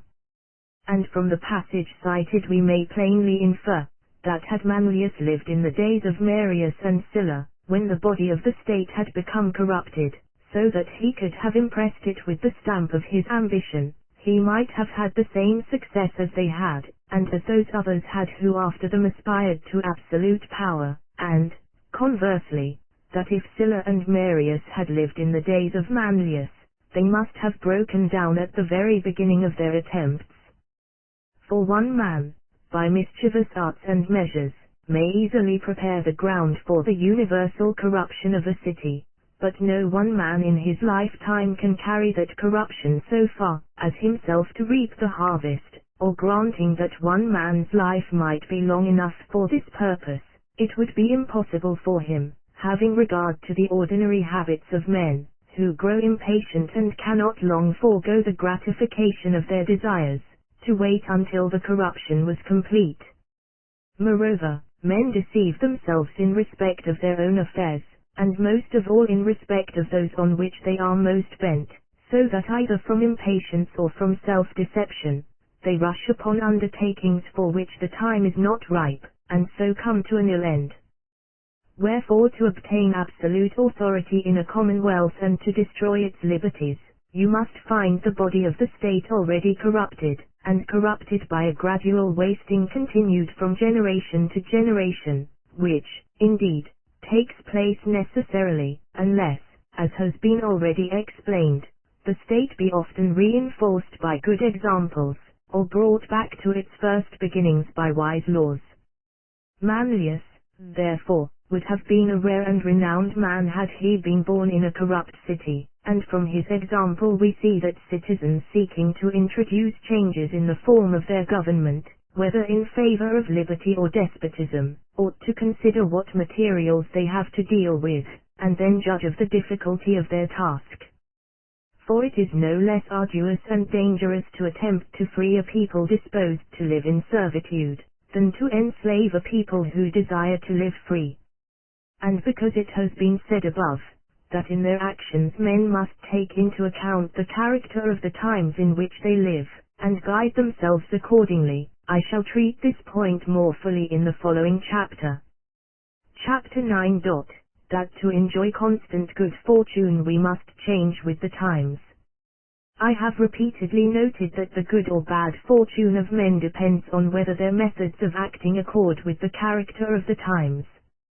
For we see that in what they do some men act impulsively, others warily and with caution. And because, from inability to preserve the just mean, they in both of these ways overstep the true limit, they commit mistakes in one direction or the other. He, however, will make fewest mistakes, and may expect to prosper most, who, while following the course to which nature inclines him, finds, as I have said, his method of acting in accordance with the times in which he lives. All know that in his command of the Roman armies, Fabius Maximus displayed a prudence and caution very different from the audacity and hardihood natural to his countrymen, and it was his good fortune that his methods suited with the times.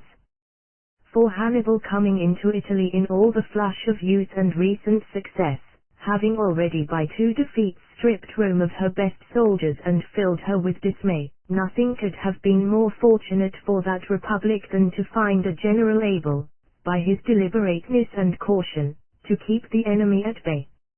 Nor, on the other hand, could Fabius have fallen upon times better suited to the methods which he used, and by which he crowned himself with glory. That he acted in accordance with his natural bent, and not from a reasoned choice, we may gather from this, that when Scipio, to bring the war to an end, proposed to pass with his army into Africa, Fabius, unable to depart from his characteristic methods and habits, strenuously opposed him, so that had it rested with him, Hannibal might never have left Italy. For he perceived not that the times had changed, and that with them it was necessary to change the methods of prosecuting the war. Had Fabius, therefore, been king of Rome, he might well have caused the war to end unhappily, not knowing how to accommodate his methods to the change in the times. As it was, he lived in a commonwealth in which there were many citizens, and many different dispositions, and which as it produced a Fabius, excellent at a time when it was necessary to protract hostilities, so also, afterwards gave birth to a Scipio, at a time suited to bring them to a successful close. And hence it comes that a commonwealth endures longer, and has a more sustained good fortune than a princedom, because from the diversity in the characters of its citizens, it can adapt itself better than a prince can to the diversity of times. For, as I have said before, a man accustomed to follow one method, will never alter it, whence it must needs happen that when times change so as no longer to accord with his method, he will be ruined. Piero Soderini, of whom I have already spoken, was guided in all his actions by patience and gentleness, and he and his country prospered while the times were in harmony with these methods.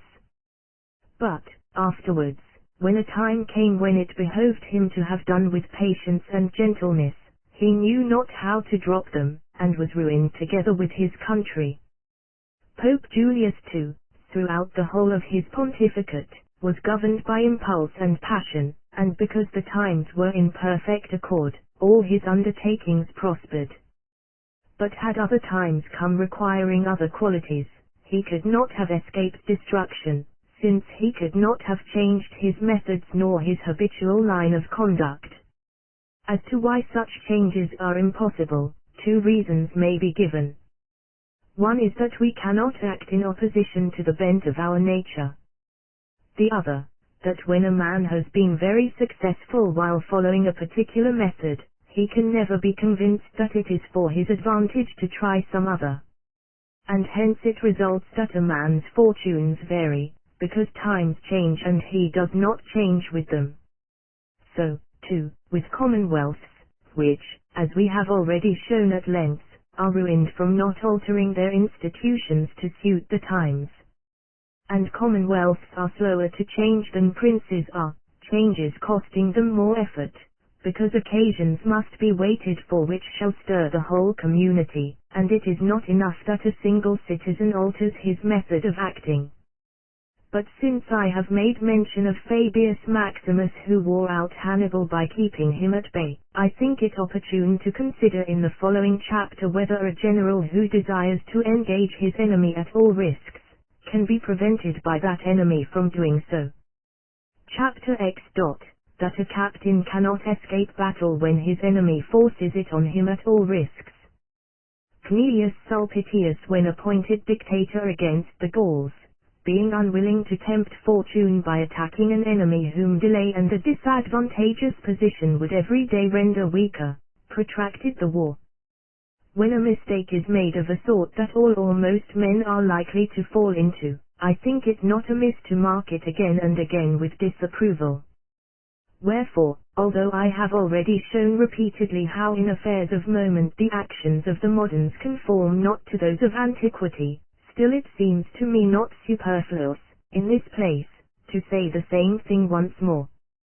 For if in any particular the moderns have deviated from the methods of the ancients, it is especially in their methods of warfare, wherein not one of those rules formerly so much esteemed is now attended to.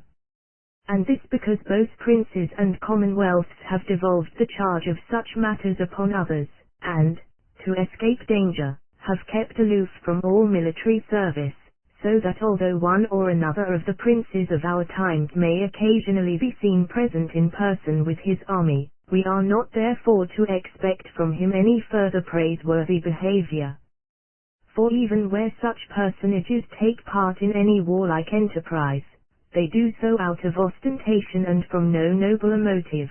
though doubtless from sometimes seeing their soldiers face to face, and from retaining to themselves the title of command, they are likely to make fewer blunders than we find made by republics, and most of all by the republics of Italy, which though altogether dependent upon others, and themselves utterly ignorant of everything relating to warfare, do yet, that they may figure as the commanders of their armies, take upon them to direct their movements, and in doing so commit countless mistakes, some of which have been considered elsewhere, but one is of such importance as to deserve notice here. When these sluggard princes or effeminate republics send forth any of their captains, It seems to them that the wisest instruction they can give him is to charge him on no account to give battle, but, on the contrary, to do what he can to avoid fighting. Wherein they imagine themselves to imitate the prudence of Fabius Maximus, who by protracting the war with Hannibal, saved the Roman commonwealth, not perceiving that in most instances such advice to a captain is either useless or hurtful. For the truth of the matter is, that a captain who would keep the field, cannot decline battle when his adversary forces it on him at all hazards.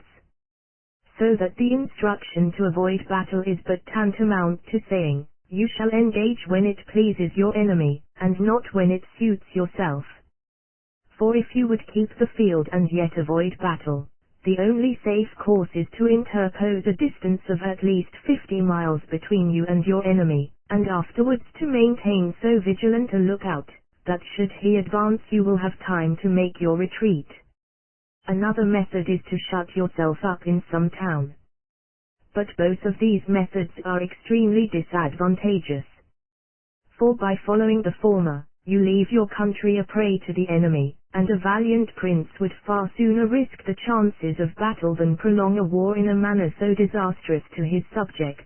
while by adopting the latter method, and shutting yourself up in a town with your army, there is manifest danger of your being besieged, and presently reduced by famine and forced to surrender. Wherefore it is most mischievous to seek to avoid battle in either of these two ways. To entrench yourself in a strong position, as Fabius was wont to do, is a good method when your army is so formidable that the enemy dare not advance to attack you in your entrenchments, yet it cannot truly be said that Fabius avoided battle, but rather that he sought to give battle where he could do so with advantage. For had Hannibal desired to fight, Fabius would have waited for him and fought him. But Hannibal never dared to engage him on his own ground. So that an engagement was avoided as much by Hannibal as by Fabius, since if either had been minded to fight at all hazards the other would have been constrained to take one of three courses, that is to say, one or other of the two just now mentioned, or else to retreat.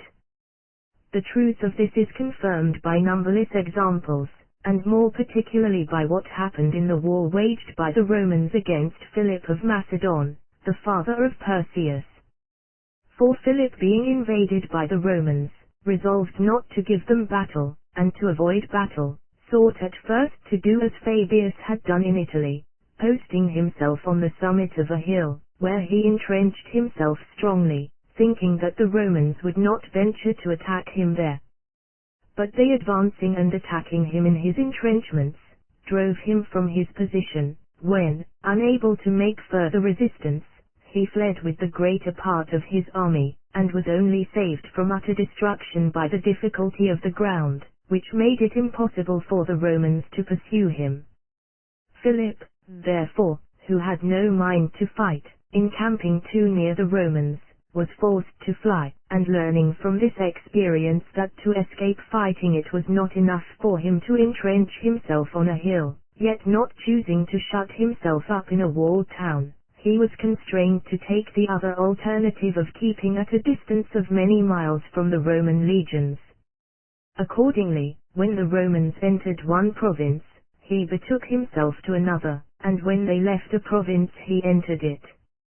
But perceiving that by protracting the war in this way, his condition grew constantly worse, while his subjects suffered grievously, now from his own troops, at another time from those of the enemy, he at last resolved to hazard battle, and so came to a regular engagement with the Romans. It is for your interest, therefore, not to fight, when you possess the same advantages as Fabius, or as Cneius Sulpicius had, in other words, when your army is so formidable in itself that the enemy dare not attack you in your entrenchments, and although he has got within your territory has yet gained no footing there, and suffers in consequence from the want of necessary supplies. In such circumstances delay is useful, for the reasons assigned by Titus Livius when speaking of Sulpicius. In no other circumstances, however, can an engagement be avoided without dishonor or danger. For to retire as Philip did, is nothing else than defeat, and the disgrace is greater in proportion as your valor has been less put to the proof. And if Philip was lucky enough to escape, another, not similarly favored by the nature of the ground, might not have the same good fortune. That Hannibal was not a master in the arts of warfare there is none will venture to maintain. Wherefore, when he had to encounter Scipio in Africa, it may be assumed that had he seen any advantage in prolonging the war he would have done so, and, possibly, being a skillful captain and in command of a valiant army, he might have been able to do what Fabius did in Italy. But since he took not that course, we may infer that he was moved by sufficient reasons. For the captain who has got an army together, and perceives that from want of money or friends he cannot maintain it long, must be a mere madman if he do not at once, and before his army melts away, try the fortunes of battle, since he is certain to lose by delay, while by fighting he may chance to succeed. And there is this also to be kept in view, that we must strive, even if we be defeated, to gain glory, and that more glory is to be won in being beaten by force, than in a defeat from any other cause. And this we may suppose to have weighed with Hannibal.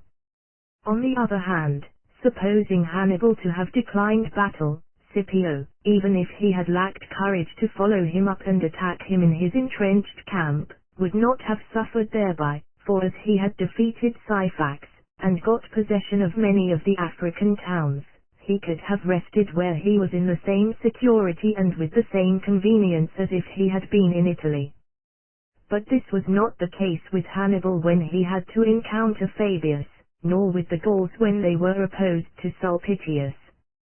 Least of all can he decline battle who invades with his army the country of another, for seeking to enter his enemy's country, he must fight whenever the enemy comes forward to meet him, and is under still greater necessity to fight, if he undertake the siege of any town. As happened in our own day with Duke Charles of Burgundy, who, when beleaguering Morat, a town of the Swiss, was by them attacked and routed, or as happened with the French army encamped against Novara, which was in like manner defeated by the Swiss. Chapter 11. That one who has to contend with many, though he be weaker than they, will prevail if he can withstand their first onset. The power exercised in Rome by the tribunes of the people was great, and, as I have repeatedly explained, was necessary, since otherwise there would have been no check on the ambition of the nobles, and the commonwealth must have grown corrupted far sooner than it did. But because, as I have said elsewhere, there is in everything a latent evil peculiar to it, giving rise to new mischances, it becomes necessary to provide against these by new ordinances. The authority of the tribunes, therefore, being insolently asserted so as to become formidable to the nobility and to the entire city, disorders dangerous to the liberty of the state must thence have resulted, had not a method been devised by Appius Claudius for controlling the ambition of the tribunes. This was, to secure that there should always be one of their number timid, or venal, or else a lover of the general good, who could be influenced to oppose the rest whenever these sought to pass any measure contrary to the wishes of the Senate. This remedy was a great restraint on the excessive authority of the tribunes, and on many occasions proved serviceable to Rome. I am led by this circumstance to remark, that when many powerful persons are united against one, who, although no match for the others collectively, is also powerful, the chances are more in favor of this single and less powerful person, than of the many who together are much stronger. For setting aside an infinity of accidents which can be turned to better account by one than by many, it will always happen that, by exercising a little dexterity, the one will be able to divide the many, and weaken the force which was strong while it was united. In proof whereof, I shall not refer to ancient examples, though many such might be cited, but content myself with certain modern instances taken from the events of our own times.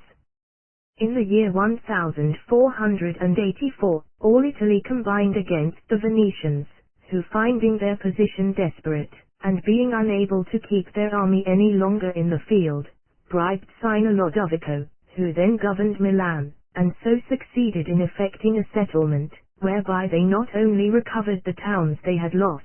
but also obtained for themselves a part of the territories of Ferrara, so that those were by peace the gainers, who in war had been the losers. Not many years ago the whole world was banded together against France, but before the war came to a close, Spain breaking with the Confederates and entering into a separate treaty with France, the other members of the League also, were presently forced to make terms. Wherefore we may always assume when we see a war set on foot by many against one, that this one, if he have strength to withstand the first shock, and can temporize and wait his opportunity, is certain to prevail. But unless he can do this he runs 1,000 dangers, as did the Venetians in the year 1508, who, could they have temporized with the French, and so got time to conciliate some of those who had combined against them, might have escaped the ruin which then overtook them. But not possessing such a strong army as would have enabled them to temporize with their enemies, and consequently not having the time needed for gaining any to their side, they were undone. Yet we know that the Pope, as soon as he had obtained what he wanted, made friends with them, and that Spain did the like, and that both the one and the other of these powers would gladly have saved the Lombard territory for themselves, nor would, if they could have helped it, have left it to France, so as to augment her influence in Italy. The Venetians, therefore, should have given up a part to save the rest, and had they done so at a time when the surrender would not have seemed to be made under compulsion, and before any step had been taken in the direction of war, it would have been a most prudent course, although discreditable and probably of little avail after war had been begun.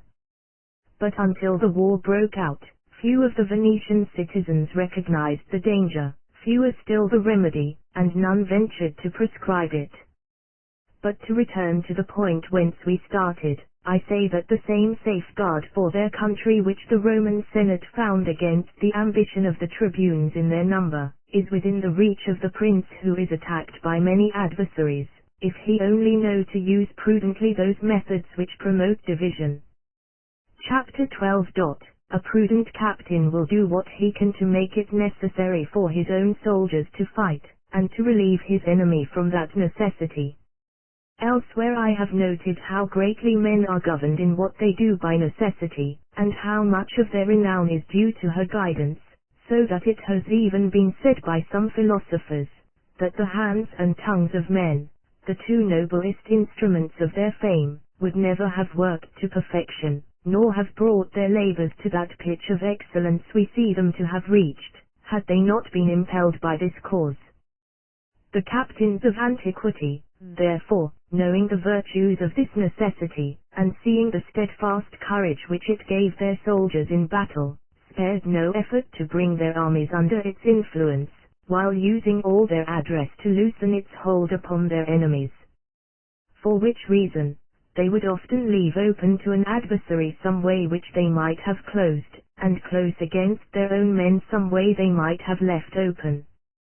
Whosoever, therefore, would have a city defend itself stubbornly, or an army fight resolutely in the field, must before all things endeavor to impress the minds of those whom he commands with the belief that no other course is open to them.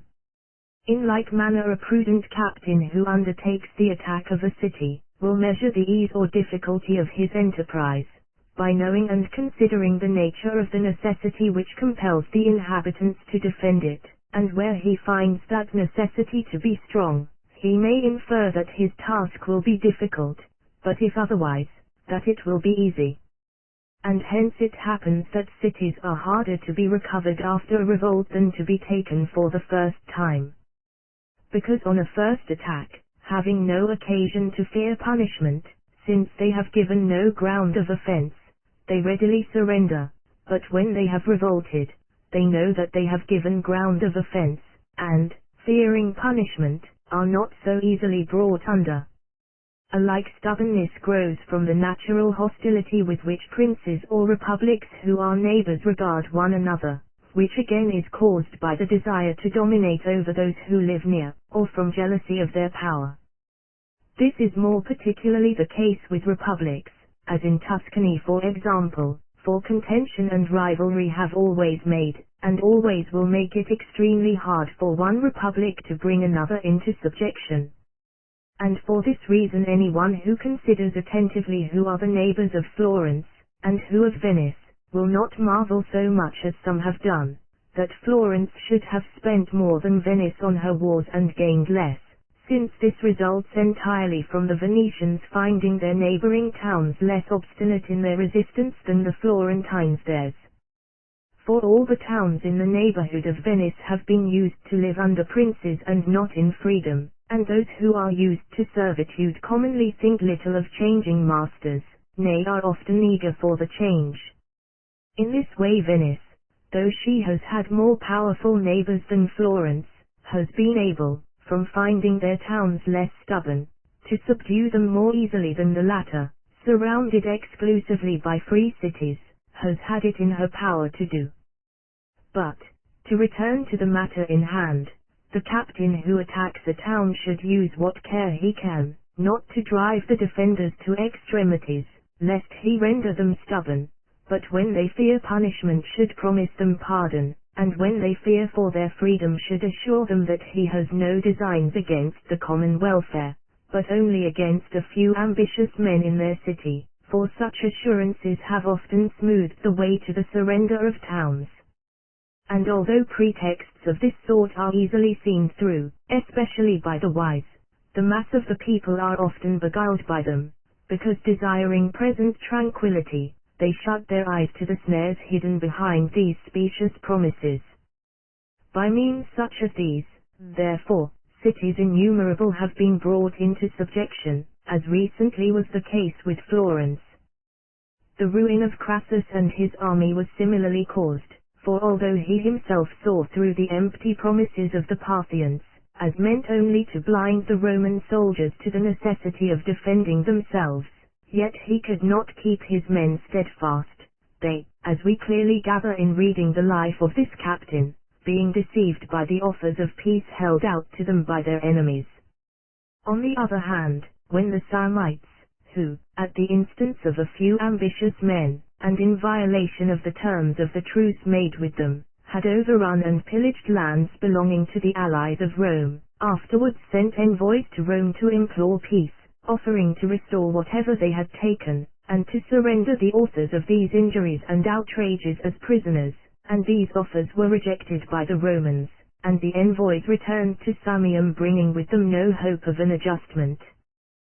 Claudius Pontius, who then commanded the army of the Samnites, showed them in a remarkable speech, that the Romans desired war at all hazards, and declared that, although for the sake of his country he wished for peace, necessity constrained him to prepare for war, telling them that was a just war which could not be escaped, and those arms sacred in which lay their only hopes. And building on this necessity, he raised in the minds of his soldiers a confident expectation of success. That I may not have to revert to this matter again, it will be convenient to notice here those examples from Roman history which most merit attention.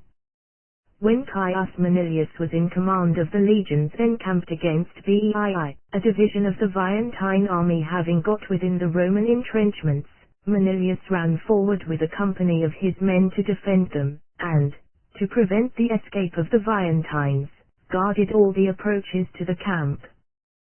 The Veientines, finding themselves thus shut in, began to fight with such fury that they slew Manilius, and would have destroyed all the rest of the Roman army, had not the prudence of one of the tribunes opened a way for the Veientines to retreat. Here we see that so long as necessity compelled, the Veientines fought most fiercely, but on finding a path opened for escape, preferred flight to combat. On another occasion when the Volscians and Aequians passed with their armies across the Roman frontier, the consuls were sent out to oppose them, and an engagement ensued. It so happened that when the combat was at its height, the army of the Volscians, commanded by Vectius Messias,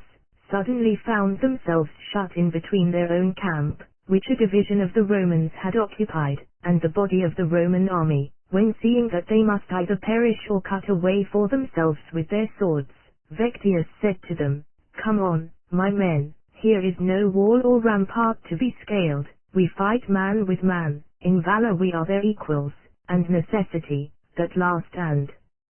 mightiest weapon, gives us the advantage." Here, then, necessity is spoken of by Titus Livius as the last and mightiest weapon. Camillus, the wisest and most prudent of all the Roman commanders, when he had got within the town of Veii with his army, to make its surrender easier and not to drive its inhabitants to desperation, called out to his men, so that the Veientines might hear, to spare all whom they found unarmed. Whereupon the defenders throwing away their weapons, the town was taken almost without bloodshed. And this device was afterwards followed by many other captains. Chapter 13. Whether we may trust more to a valiant captain with a weak army, or to a valiant army with a weak captain. Coriolanus being banished from Rome betook himself to the Volscians, and when he had got together an army wherewith to avenge himself on his countrymen, came back to Rome, yet, again withdrew, not constrained to retire by the might of the Roman arms, but out of reverence for his mother. From this incident, says Titus Livius, we may learn that the spread of the Roman power was due more to the valor of her captains than of her soldiers. For before this the Volscians had always been routed, and only grew successful when Coriolanus became their captain. But though Livius be of this opinion, there are many passages in his history to show that the Roman soldiers, even when left without leaders, often performed astonishing feats of valor, nay, sometimes maintained better discipline and fought with greater spirit after their consuls were slain than they had before. For example, the army under the Scipios in Spain, after its two leaders had fallen, was able by its valor not merely to secure its own safety, but to overcome the enemy and preserve the province for the Roman Republic. So that to state the case fairly, we find many instances in which the valor of the soldiers alone gained the day, as well as many in which success was wholly due to the excellence of the captain. From which it may be inferred that the one stands in need of the other. And here the question suggests itself, which is the more formidable, a good army badly led, or a good captain commanding an indifferent army? Though, were we to adopt the opinion of Caesar on this head, we ought likely to esteem both.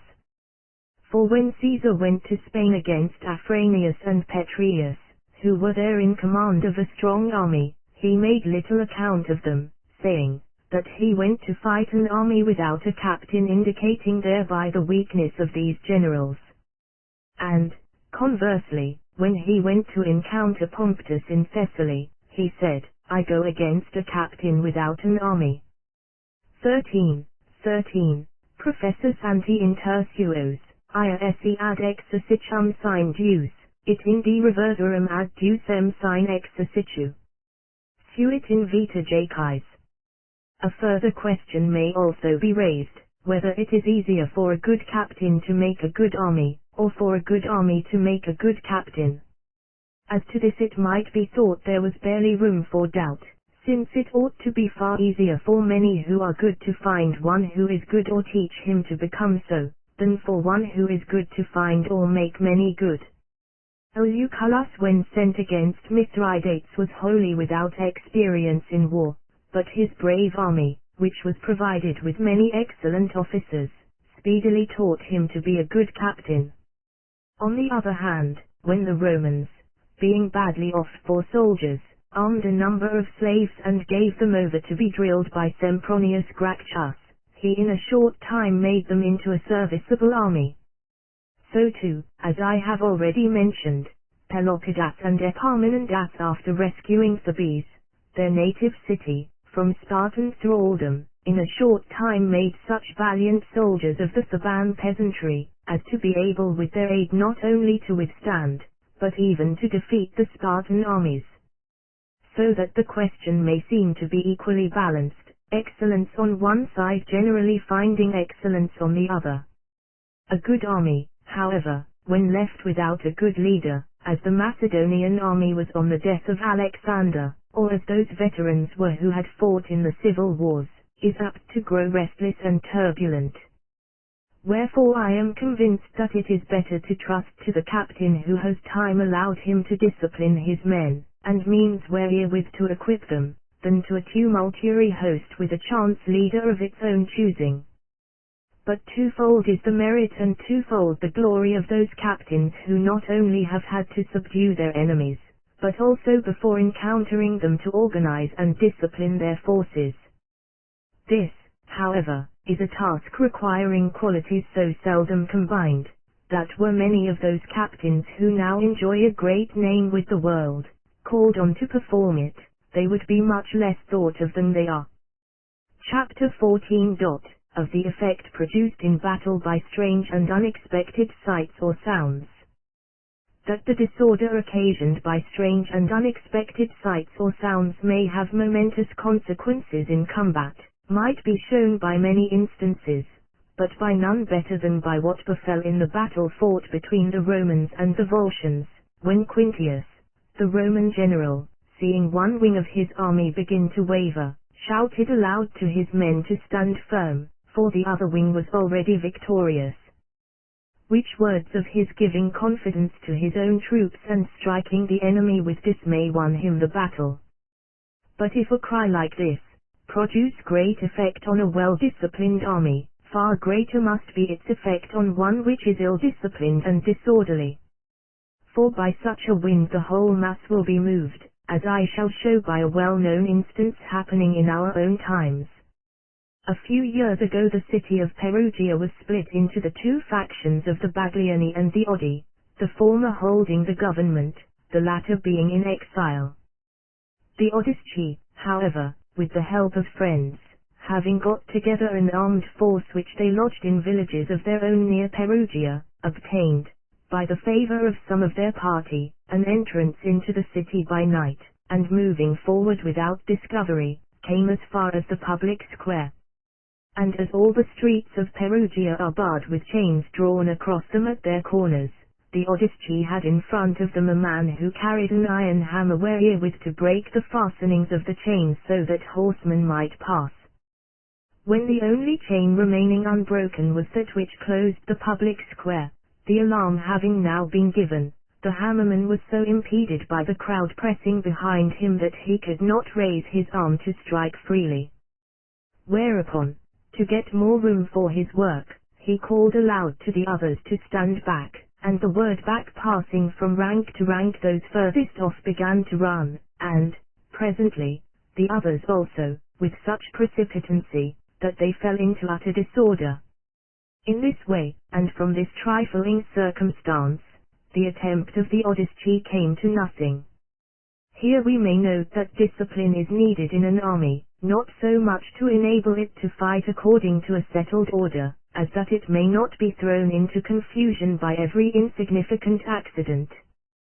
For a tumultuary host is useless in war, simply because every word, or cry, or sound, may throw it into a panic and cause it to fly. Wherefore it behoves a good captain to provide that certain fixed persons shall receive his orders and pass them on to the rest, and to accustom his soldiers to look to these persons, and to them only, to be informed what his orders are. For whenever this precaution is neglected the gravest mishaps are constantly seen to ensue. As regards strange and unexpected sights, every captain should endeavor while his army is actually engaged with the enemy, to effect some such feint or diversion as will encourage his own men and dismay his adversary, since this of all things that can happen is the likeliest to ensure victory. In evidence whereof we may cite the example of Cneius Sulpicius, the Roman dictator, who, when about to give battle to the Gauls, after arming his sutlers and camp followers, mounted them on mules and other beasts of burden, furnished them with spears and banners to look like cavalry, and placing them behind a hill, ordered them on a given signal, when the fight was at the hottest, to appear and show themselves to the enemy. All which being carried out as he had arranged, threw the Gauls into such alarm, that they lost the battle. A good captain, therefore, has two things to see to: first, to contrive how by some sudden surprise he may throw his enemy into confusion, and next, to be prepared should the enemy use a like stratagem against him to discover and defeat it, as the stratagem of Semiramis was defeated by the king of India. For Semiramis, seeing that this king had elephants in great numbers, to dismay him by showing that she, too, was well supplied, caused the skins of many oxen and buffaloes to be sewn together in the shape of elephants and placed upon camels and sent to the front. But the trick being detected by the king, turned out not only useless but hurtful to its contriver. In a battle which the dictator Marmicus fought against the people of Fidena, the latter, to strike terror into the minds of the Romans, contrived that while the combat raged a number of soldiers should issue from Fidena bearing lances tipped with fire, thinking that the Romans, disturbed by so strange a sight, would be thrown into confusion. We are to note, however, with regard to such contrivances, that if they are to serve any useful end, they should be formidable as well as seem so, for when they menace a real danger, their weak points are not so soon discerned. When they have more of pretense than reality, it will be well either to dispense with them altogether, or resorting to them, to keep them, like the muleteers of Sulpicius, in the background, so that they be not too readily found out.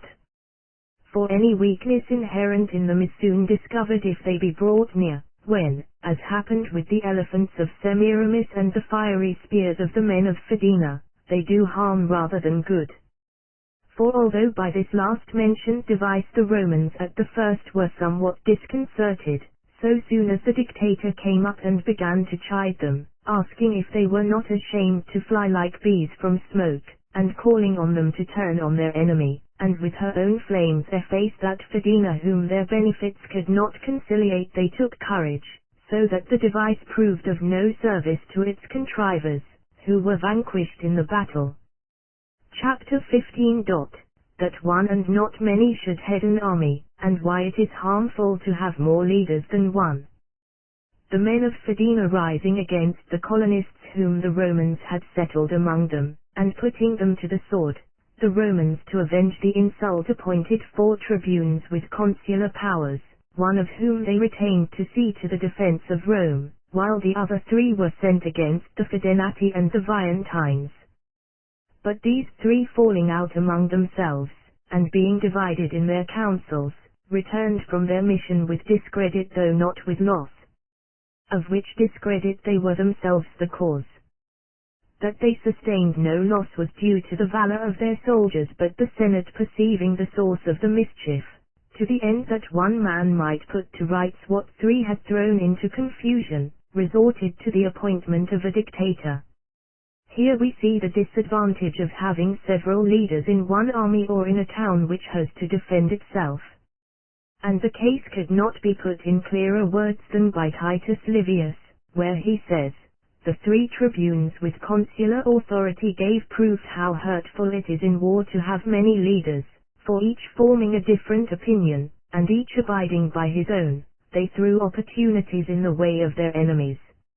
And though this example suffice by itself to show the disadvantage in war of divided commands,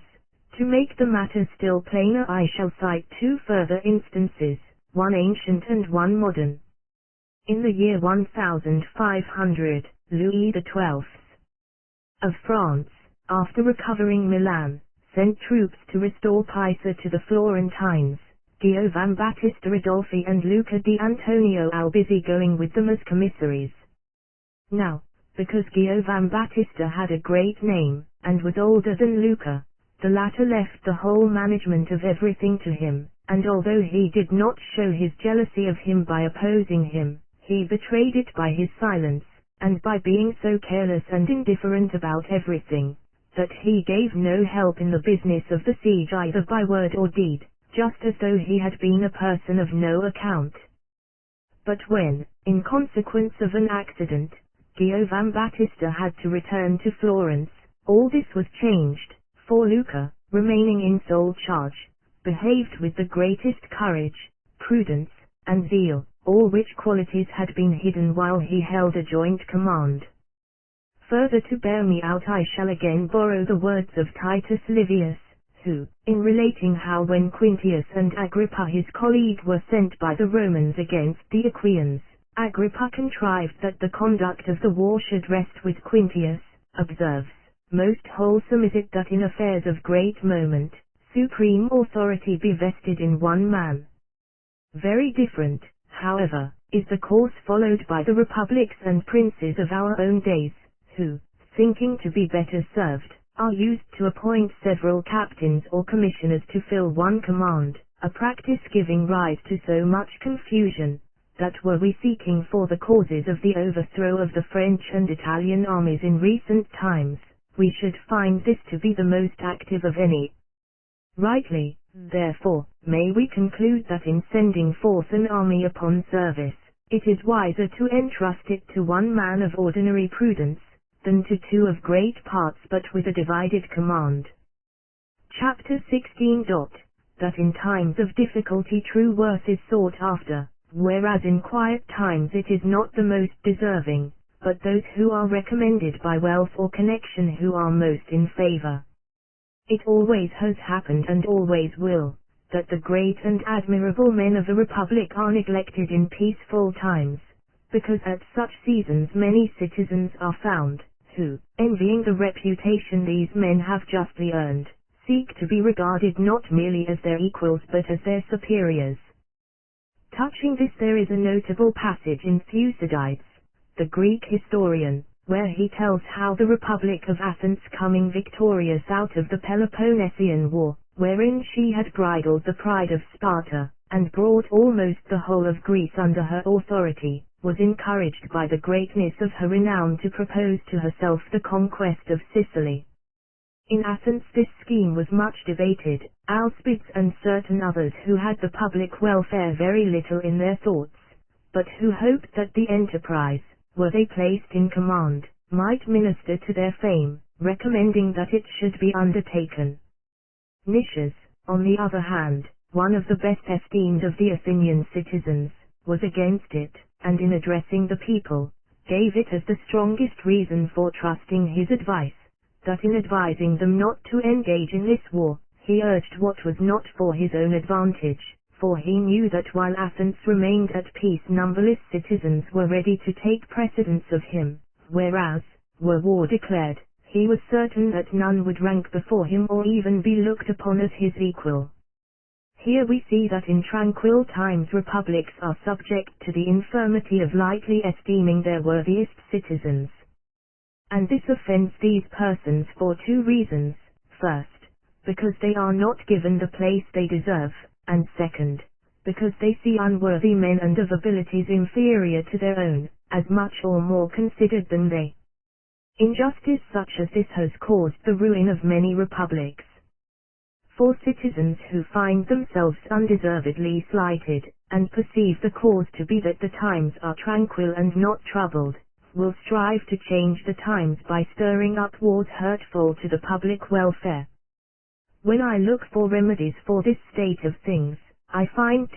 first, to keep the citizens poor, so that wealth without worth shall corrupt neither them nor others; second, to be so prepared for war as always to be ready to make war, for then there will always be a need for worthy citizens, as was the case in Rome in early times.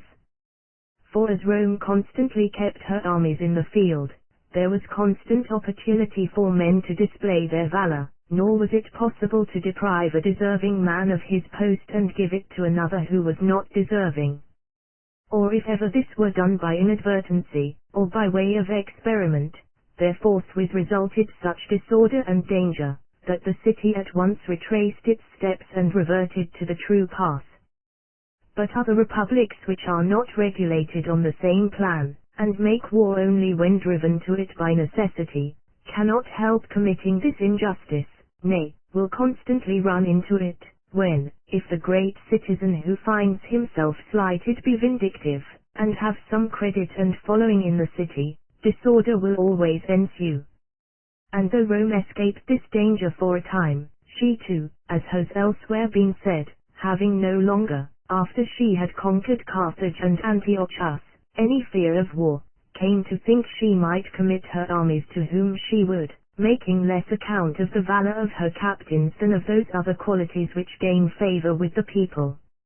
Accordingly we find Paulus Aemilius rejected oftener than once when he sought the consulship, nor, in fact, obtaining it until the Macedonian War broke out, which,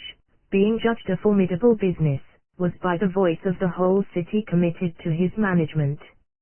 After the year 1494 our city of Florence was involved in a series of wars, in conducting which none of our citizens had any success until chance threw the command into the hands of one who showed us how an army should be led. This was Antonio Giacometti, and so long as there were dangerous wars on foot, all rivalry on the part of other citizens was suspended, and whenever a captain or commissary had to be appointed he was unopposed. But when a war came to be undertaken, as to the issue of which no misgivings were felt, and which promised both honor and preferment, so numerous were the competitors for command, that 3 commissaries having to be chosen to conduct the siege of Pisa, Antonio was left out. And though it cannot with certainty be shown that any harm resulted to our republic from his not having been sent on this enterprise, we may reasonably conjecture that such was indeed the case. For as the people of Pisa were then without means either for subsistence or defense, it may be believed that had Antonio been there he would have reduced them to such extremities as would have forced them to surrender at discretion to the Florentines. But Pisa being besieged by captains who knew neither how to blockade nor how to storm it, held out so long, that the Florentines, who should have reduced it by force, were obliged to buy its submission. Neglect like this might well move Antonio to resentment, and he must needs have been both very patient and very forgiving if he felt no desire to revenge himself when he could, by the ruin of the city or by injuries to individual citizens. But a republic should beware not to rouse such feelings, as I shall show in the following chapter. Chapter 17. That we are not to offend a man, and then send him to fill an important office or command. A republic should think twice before appointing to an important command a citizen who has sustained notable wrong at the hands of his fellow citizens. Claudius Nero, quitting the army with which he was opposing Hannibal, went with a part of his forces into the March of Ancona, designing to join the other consul there, and after joining him to attack Hasdrubal before he came up with his brother. Now Claudius had previously commanded against Hasdrubal in Spain, and after driving him with his army into such a position that it seemed he must either fight at a disadvantage or perish by famine, had been outwitted by his adversary, who, while diverting his attention with proposals of terms, contrived to slip through his hands and rob him of the opportunity for effecting his destruction. This becoming known in Rome brought Claudius into so much discredit both with the Senate and people, that to his great mortification and displeasure, he was slightingly spoken of by the whole city. But being afterwards made consul and sent to oppose Hannibal, he took the course mentioned above, which was in itself so hazardous that all Rome was filled with doubt and anxiety until tidings came of Hasdrubal's defeat. When subsequently asked why he had played so dangerous a game, wherein without urgent necessity he had staked the very existence of Rome, Claudius answered, he had done so because he knew that were he to succeed he would recover whatever credit he had lost in Spain, while if he failed, and his attempt had an untoward issue, he would be revenged on that city and on those citizens who had so ungratefully and indiscreetly wronged him. But if resentment for an offense like this so deeply moved a Roman citizen at a time when Rome was still uncorrupted, we should consider how it may act on the citizen of a state not constituted as Rome then was. And because there is no certain remedy we can apply to such disorders when they arise in republics, it follows that it is impossible to establish a republic which shall endure always, since in 1,000 unforeseen ways ruin may overtake it. Chapter 18.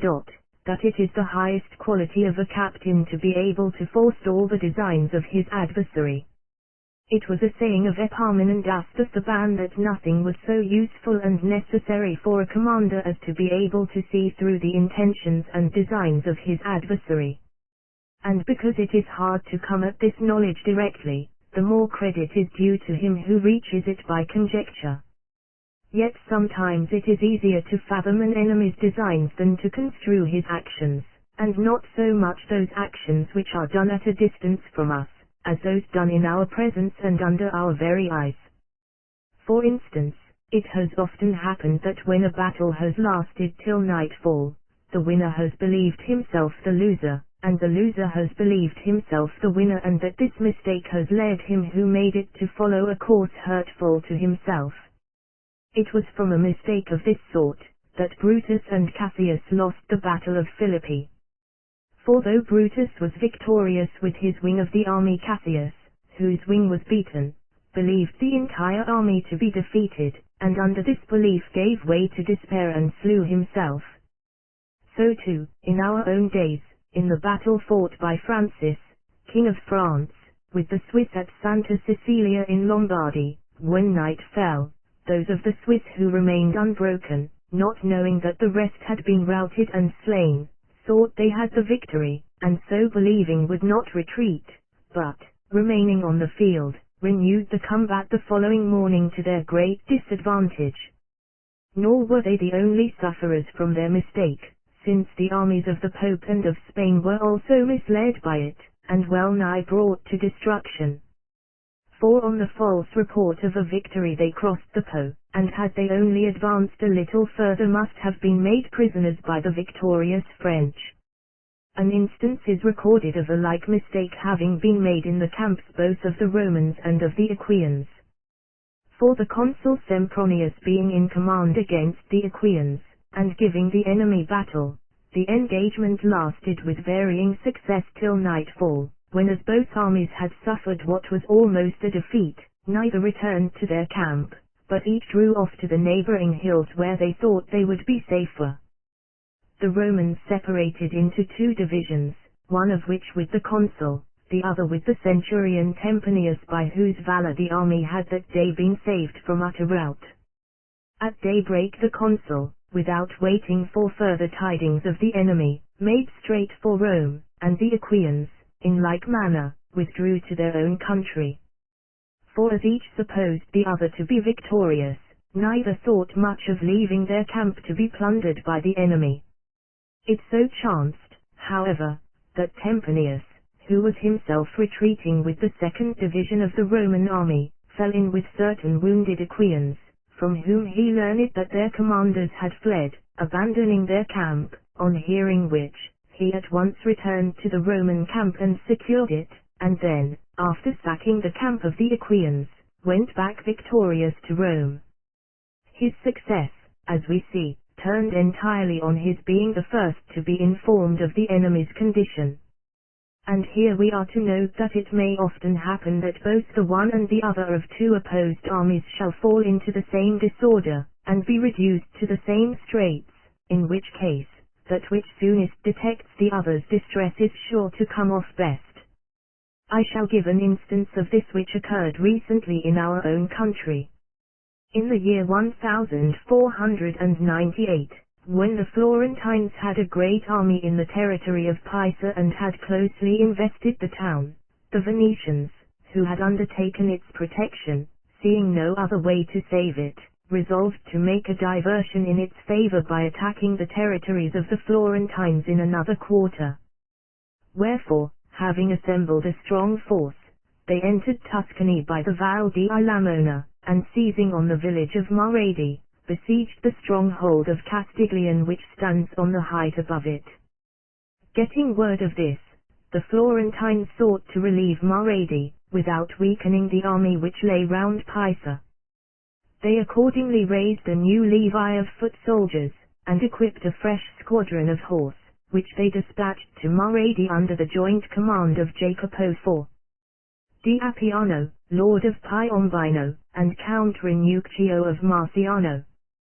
These troops taking up their position on the hill above Maradi, the Venetians withdrew from the investment of Castiglione and lodged themselves in the village. But when the two armies had confronted one another for several days, both began to suffer sorely from want of victuals and other necessaries, and neither of them daring to attack the other, or knowing to what extremities the other was reduced, both simultaneously resolved to strike their camps the following morning, and to retreat, the Venetians towards Berziella and Faenza, the Florentines towards Casaglia and the Mugello.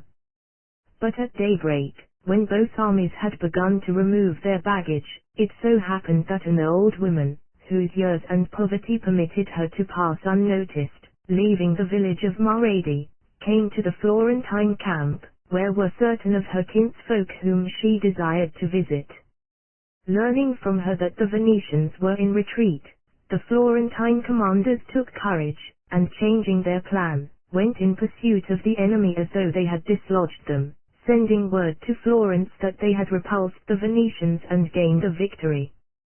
But in truth this victory was wholly due to their having notice of the enemy's movements before the latter had notice of theirs. For had that notice been given to the Venetians first, it would have wrought against us the same results as it actually wrought for us. Chapter 19. Whether indulgence or severity be more necessary for controlling a multitude. The Roman Republic was distracted by the feuds of the nobles and commons.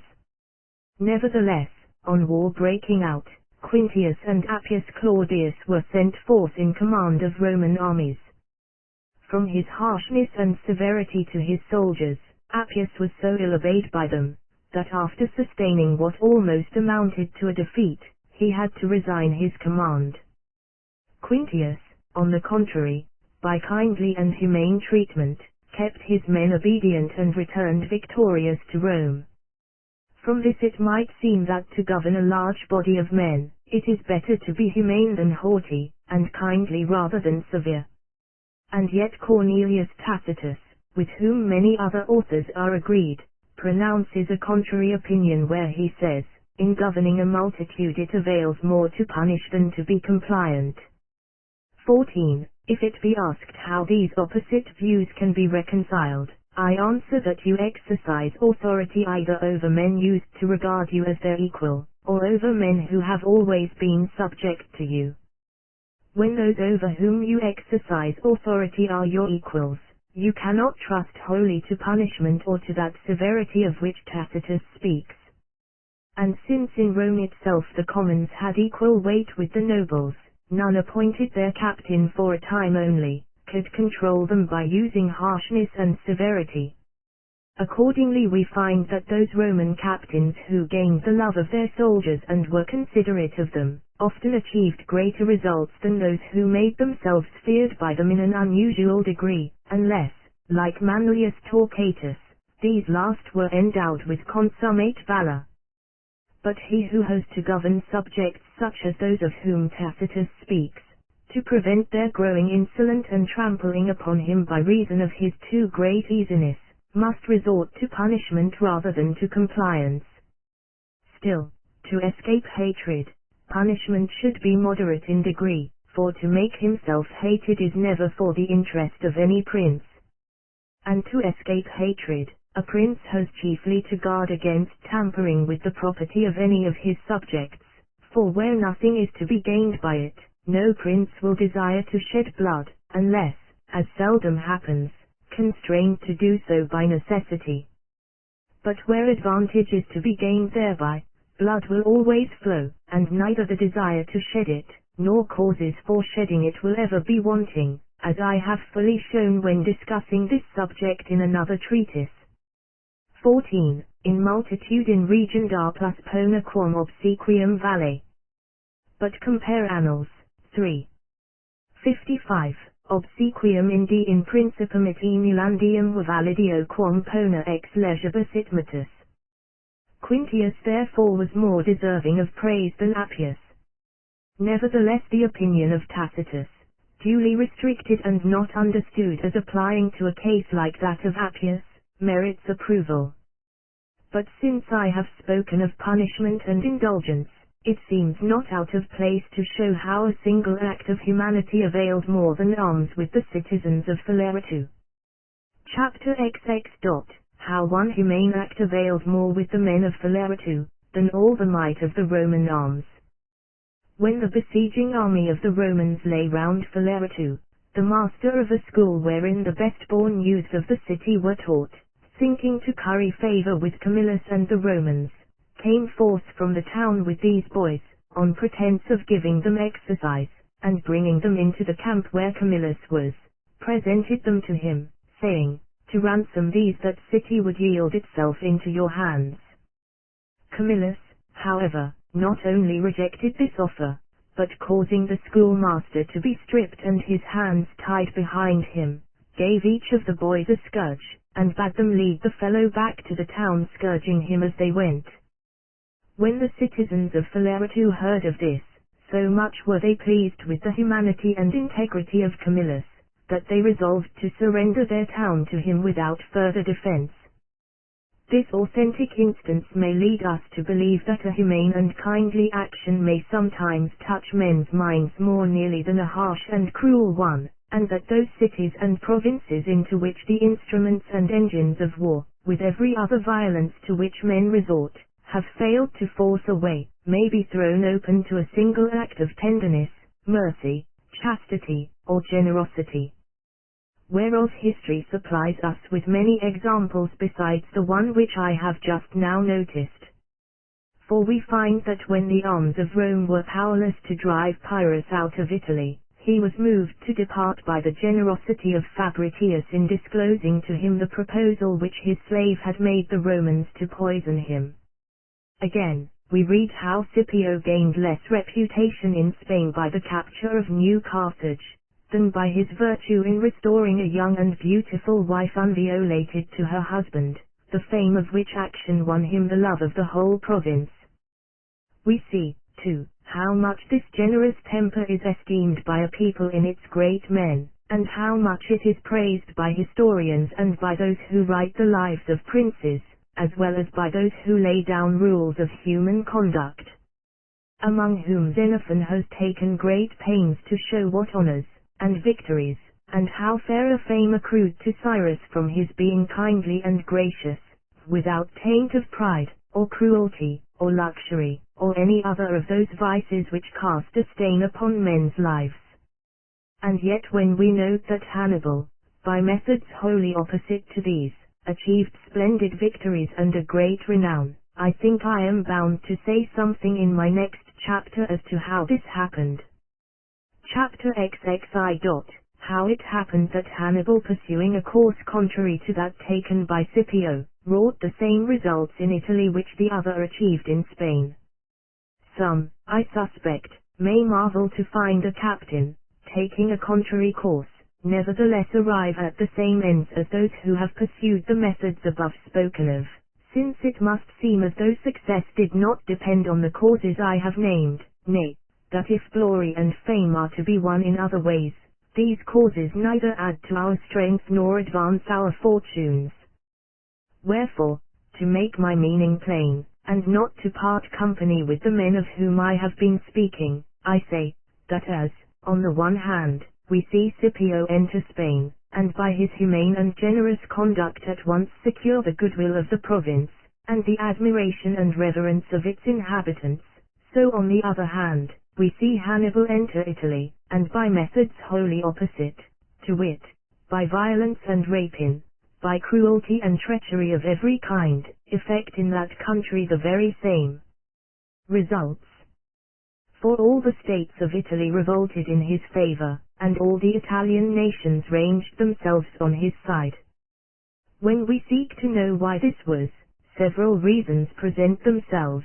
The first being that men so passionately love change, that, commonly speaking, those who are well off are as eager for it as those who are badly off, for as already has been said with truth, men are pampered by prosperity, soured by adversity. This love of change, therefore, makes them open the door to anyone who puts himself at the head of new movements in their country, and if he be a foreigner they adopt his cause. If a fellow countryman they gather round him and become his partisans and supporters, so that whatever methods he may there use, he will succeed in making great progress. Moreover, men being moved by two chief passions, love and fear, he who makes himself feared commands with no less authority than he who makes himself loved, nay, as a rule, is followed and obeyed more implicitly than the other. It matters little, however, which of these two ways a captain chooses to follow, provided he be of transcendent valor, and has thereby won for himself a great name. For when, like Hannibal or Scipio, a man is very valiant, this quality will cloak any error he may commit in seeking either to be too much loved or too much feared. Yet from each of these two tendencies, grave mischiefs, and such as lead to the ruin of a prince, may arise. For he who would be greatly loved, if he swerve ever so little from the right road, becomes contemptible, while he who would be greatly feared, if he go a jot too far, incurs hatred. And since it is impossible, our nature not allowing it, to adhere to the exact mean, it is essential that any excess should be balanced by an exceeding valor, as it was in Hannibal and Scipio. And yet we find that even they, while they were exalted by the methods they followed, were also injured by them. How they were exalted has been shown. The injury which Scipio suffered was, that in Spain his soldiers, in concert with certain of his allies, rose against him, for no other reason than that they stood in no fear of him. For men are so restless, that if ever so small a door be opened to their ambition, they forthwith forget all the love they have borne their prince in return for his graciousness and goodness, as did these soldiers and allies of Scipio, when, to correct the mischief, he was forced to use something of a cruelty foreign to his nature. As to Hannibal, we cannot point to any particular instance wherein his cruelty or want of faith are seen to have been directly hurtful to him, but we may well believe that Naples and other towns which remained loyal to the Roman people, did so by reason of the dread which his character inspired. This, however, is abundantly clear, that his inhumanity made him more detested by the Romans than any other enemy they ever had, so that while to Pyrrhus, in Italy with his army, they gave up the traitor who offered to poison him, Hannibal, even when disarmed and a fugitive,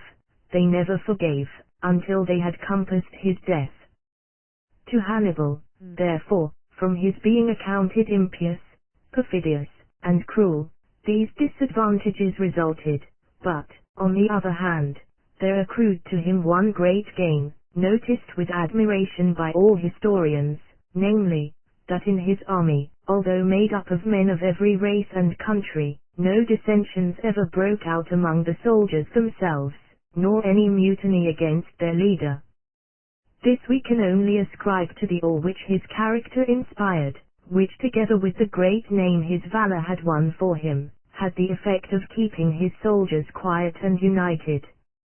I repeat, therefore, that it is of little moment which method a captain may follow if he be endowed with such valor as will bear him out in the course which he adopts.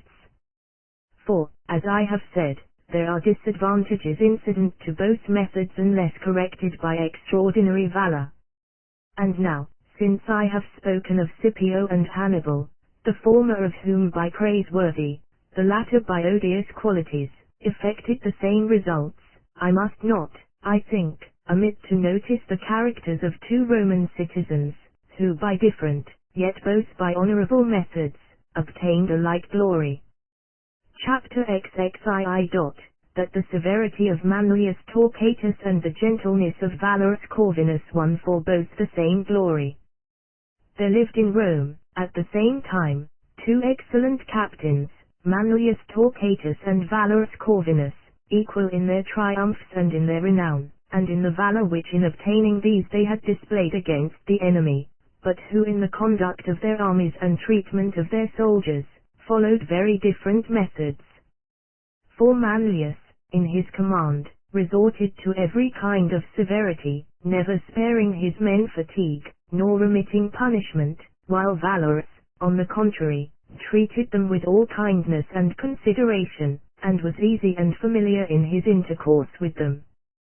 So that while the one, to secure the obedience of his soldiers, put his own son to death, the other never dealt harshly with any man. Yet, for all this diversity in their modes of acting, each had the same success against the enemy, and each obtained the same advantages both for the Republic and for himself. For no soldier of theirs ever flinched in battle, or rose in mutiny against them, or in any particular opposed their will, though the commands of Manlius were of such severity that any order of excessive rigor came to be spoken of as a Manlian order. Here, then, we have to consider first of all why Manlius was obliged to use such severity, next, why Valorous could behave so humanely, thirdly, how it was that these opposite methods had the same results, and lastly, which of the two methods it is better and more useful for us to follow. Now, if we well examine the character of Manlius from the moment when Titus Livius First begins to make mention of him, we shall find him to have been endowed with a rare vigor both of mind and body, dutiful in his behavior to his father and to his country, and most reverent to his superiors. All which we see in his slaying the Gaul, in his defense of his father against the tribune, and in the words in which, before going forth to fight the Gaul, he addressed the consul, when he said, "Although assured of victory, never will I without thy bidding engage an enemy." But when such a man as this attains to command, he looks to find all others like himself, his dauntless spirit prompts him to engage in daring enterprises, and to insist on their being carried out. And this is certain, that where things hard to execute are ordered to be done, the order must be enforced with sternness, since, otherwise, it will be disobeyed. And here be it noted that if you would be obeyed you must know how to command, and that they alone have this knowledge who have measured their power to enforce, with the willingness of others to yield obedience, and who issue their orders when they find these conditions combining, but, otherwise, abstain. Wherefore, a wise man was wont to say that to hold a republic by force, there must be a proportion between him who uses the force and him against whom it is used, and that while this proportion obtains the force will operate, but that when he who suffers is stronger than he who uses the force, we may expect to see it brought to an end at any moment. But returning to the matter in hand, I say that to command things hard of execution, requires hardness in him who gives the command, and that a man of this temper and who issues such commands, cannot look to enforce them by gentleness. He who is not of such a temper must be careful not to impose tasks of extraordinary difficulty, but may use his natural gentleness in imposing such as are ordinary. For common punishments are not imputed to the prince, but to the laws and ordinances which he has to administer. We must believe, therefore, that Manlius was constrained to act with severity by the unusual character of the commands which his natural disposition prompted him to issue. Such commands are useful in a republic, as restoring its ordinances to their original efficacy and excellence.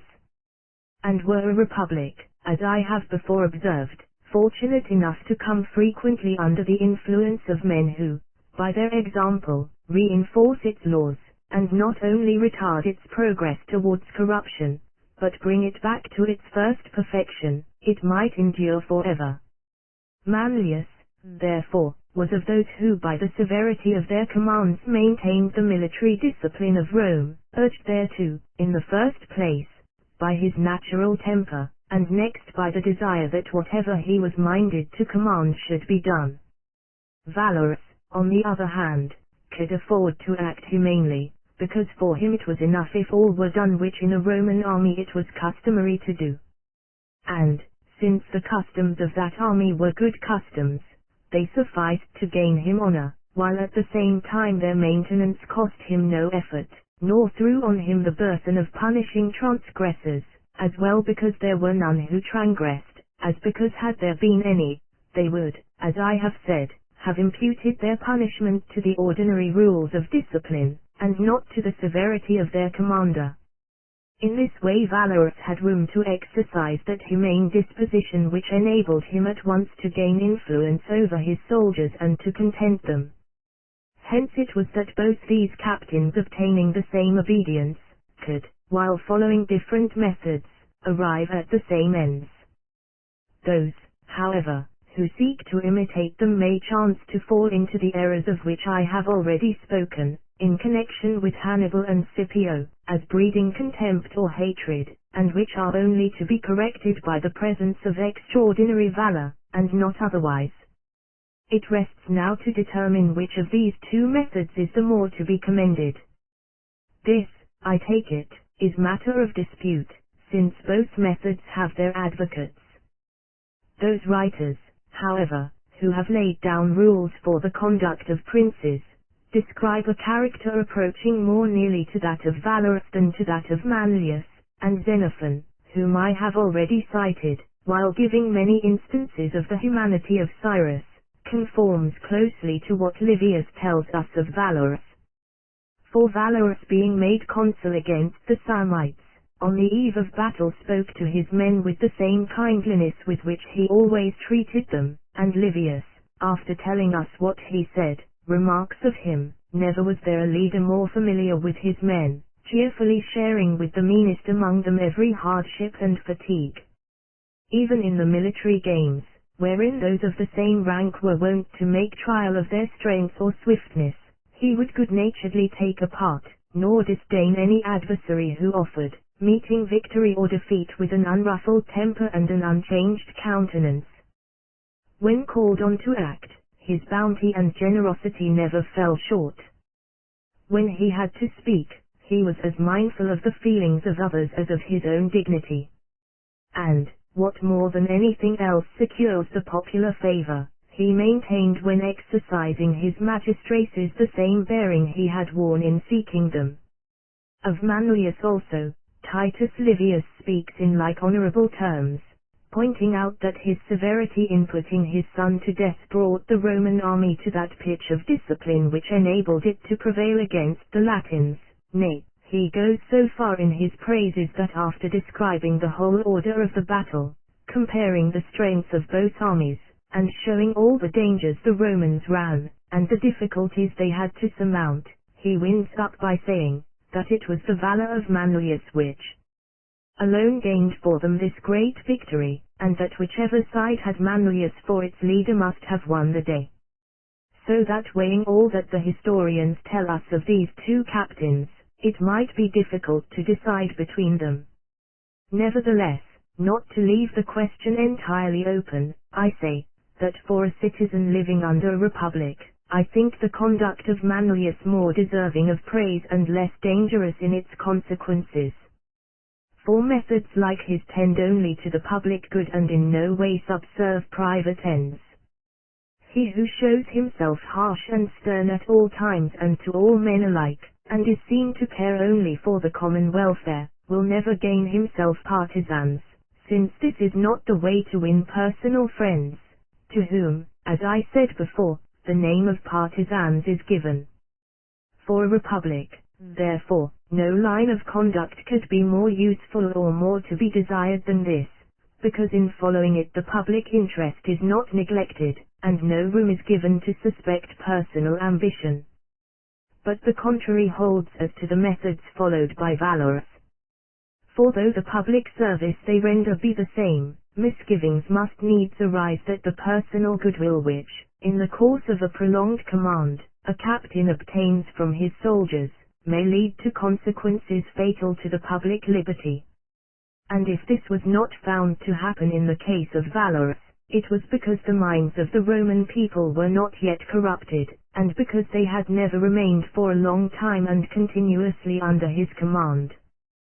Had we, however, like Xenophon, to consider what is most for the interest of a prince, we should have to give up Manlius and hold by Valorous, for, undoubtedly, a prince should strive to gain the love of his soldiers and subjects, as well as their obedience. The latter he can secure by discipline and by his reputation for valor. But for the former he will be indebted to his affability, kindliness, gentleness, and all those other like qualities which were possessed by Valorous, and which are described by Xenophon as existing in Cyrus. That a prince should be personally loved and have his army wholly devoted to him is consistent with the character of his government, but that this should happen to a person of private station does not consist with his position as a citizen who has to live in conformity with the laws and in subordination to the magistrates. We read in the early annals of the Venetian Republic, that once, on the return of the fleet, a dispute broke out between the sailors and the people, resulting in tumults and armed violence which neither the efforts of the public officers, the respect felt for particular citizens, nor the authority of the magistrates could quell. But on a certain gentleman, who the year before had been in command of these sailors, showing himself among them, straightway, from the love they bore him, they submitted to his authority and withdrew from the fray. Which deference on their part aroused such jealousy and suspicion in the minds of the Venetian senators that very soon after they got rid of this gentleman, either by death or exile. The sum of the matter, therefore, is, that the methods followed by Valorous are useful in a prince, but pernicious in a private citizen, both for his country and for himself. For his country, because such methods pave the way to a tyranny; for himself, because his fellow citizens, growing suspicious of his conduct, are constrained to protect themselves to his hurt. And conversely, I maintain, that the methods of Manlius, while hurtful in a prince, are useful in a citizen, and in the highest degree for his country, and, moreover, seldom give offense, unless the hatred caused by his severity be augmented by the jealousy which the fame of his other virtues inspires, a matter now to be considered in connection with the banishment of Camillus. Chapter 23. Why Camillus was banished from Rome. It has been shown above how methods like those of Valorous are hurtful to the citizen who employs them and to his country, while methods like those of Manlius are advantageous for a man's country, though sometimes they be hurtful to the man himself. This is well seen in the example of Camillus, whose bearing more nearly resembled that of Manlius than that of Valorous, so that Titus Livius, in speaking of him, says, his virtues were at once hated and admired by his soldiers.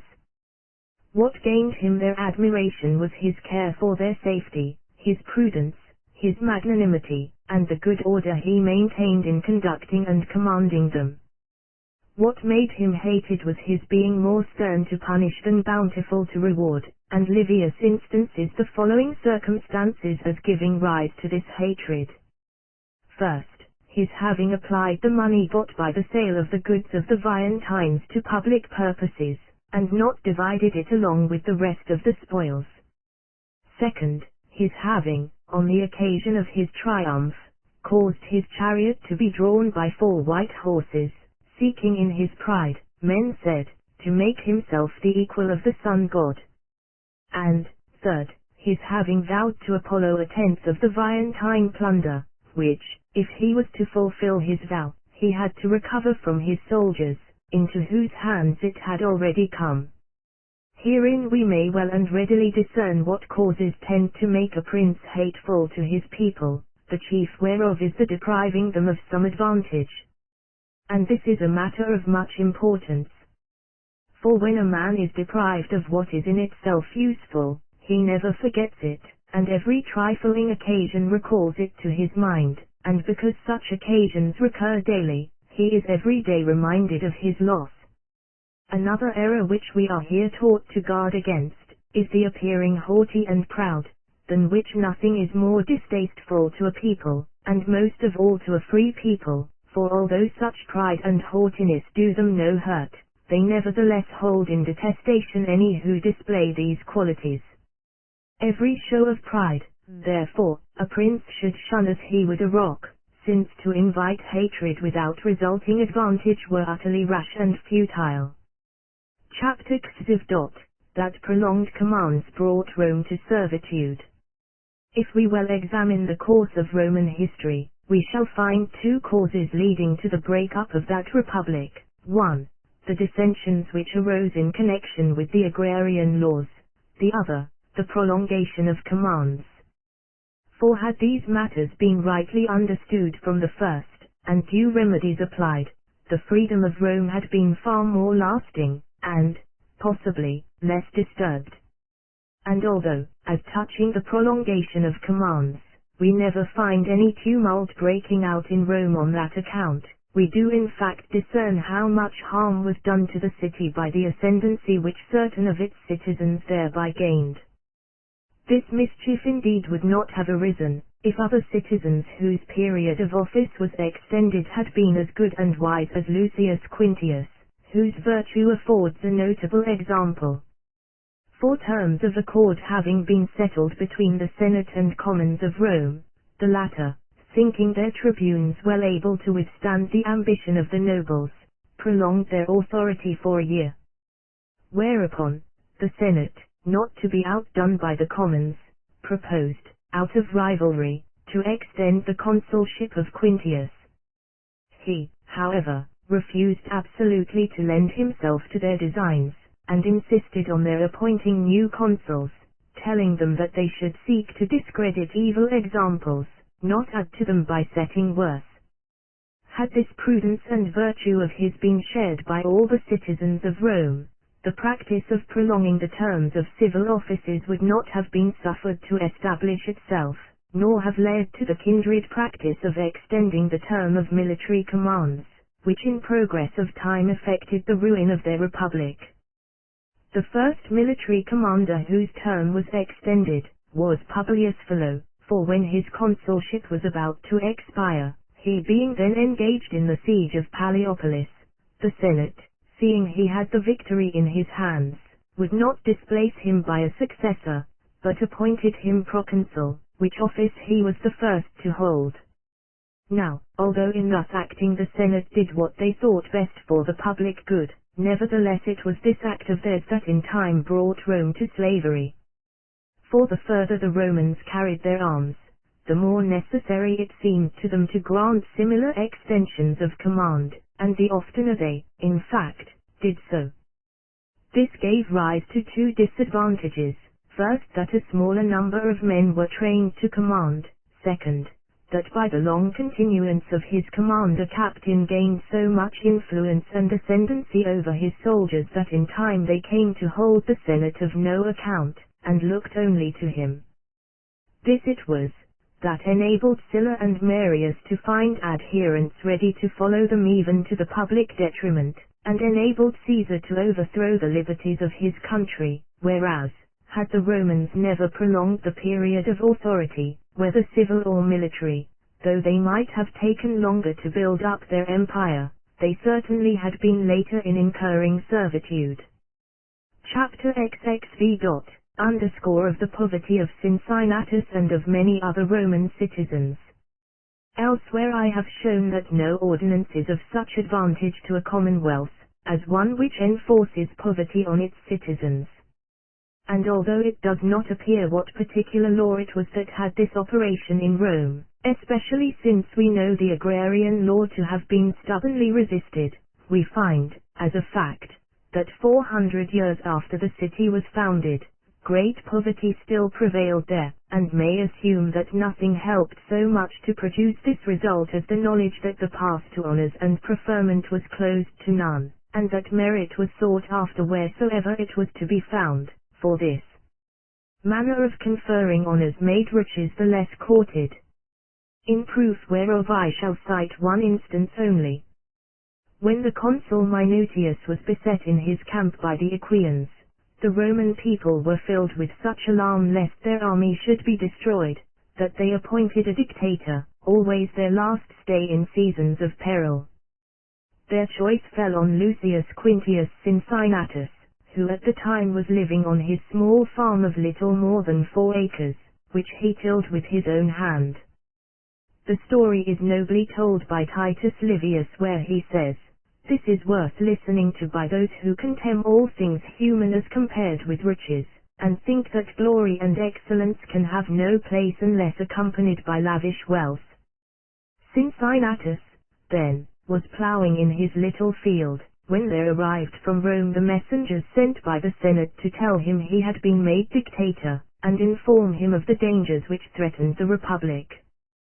Putting on his gown, he hastened to Rome, and getting together an army, marched to deliver Minutius. But when he had defeated and spoiled the enemy, and released Minutius, he would not suffer the army he had rescued to participate in the spoils, saying, "I will not have you share in the plunder of those to whom you had so nearly fallen a prey." Minutius he deprived of his consulship, and reduced to be a subaltern, in which rank he bade him remain till he had learned how to command. And before this he had made Lucius Tarquinianus, although forced by his poverty to serve on foot, his master of the knights. Here, then, we see what honor was paid in Rome to poverty, and how 4 acres of land sufficed to support so good and great a man as Cincinnatus. We find the same poverty still prevailing in the time of Marcus Regulus, who when serving with the army in Africa sought leave of Senate to return home that he might look after his farm which his laborers had suffered to run to waste. Here again we learn 2 things worthy our attention. First, the poverty of these men and their contentment under it, and how their sole study was to gain renown from war, leaving all its advantages to the state. For had they thought of enriching themselves by war, it had given them little concern that their fields were running to waste further. We have to remark the magnanimity of these citizens, who when placed at the head of armies surpassed all princes in the loftiness of their spirit, who cared neither for king nor for commonwealth, and whom nothing could daunt or dismay, but who, on returning to private life, became once more so humble, so frugal, so careful of their slender means, and so submissive to the magistrates and reverential to their superiors, that it might seem impossible for the human mind to undergo so violent a change. This poverty prevailed down to the days of Paulus Aemilius, almost the last happy days for this republic wherein a citizen, while enriching Rome by his triumphs, himself remained poor. And yet so greatly was poverty still esteemed at this time, that when Paulus, in conferring rewards on those who had behaved well in the war, presented his own son-in-law with a silver cup, it was the first vessel of silver ever seen in his house. I might run on to a great length pointing out how much better are the fruits of poverty than those of riches, and how poverty has brought cities, provinces, and nations to honor, while riches have wrought their ruin. Has not this subject been often treated by others? Chapter XXVI. How women are a cause of the ruin of states. A feud broke out in RD touching the marriage of an heiress, whose hand was sought at the same time by 2 suitors, the one of plebeian, the other of noble birth. For her father being dead, her guardian wished her to wed the plebeian, her mother the noble. And so hot grew the dispute that resort was had to arms, the whole nobility siding with their fellow noble, and all the plebeians with the plebeian. The latter faction being whispered, left the town, and sent to the Volscians for help, whereupon the nobles sought help from Rome. The Volscians were first in the field, and on their arrival encamped round RD. The Romans, coming up later, shut in the Volscians between themselves and the town, and, reducing them by famine, forced them to surrender at discretion. They then entered RD, and putting all the ringleaders in this dispute to the sword, composed the disorders of the city. In connection with this affair there are several points to be noted. And in the first place we see how women have been the occasion of many divisions and calamities in states, and have wrought great harm to rulers, as when, according to our historian, the violence done to Luretia drove the Tarquins from their kingdom, and that done to Virginia broke the power of the Decemvirs. And among the chief causes which Aristotle assigns for the downfall of tyrants are the wrongs done by them to their subjects in respect of their women, whether by adultery, rape, or other like injury to their honor, as has been sufficiently noticed in the chapter wherein we treated of conspiracies. I say, then, that neither absolute princes nor the rulers of free states should underrate the importance of matter, but take heed to the disorders which it may breed and provide against them, while remedies can still be used without discredit to themselves or to their governments, and this should have been done by the rulers of RD, who, by suffering the rivalry between their citizens to come to a head, promoted their divisions, and when they sought to reunite them had to summon foreign help, than which nothing sooner leads to servitude. But now let us turn to another subject which merits attention, namely, the means whereby divided cities may be reunited, and of this I propose to speak in the following chapter. Chapter XXVIII. How a divided city may be reunited, and how it is a false opinion that to hold cities in subjection they must be kept divided. From the example of the Roman consuls who reconciled the citizens of RD, we are taught the method whereby the feuds of a divided city may be composed, namely, by putting the ringleaders of the disturbances to death, and that no other remedy should be used. 3 courses, indeed, are open to you, since you may either put to death, as these consuls did, or banish, or bind the citizens to live at peace with one another, taking security for their good behavior.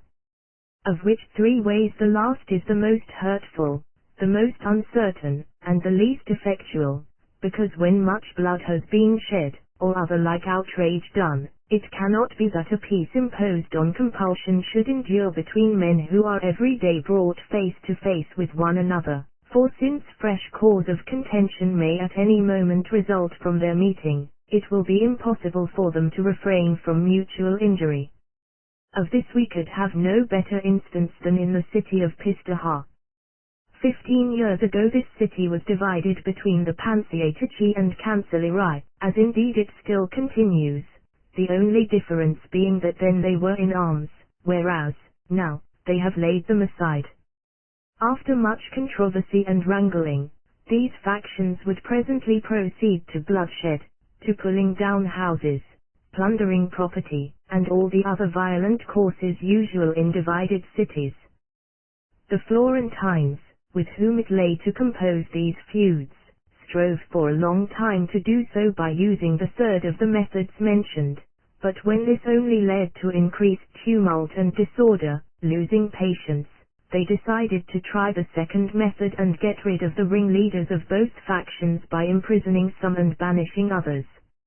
In this way a sort of settlement was arrived at, which continues in operation up to the present hour. There can be no question, however, that the first of the methods named would have been the surest. But because extreme measures have in them an element of greatness and nobility, a weak republic, so far from knowing how to use this first method, can with difficulty be brought to employ even the second. This, as I said at the beginning, is the kind of blunder made by the princes of our times when they have to decide on matters of moment, from their not considering how those men acted who in ancient days had to determine under like conditions. For the weakness of the present race of men, the result of their enfeebling education and their ignorance of affairs, makes them regard the methods followed by the ancients as partly inhuman and partly impracticable. Accordingly, they have their own newfangled ways of looking at things, wholly at variance with the true, as when the sages of our city, some time since, pronounced that Pistaha was to be held by feuds and Pisa by fortresses, not perceiving how useless each of these methods is in itself. Having spoken of fortresses already at some length, I shall not further refer to them here, but shall consider the futility of trying to hold subject cities by keeping them divided. In the first place, it is impossible for the ruling power, whether prince or republic, to be friends with both factions. For wherever there is division, it is human nature to take a side, and to favor one party more than another. But if one party in a subject city be unfriendly to you, the consequence will be that you will lose that city so soon as you are involved in war, since it is impossible for you to hold a city where you have enemies both within and without. Should the ruling power be a republic, there is nothing so likely to corrupt its citizens and sow dissension among them, as having to control a divided city. For as each faction in that city will seek support and endeavor to make friends in a variety of corrupt ways, two very serious evils will result. First, that the governed city will never be contented with its governors, since there can be no good government where you often change its form, adapting yourself to the humors now of one party and now of another, and next, that the factious spirit of the subject city is certain to infect your own republic. To which Bindo testifies, when, in speaking of the citizens of Florence and Pistoia, he says, in seeking to unite Pistoia the Florentines themselves fell out. 15, Flav. Blondry Hist, December. 2 Lib. 9 Basili D 1559, p. 337. It is easy, therefore, to understand how much mischief attends on such divisions. In the year 1501, when we lost Arezzo, and when all the Val di Tavia and Val di Giana were occupied by the Vitelli and by Duke Valentino, a certain M. de Land was sent by the King of France to cause the whole of the lost towns to be restored to the Florentines, who finding in all these towns men who came to him claiming to be of the party of the Marsocco, 16, greatly blamed this distinction, observing, that if in France any of the king's subjects were to say that he was of the king's party, he would be punished, since the expression would imply that there was a party hostile to the king, whereas it was his majesty's desire that all his subjects should be his friends and live united without any distinction of party. But all these mistaken methods and opinions originate in the weakness of rulers, who, seeing that they cannot hold their states by their own strength and valor, have recourse to like devices, which, if now and then in tranquil times they prove of some slight assistance to them, in times of danger are shown to be worthless. 16. The Heraldic Lion of Florence. Chapter 8. That a republic must keep an eye on what its citizens are about, since often the seeds of a tyranny lie hidden under a semblance of generous deeds. The granaries of Rome not sufficing to meet a famine with which the city was visited, a certain Spurius Mallius, a very wealthy citizen for these days, privately laid in a supply of corn wherewith to feed the people at his own expense, gaining thereby such general favor with the commons, that the Senate, apprehending that his bounty might have dangerous consequences, in order to crush him before he grew too powerful, appointed a dictator to deal with him and caused him to be put to death. Here we have to note that actions which seem good in themselves and unlikely to occasion harm to anyone, very often become hurtful, nay, unless corrected in time, most dangerous for a republic. And to treat the matter with greater fullness, I say, that while a republic can never maintain itself long, or manage its affairs to advantage, without citizens of good reputation, on the other hand the credit enjoyed by particular citizens often leads to the establishment of a tyranny. For which reasons, and that things may take a safe course, it should be so arranged that a citizen shall have credit only for such behavior as benefits, and not for such as injures the state and its liberties. We must therefore examine by what ways credit is acquired. These, briefly, are 2, public or secret. Public, when a citizen gains a great name by advising well or by acting still better for the common advantage. To credit of this sort we should open a wide door, holding out rewards both for good counsels and for good actions, so that he who renders such services may be at once honored and satisfied. Reputation acquired honestly and openly by such means as these can never be dangerous. But credit acquired by secret practices, which is the other method spoken of, is most perilous and prejudicial. Of such secret practices may be instanced, acts of kindness done to this or the other citizen in lending him money, in assisting him to marry his daughters, in defending him against the magistrates, and in conferring such other private favors as gain men devoted adherents, and encourage them after they have obtained such support, to corrupt the institutions of the state and to violate its laws. A well-governed republic, therefore, ought, as I have said, to throw wide the door to all who seek public favor by open courses, and to close it against any who would ingratiate themselves by underhand means. And this we find was done in Rome. For the Roman Republic, as a reward to any citizen who served it well, ordained triumphs and all the other honors which it had to bestow, while against those who sought to aggrandize themselves by secret intrigues, it ordained accusations and impeachment, and when, from the people being blinded by a false show of benevolence, these proved insufficient, it provided for a dictator, who with regal authority might bring to bounds any who had strayed beyond them, as instanced in the case of Spurius Mallius. And if conduct like his be ever suffered to pass unchastised, it may well be the ruin of the republic, for men when they have such examples set them are not easily led back into the right path. Chapter 6. That the faults of a people are due to its prince. Let no prince complain of the faults committed by a people under his control, since these must be ascribed either to his negligence, or to his being himself blemished by similar defects. And were any one to consider what peoples in our own times have been most given to robbery and other like offenses, he would find that they have only copied their rulers, who have themselves been of a like nature. Romagna, before those lords who ruled it were driven out by Pope Alexander VI, was a nursery of all the worst crimes, the slightest occasion giving rise to wholesale rapine and murder. This resulted from the wickedness of these lords, and not, as they asserted, from the evil disposition of their subjects.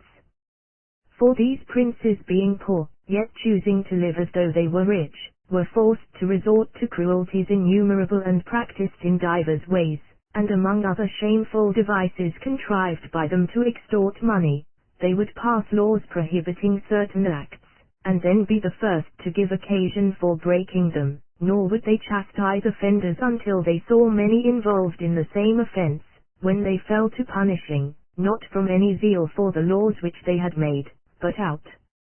of greed to realize the penalty. Whence flowed many mischiefs, and more particularly this,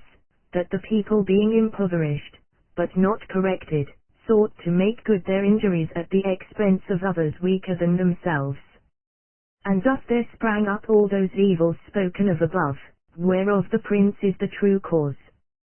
The truth of what I say is confirmed by Titus Livius, where he relates how the Roman envoys, who were conveying the spoils of the Veientines as an offering to Apollo, were seized and brought on shore by the corsairs of the Lipari Islands in Sicily, when Timasius, the prince of these islands, on learning the nature of the offering, its destination, and by whom sent, though himself of Lipari, behaved as a Roman might, showing his people what sacrilege it would be to intercept such a gift, and speaking to such purpose that by general consent the envoys were suffered to proceed upon their voyage, taking all their possessions with them. With reference to which incident the historian observes, the multitude, who always take their color from their ruler, were filled by Timasius with a religious awe. And to like purport we find it said by Lorenzo de Medici, a prince's acts his people imitate, for on their lord the eyes of all men wait. 17. Equal che il sina, fanno poi molti, che nel sina son tutti gli occhi volti. La rappresentazione di San Giovanni e Paolo. Chapter XXX. That a citizen who seeks by his personal influence to render signal service to his country, must first stand clear of envy. How a city should prepare for its defense on the approach of an enemy. When the Roman Senate learned that all Etruria was assembled in arms to march against Rome, and that the Latins and Hernicians, who before had been the friends of the Romans, had ranged themselves with the Volscians, the ancient enemies of the Roman name, they foresaw that a perilous contest awaited them. But because Camillus was at that time tribune with consular authority, they thought all might be managed without the appointment of a dictator, provided the other tribunes, his colleagues, would agree to his assuming the sole direction of affairs. This they willingly did, nor, says Titus Livius, did they account anything as taken from their own dignity which was added to his. On receiving their promise of obedience, Camillus gave orders that 3 armies should be enrolled.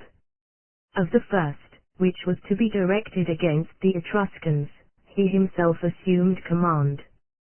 The command of the second, which he meant to remain near Rome and meet any movement of the Latins and Hernicians, he gave to Quintius Servilius. The third army, which he designed for the protection of the city, and the defense of the gates and curia, he entrusted to Lucius Quintius. And he further directed, that Horatius, one of his colleagues, should furnish supplies of arms, and corn, and of all else needful in time of war. Finally he put forward his colleague Cornelius to preside in the Senate and public council, that from day to day he might advise what should be done. For in those times these tribunes were ready either to command or obey as the welfare of their country might require. We may gather from this passage how a brave and prudent man should act, how much good he may effect, and how serviceable he may be to his country, when by the force of his character and worth he succeeds in extinguishing envy. For this often disables men from acting to the best advantage, not permitting them to obtain that authority which it is essential they should have in matters of importance. Now, envy may be extinguished in one or other of 2 ways. First, by the approach of some flagrant danger, whereby seeing themselves like to be overwhelmed, all forego their own private ambition and lend a willing obedience to him who counts on his valor to rescue them. As in the case of Camillus, who from having given many proofs of surpassing ability, and from having been 3 times dictator and always exercised the office for the public good and not for his private advantage, had brought men to fear nothing from his advancement, while his fame and reputation made it no shame for them to recognize him as their superior. Wisely, therefore, does Titus Livius use concerning him the words which I have cited.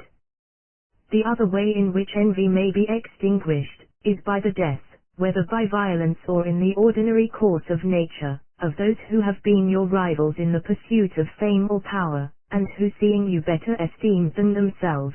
could never acquiesce in your superiority or put up with it in patience. For when these men have been brought up in a corrupt city, where their training is little likely to improve them, nothing that can happen will induce them to withdraw their pretensions, nay, to have their own way and satisfy their perverse humor. They will be content to look on while their country is ruined. For envy such as this there is no cure save by the death of those of whom it has taken possession. And when fortune so befriends a great man that his rivals are removed from his path by a natural death, his glory is established without scandal or offense, since he is then able to display his great qualities unhindered. But when fortune is not thus propitious to him, he must contrive other means to rid himself of rivals, and must do so successfully before he can accomplish anything. Anyone who reads with intelligence the lessons of Holy Writ, will remember how Moses, to give effect to his laws and ordinances, was constrained to put to death an endless number of those who out of mere envy withstood his designs. The necessity of this course was well understood by the friar Girolamo Savonarola, and by the Gonfalonier Piero Soderini. But the former could not comply with it, because, as a friar, he himself lacked the needful authority, while those of his followers who might have exercised that authority, did not rightly comprehend his teaching. This, however, was no fault of his, for his sermons are full of invectives and attacks against the wise of this world, that being the name he gave to envious rivals and to all who opposed his reforms. As for Piero Soderini, He was possessed by the belief that in time and with favorable fortune he could allay envy by gentleness and by benefits conferred on particular men, for as he was still in the prime of life, and in the fresh enjoyment of that goodwill which his character and opinions had gained for him, he thought to get the better of all who out of jealousy opposed him, without giving occasion for tumult, violence, or disorder, not knowing how time stays not, worth suffices not. Fortune shifts, and malice will not be won over by any benefit. Wherefore, because they could not or knew not how to vanquish this envy, the two whom I have named came to their downfall. Another point to be noted in the passage we are considering, is the careful provision made by Camillus for the safety of Rome both within and without the city. And, truly, not without reason do wise historians, like our author, set forth certain events with much minuteness and detail, to the end that those who come after may learn how to protect themselves in like dangers. Further, we have to note that there is no more hazardous or less useful defense than one conducted without method or system. This is shown in Camillus causing a third army to be enrolled that it might be left in Rome for the protection of the city. Many persons, doubtless, both then and now, would esteem this precaution superfluous, thinking that as the Romans were a warlike people and constantly under arms, there could be no occasion for a special levy, and that it was time enough to arm when the need came. But Camillus, and any other equally prudent captain would be of the same mind, judged otherwise, not permitting the multitude to take up arms unless they were to be bound by the rules and discipline of military service. Let him, therefore, who is called on to defend a city, taking example by Camillus, before all things avoid placing arms in the hands of an undisciplined multitude, but first of all select and enroll those whom he proposes to arm, so that they may be wholly governed by him as to where they shall assemble and whither they shall march, and then let him direct those who are not enrolled, to abide every man in his own house for its defense. Whosoever observes this method in a city which is attacked, will be able to defend it with ease, but whosoever disregards it, and follows not the example of Camillus, shall never succeed. Chapter XXXI. That strong republics and valiant men preserve through every change the same spirit and bearing.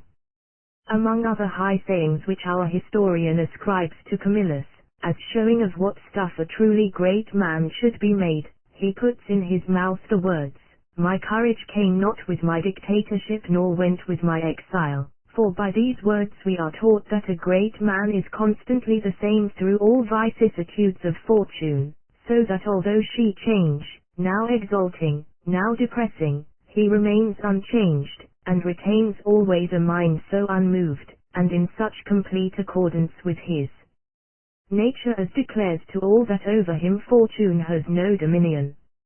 Very different is the behavior of those weak-minded mortals who, puffed up and intoxicated with their success, ascribe all their felicity to virtues which they never knew, and thus grow hateful and insupportable to all around them. Whence also the changes in their fortunes. For whenever they have to look adversity in the face, they suddenly pass to the other extreme, becoming abject and base. And thus it happens that feeble-minded princes, when they fall into difficulties, think rather of flight than of defense, because, having made bad use of their prosperity, they are wholly unprepared to defend themselves.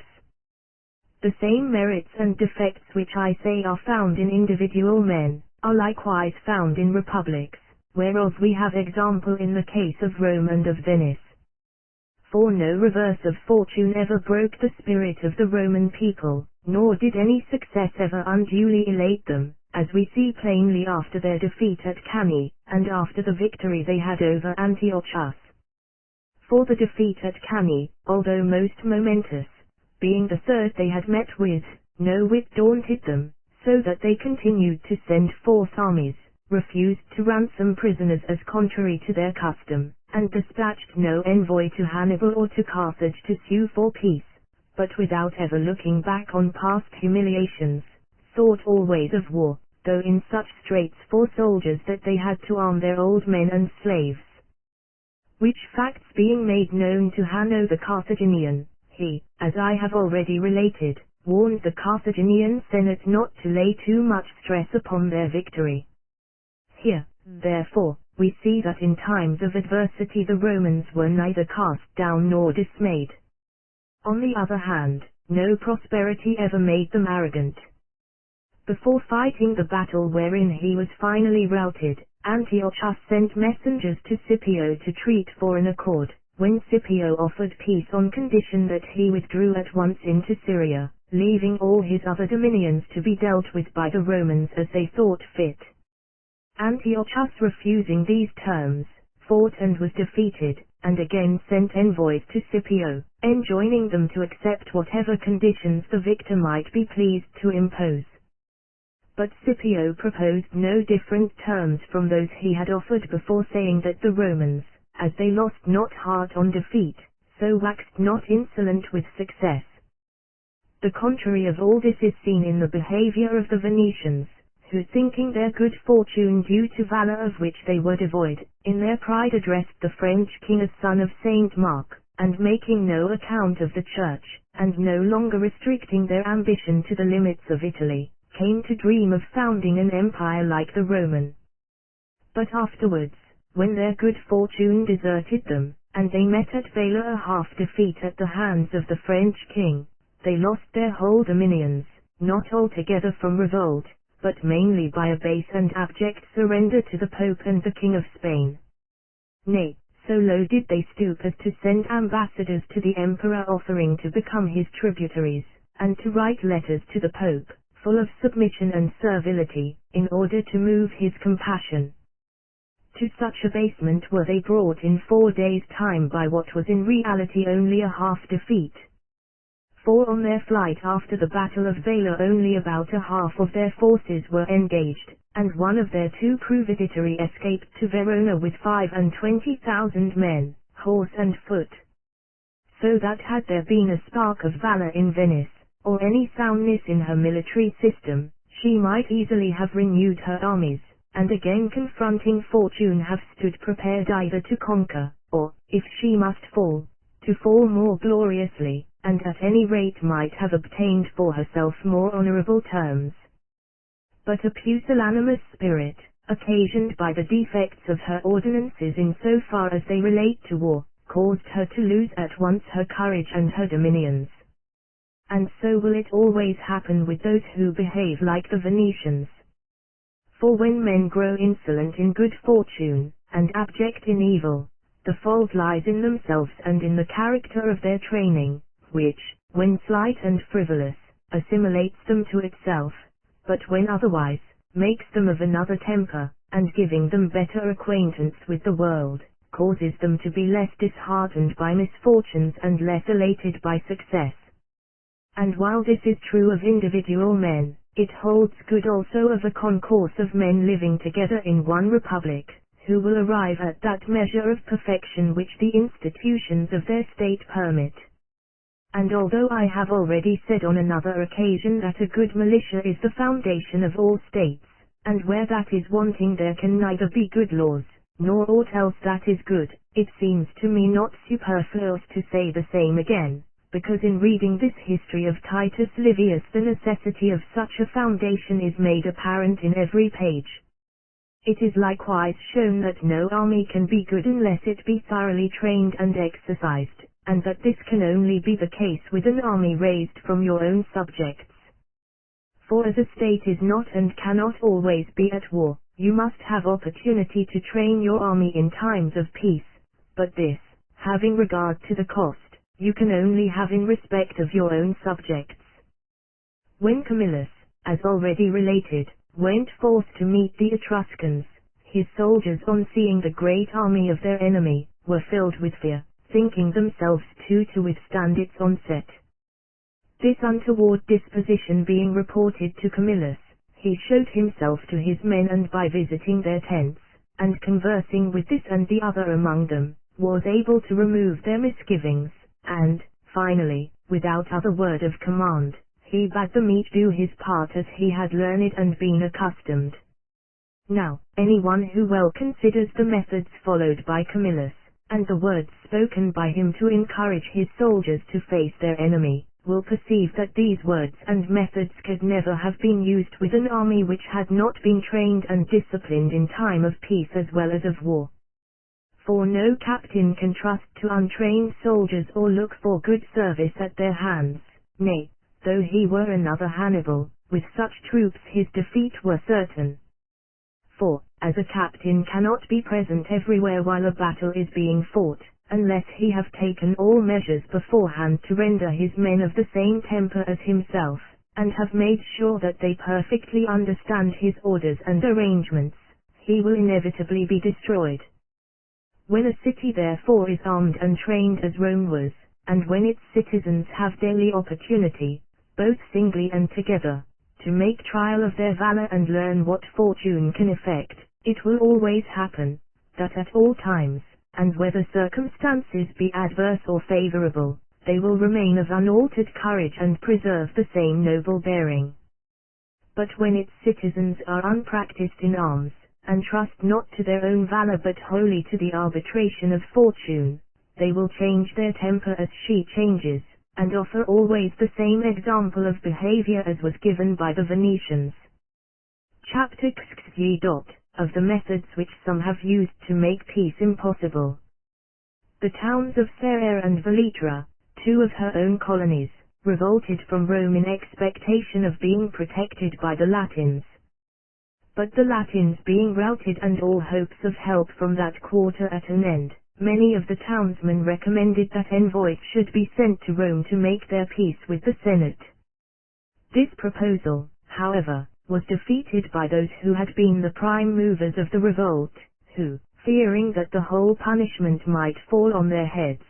to put a stop to any talk of an adjustment, incited the multitude to take up arms and make a foray into the Roman territory.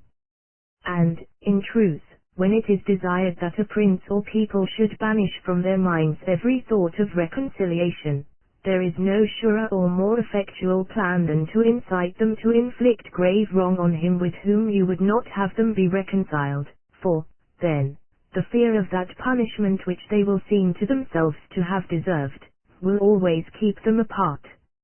At the close of the first war waged by the Romans against Carthage, the soldiers who had served under the Carthaginians in Sardinia and Sicily, upon peace being proclaimed, returned to Africa, where, being dissatisfied with their pay, they mutinied against the Carthaginians, and choosing two of their number, Matu and Spendio, to be their leaders, seized and sacked many towns subject to Carthage.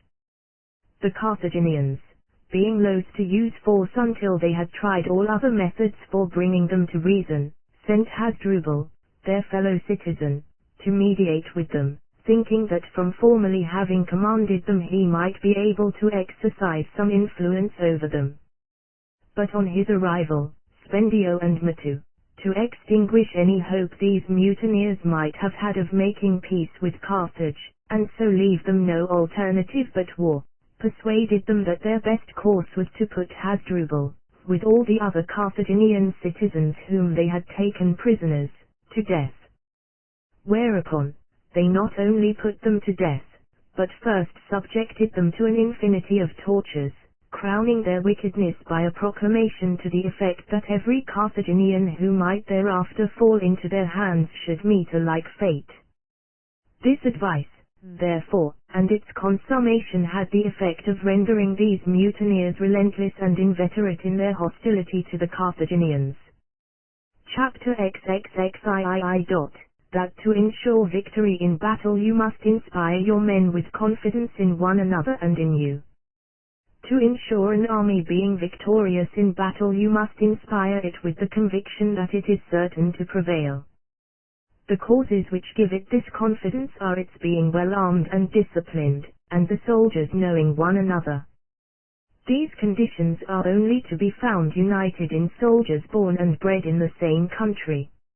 It is likewise essential that the army should think so well of its captain as to trust implicitly to his prudence, which it will always do if it see him careful of its welfare, attentive to discipline, brave in battle, and otherwise supporting well and honorably the dignity of his position. These conditions he fulfills when, while punishing faults, he does not needlessly harass his men, keeps his word with them, shows them that the path to victory is easy, and conceals from them, or makes light of things which seen from a distance might appear to threaten danger. The observance of these precautions will give an army great confidence, and such confidence leads to victory. This confidence the Romans were wont to inspire in the minds of their soldiers by the aid of religion, and accordingly their consuls were appointed, their armies were enrolled, their soldiers marched forth, and their battles were begun, only when the auguries and auspices were favorable, and without attending to all these observances no prudent captain would ever engage in combat, knowing that unless his soldiers were first assured that the gods were on their side, he might readily suffer defeat. But if any consul or other leader ever joined battle contrary to the auspices, the Romans would punish him, as they did Claudius Pulcher. The truth of what I affirm is plainly seen from the whole course of the Roman history, but is more particularly established by the words which Livius puts into the mouth of Appius Claudius, who, when complaining to the people of the insolence of the tribunes, and taxing them with having caused the corruption of the auspices and other rites of religion, is made to say, and now they would strip even religion of its authority. For what matters it, they will tell you, that the fowls refuse to peck, or come slowly from the coop, or that a cock has crowed. These are small matters doubtless, but it was by not contemning such small matters as these, that our forefathers built up this great republic. And, indeed, in these small matters lies a power which keeps men united and of good courage, which is of itself the chief condition of success. But the observances of religion must be accompanied by valor, for otherwise they can nothing avail. The men of Praenest, leading forth their army against the Romans, took up their position near the river Lyre, on the very spot where the Romans had been routed by the Gauls, selecting this ground that it might inspire their own side with confidence, and dishearten their enemies with the unhappy memories which it recalled. But although, for the reasons already noted, this was a course which promised success, the result nevertheless showed that true valor is not to be daunted by trifling disadvantages. And this the historian well expresses by the words he puts in the mouth of the dictator as spoken to his master of the knights. See how these fellows, in encamping on the banks of the Lyre, have chosen their ground in reliance upon fortune. Do you, therefore, relying on discipline and valor, fall upon them center. For true valor, tight discipline, and the feeling of security gained by repeated victories, are not to be counteracted by things of no real moment, dismayed by empty terrors, or quelled by a solitary mishap. As was well seen when the two Manlii, being consuls in command against the Volscians, rashly allowed a part of their army to go out foraging, and both those who went out and those who stayed behind found themselves attacked at the same moment. For from this danger they were saved by the courage of the soldiers, and not by the foresight of the consuls. With regard to which occurrence Titus Livius observes, even without a leader the steadfast valor of the soldiers was maintained. Here I must not omit to notice the device practiced by Fabius to give his army confidence, when he led it for the first time into Etruria. For judging such encouragement to be especially needed by his men, since they were entering an unknown country to encounter a new foe, he addressed them before they joined battle, and, after reciting many reasons for expecting a victory, told them that he could have mentioned other favorable circumstances making victory certain, had it not been dangerous to disclose them. And as this device was dexterously used, it merits imitation. Chapter XXV. By what reports, rumors, or surmises the citizens of a republic are led to favor a fellow citizen, and whether the magistracies are bestowed with better judgment by a people or by a prince. I have elsewhere related how Titus Manlius, afterwards named Torquatus, rescued his father from the charge laid against him by Marcus Pomponius, tribune of the people. And though the means he took to effect this were somewhat violent and irregular, so pleasing to everyone were his filial piety and affection, that not only did he escape rebuke, but when military tribunes had to be appointed his name was second on the list of those chosen. To explain his good fortune, it will, I think, be useful to consider what are the methods followed by the citizens of a republic in estimating the character of those on whom they bestow honors, so as to see whether what I have already said on this head be true, namely, that a people is more discriminating in awarding honors than a prince. I say, then, that in conferring honors and offices, the people, when it has no knowledge of a man from his public career, follows the estimate given of him by the general voice, and by common report, or else is guided by some prepossession or preconceived opinion which it has adopted concerning him. Such impressions are formed either from consideration of a man's descent, it being assumed, until the contrary appears,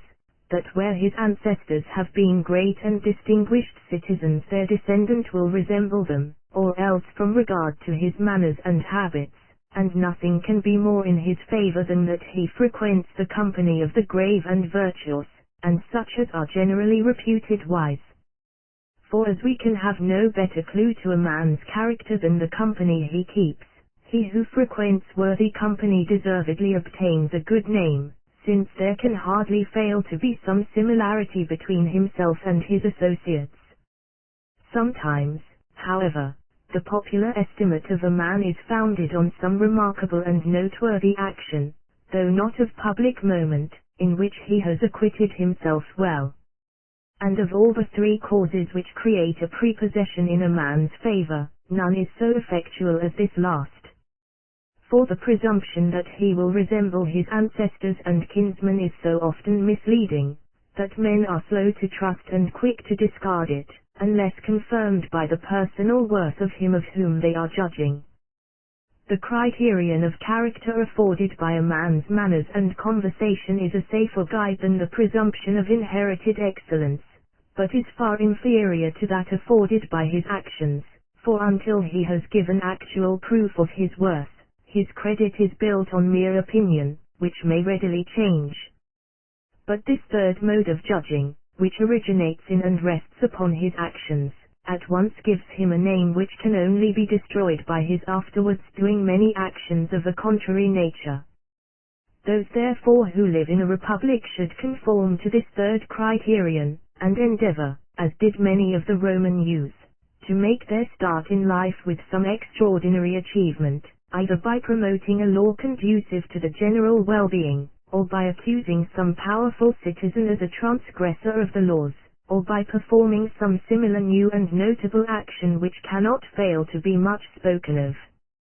Actions like this are necessary not only to lay a foundation for your fame, but also to maintain and extend it.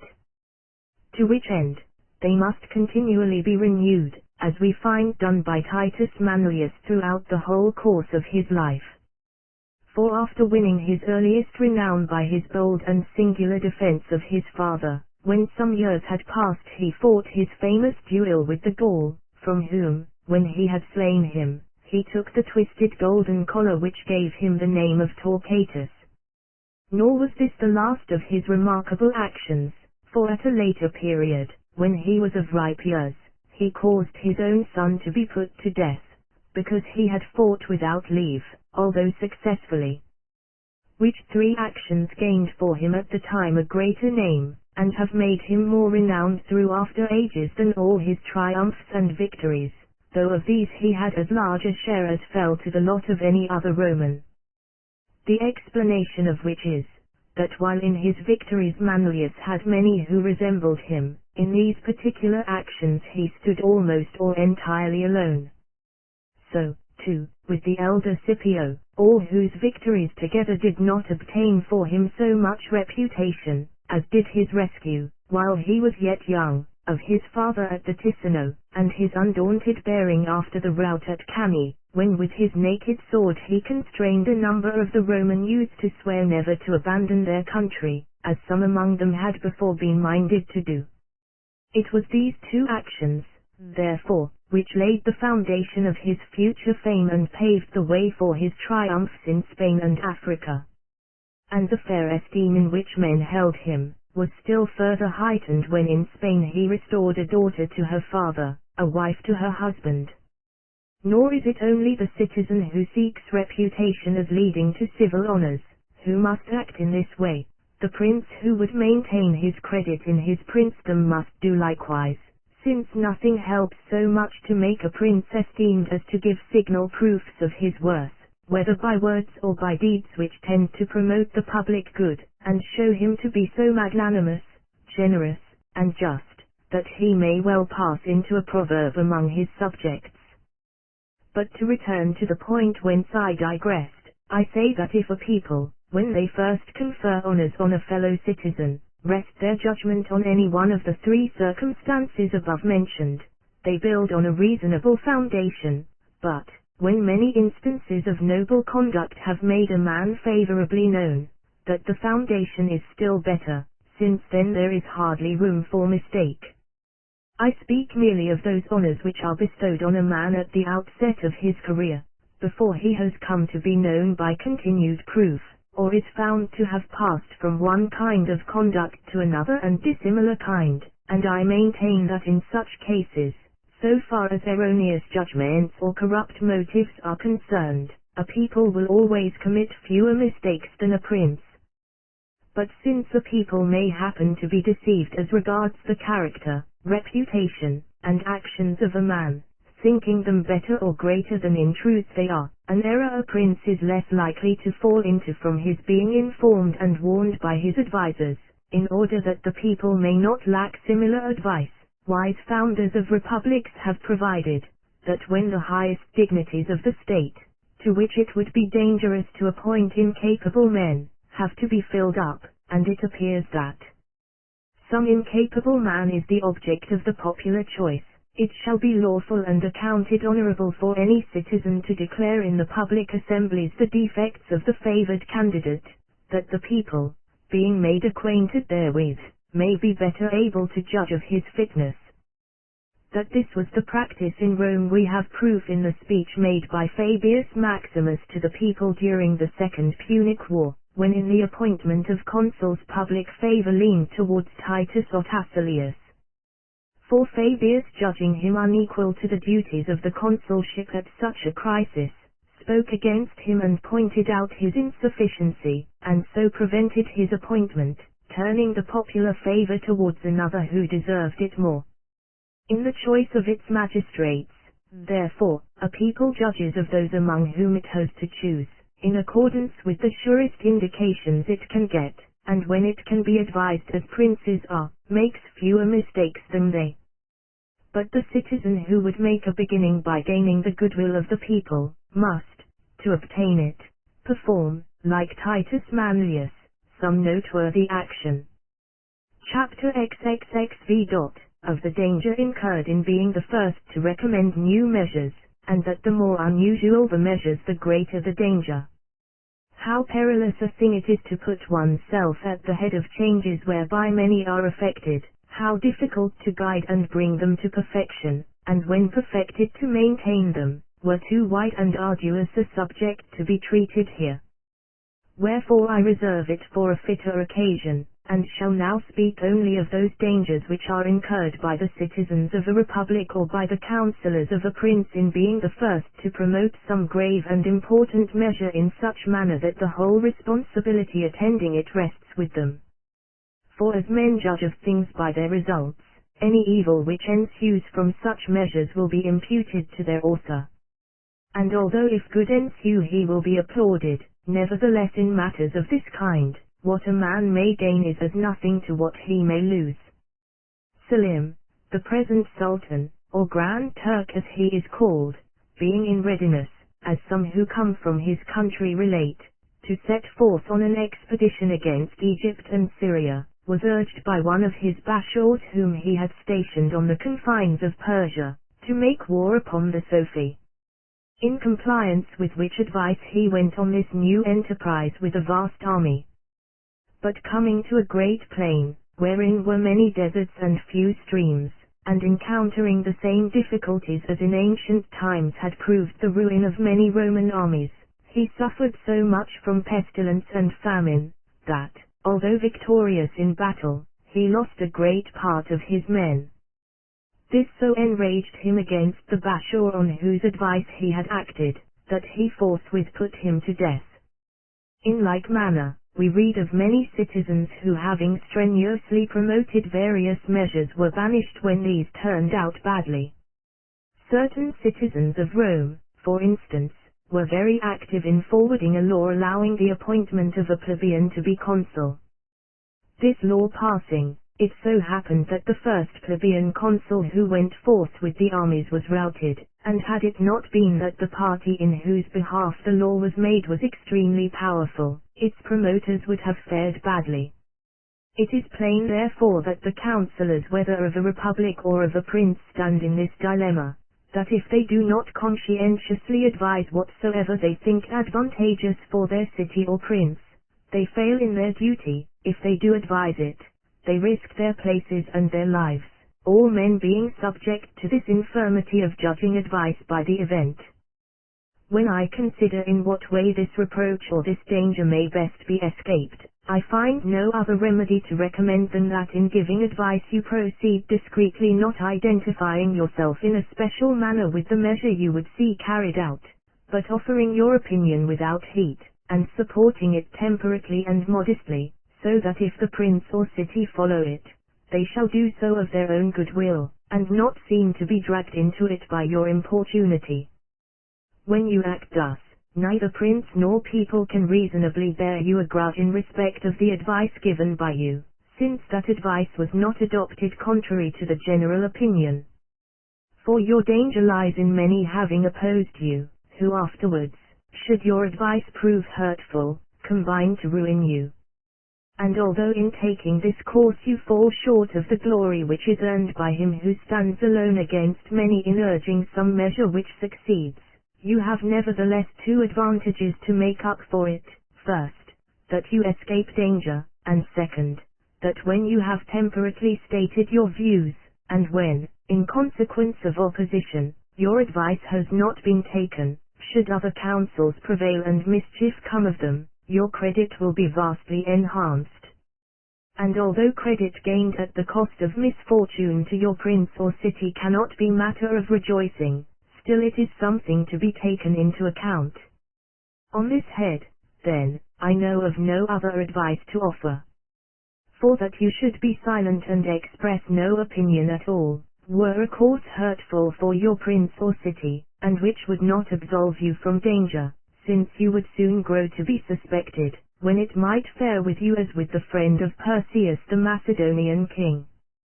For Perseus, being defeated by Paulus Emilius, and making his escape with a few companions, it happened that one of them, in reviewing the past, began to point out to the king many mistakes which he had made and which had been his ruin. Whereupon Perseus, turning upon him, said, "Traitor, hast thou waited till now when there is no remedy to tell me these things?" And so saying, slew him with his own hand. Such was the penalty incurred by one who was silent when he should have spoken, and who spoke when he should have been silent, and who found no escape from danger in having refrained from giving advice. Wherefore, I believe, that the course which I have recommended should be observed and followed. Chapter XXV. Why it has been and still may be affirmed of the Gauls, that at the beginning of a fray they are more than men, but afterwards less than women. The bravery of the Gaul who on the banks of the Anio challenged any among the Romans to fight with him, and the combat that thereupon ensued between him and Titus Manlius, remind me of what Titus Livius oftener than once observes in his history, that at the beginning of a fray the Gauls are more than men, but ere it is ended show themselves less than women. Touching the cause of this, many are content to believe that such is their nature, which, indeed, I take to be true, but we are not, therefore, to assume that the natural temper which makes them brave at the outset, may not be so trained and regulated as to keep them brave to the end. And, to prove this, I say, that armies are of three kinds. In one of these you have discipline with bravery and valor as its consequence.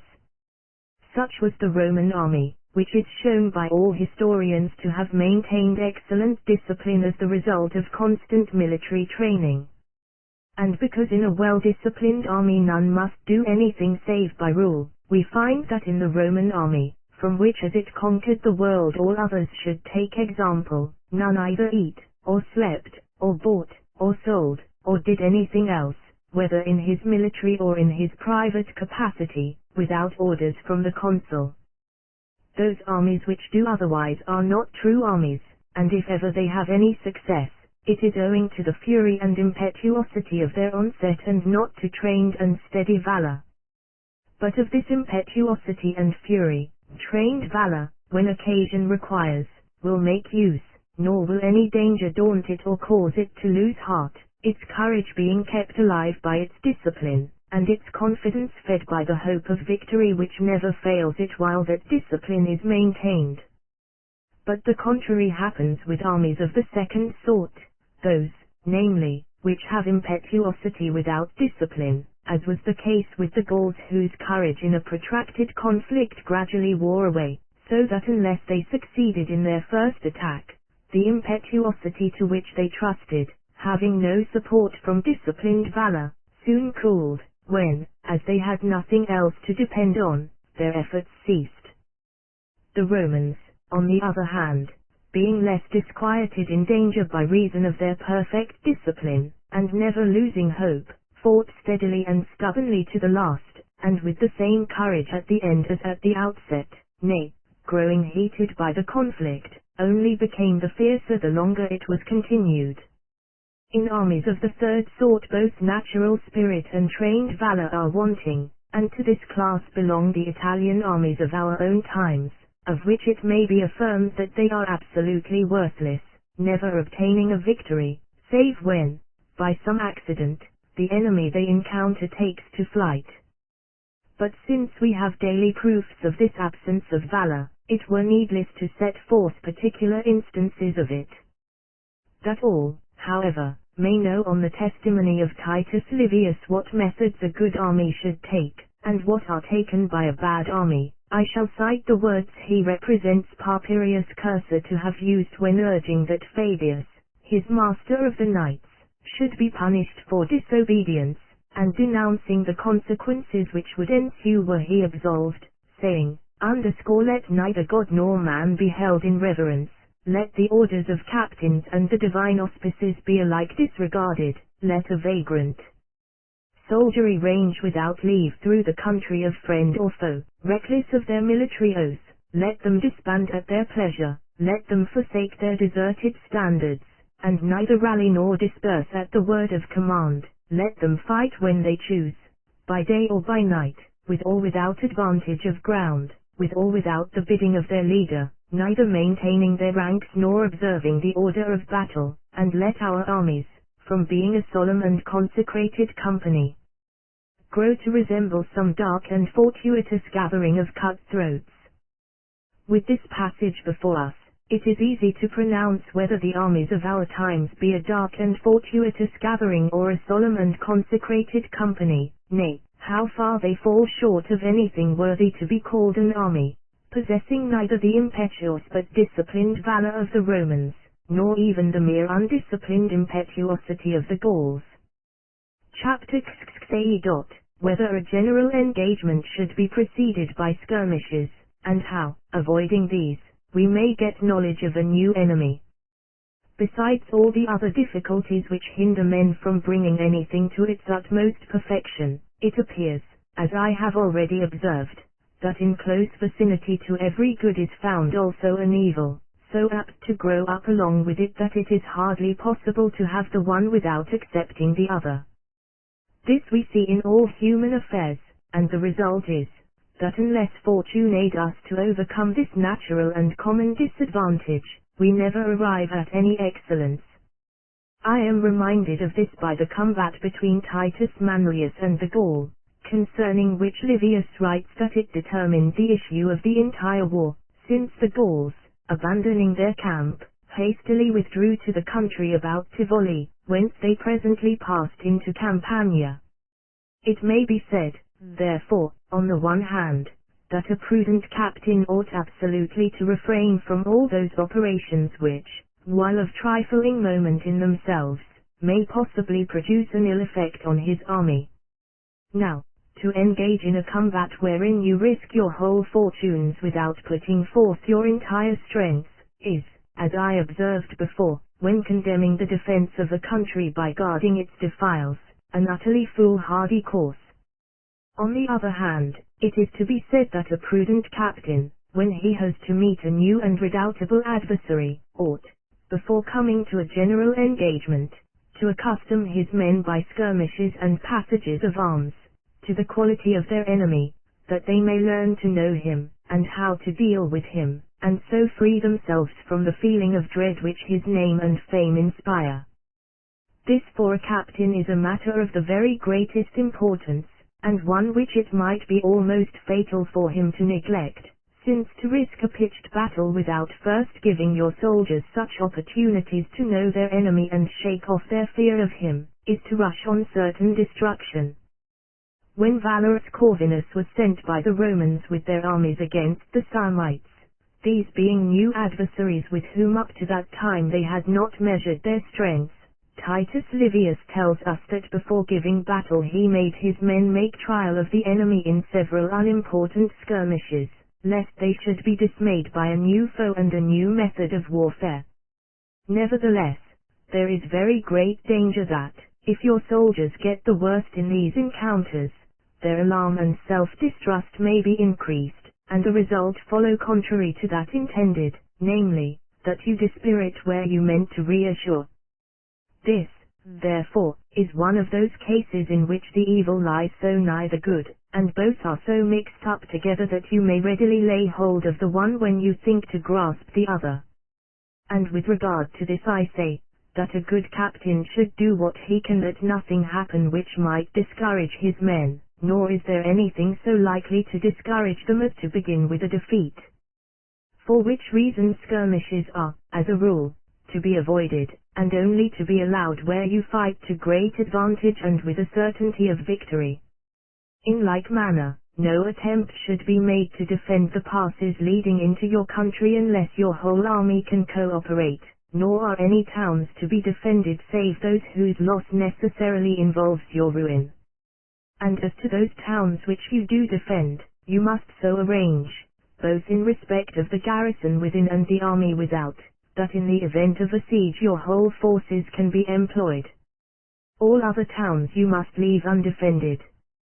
For, provided your army be kept together, you do not, in losing what you voluntarily abandon, forfeit your military reputation, or sacrifice your hopes of final success. But when you lose what it was your purpose, and what all know it was your purpose to hold, you suffer a real loss and injury, and, like the Gauls on the defeat of their champion, you are ruined by a mishap of no moment in itself. Philip of Macedon, the father of Perseus, a great soldier in his day, and of a great name, on being invaded by the Romans, laid waste and relinquished much of his territory which he thought he could not defend, rightly judging it more hurtful to his reputation to lose territory after an attempt to defend it, than to abandon it to the enemy as something he cared little to retain.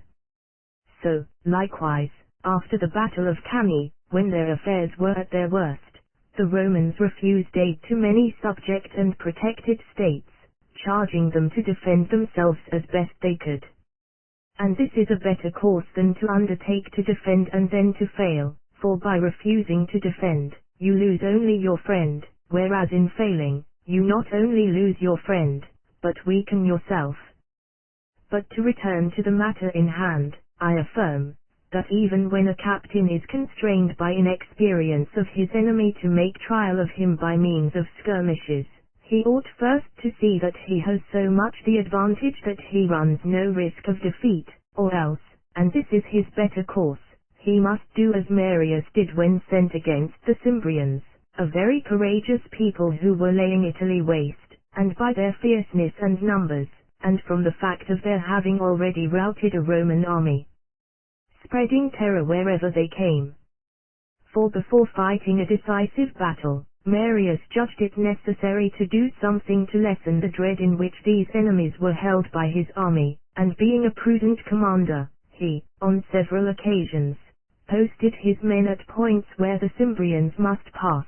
that seeing and growing familiar with their appearance, while themselves in safety and within the shelter of their entrenched camp, and finding them to be a mere disorderly rabble, encumbered with baggage, and either without weapons, or with none that were formidable, they might at last assume courage and grow eager to engage them in battle. The part thus prudently taken by Marius, should be carefully imitated by others who would escape the dangers above spoken of and not have to betake themselves like the Gauls to a disgraceful flight, on sustaining some trifling defeat. But since in this discourse I have referred by name to valorous Corvinus, in my next chapter I shall cite his words to show what manner of man a captain ought to be. Chapter 8. Of the qualities of a captain in whom his soldiers can confide. Valorous Corvinus, as I have said already, was sent in command of an army against the Samnites, who were then new enemies to Rome. Wherefore, to reassure his soldiers and familiarize them with their adversaries, he made them engage with them in various unimportant passages of arms. But not thinking this enough, he resolved before delivering battle to address his men, and by reminding them of their valor and his own, to make it plain how little they should esteem such enemies. And from the words which Titus Livius puts in his mouth we may gather what manner of man the captain ought to be in whom an army will put its trust. For he makes him say, "Bear ye also this in mind under whose conduct and auspices you are about to fight, and whether he whom you are to obey be great only in exhorting, bold only in words, and all unpractised in arms, or whether he be one who himself knows how to use his spear, to march before the eagles, and play his part in the thickest of the fight." Soldiers, I would have you follow my deeds and not my words, and look to me for example rather than for commands, for with this right hand I have won for myself 3 consulships, and an unsurpassed renown. Which words rightly understood give every one to know what he must do to merit a captain's rank. And if any man obtain it by other means, he will soon discover that advancement due to chance or intrigue rather takes away than brings reputation, since it is men who give lustre to titles and not titles to men. From what has been said it will likewise be understood that if great captains when matched against an unfamiliar foe have had to resort to unusual methods for reassuring the minds even of veteran soldiers, much more will it be necessary for them to use all their address when in command of a raw and untried army which has never before looked an enemy in the face. For if an unfamiliar adversary inspire terror even in a veteran army, how much greater must be the terror which any army will inspire in the minds of untrained men. And yet we often find all these difficulties overcome by the supreme prudence of a great captain like the Roman Gracchus or the Theban Epaminondas, of whom I have before spoken, who with untried troops defeated the most practiced veterans. And the method they are said to have followed was to train their men for some months in mimic warfare, so as to accustom them to discipline and obedience, after which they employed them with complete confidence on actual service. No man, therefore, of warlike genius, need despair of creating a good army if only he have the men, for the prince who has many subjects and yet lacks soldiers, has only to thank his own inertness and want of foresight, and must not complain of the cowardice of his people. Chapter 6. That a captain should have good knowledge of places. Among other qualifications essential in a good captain is a knowledge, both general and particular, of places and countries, for without such knowledge it is impossible for him to carry out any enterprise in the best way. And while practice is needed for perfection in every art, in this it is needed in the highest degree.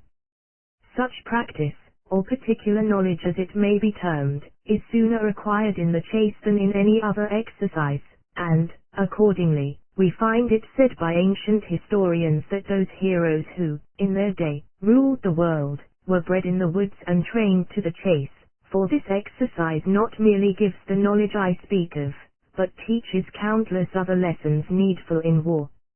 And Xenophon in his Life of Cyrus tells us,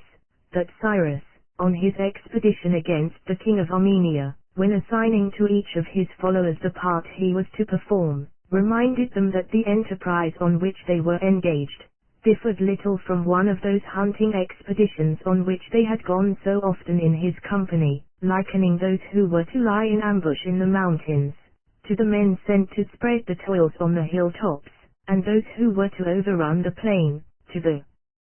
beaters whose business it is to start the game from its lair that it may be driven into the toils.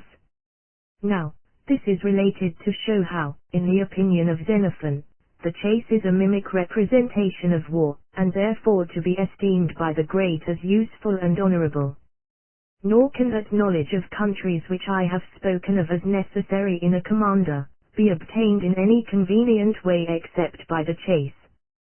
For he who joins therein gains a special acquaintance with the character of the country in which it is followed, and he who has made himself specially familiar with one district, will afterwards readily understand the character of any strange country into which he comes. For all countries, and the districts of which they are made up, have a certain resemblance to one another, so that from a knowledge of one we can pass easily to the knowledge of another.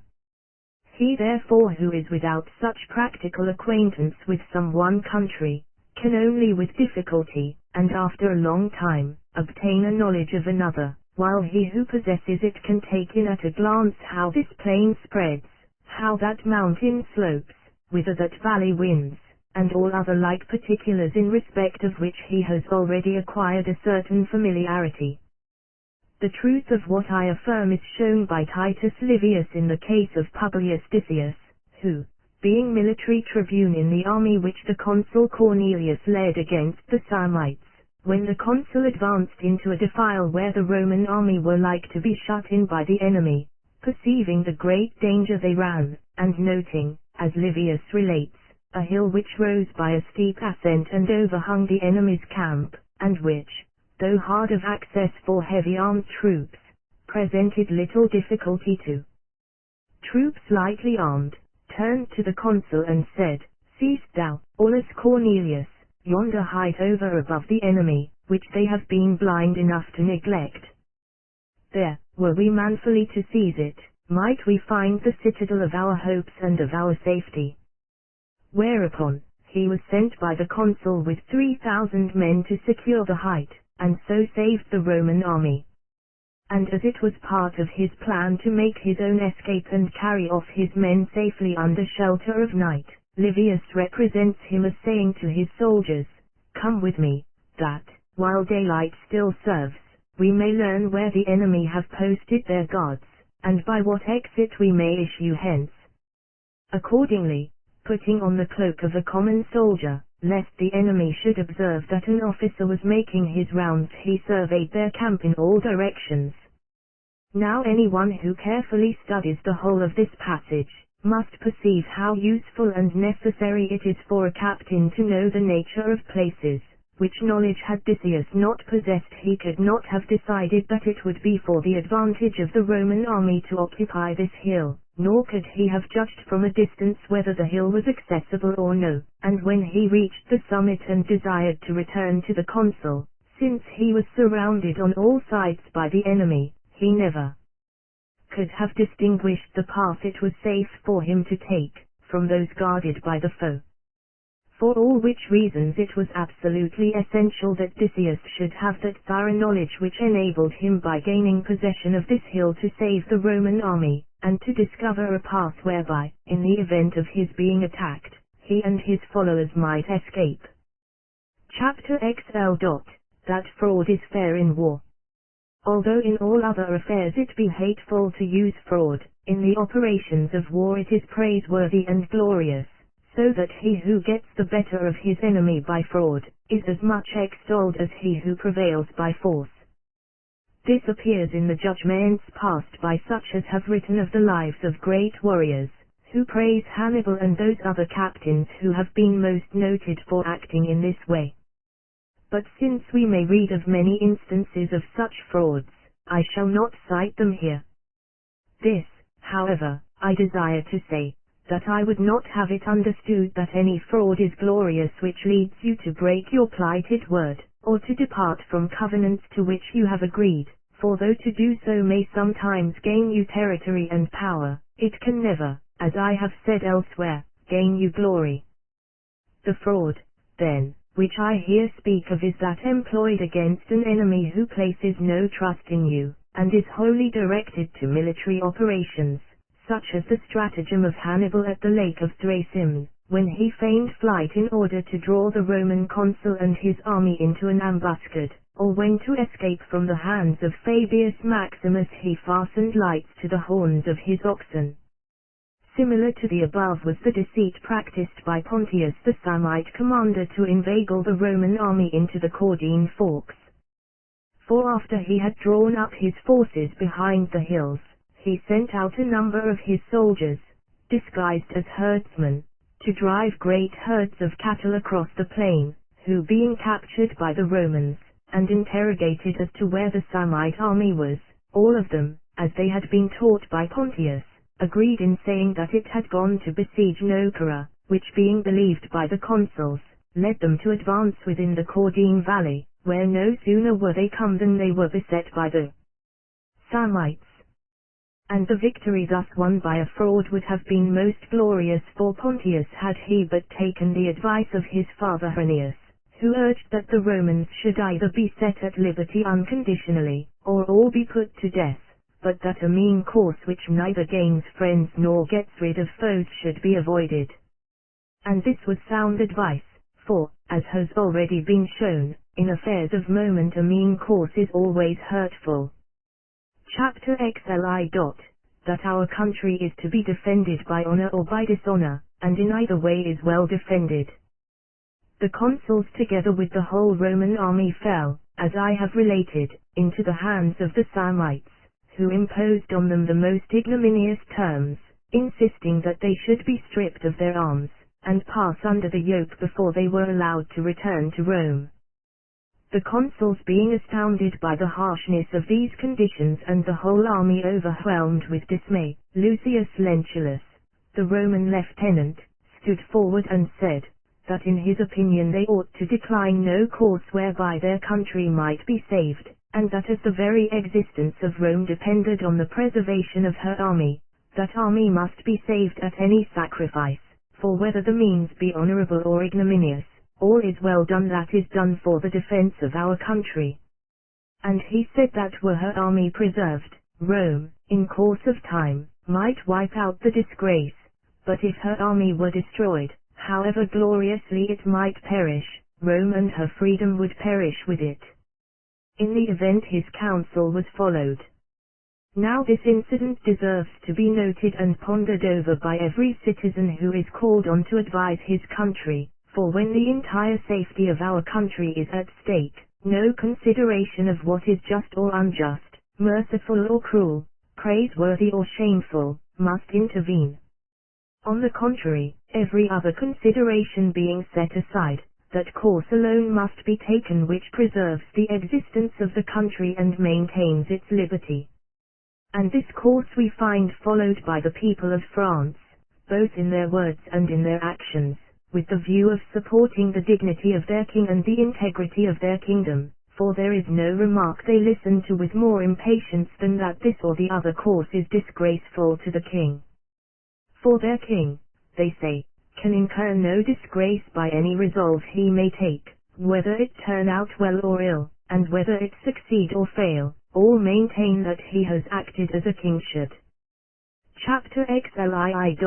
That promises made on compulsion are not to be observed. When, After being subjected to this disgrace, the consuls returned to Rome with their disarmed legions. Spurius Postumius, himself one of the consuls, was the first to contend in the Senate that the terms made in the Caudine Valley were not to be observed. For he argued that the Roman people were not bound by them, though he himself doubtless was, together with all the others who had promised peace. Wherefore, if the people desired to set themselves free from every engagement, he and all the rest who had given this promise must be made over as prisoners into the hands of the Samnites. And so steadfastly did he hold to this opinion, that the Senate were content to adopt it, and sending him and the rest as prisoners back to Samium, protested to the Samnites that the peace was not binding.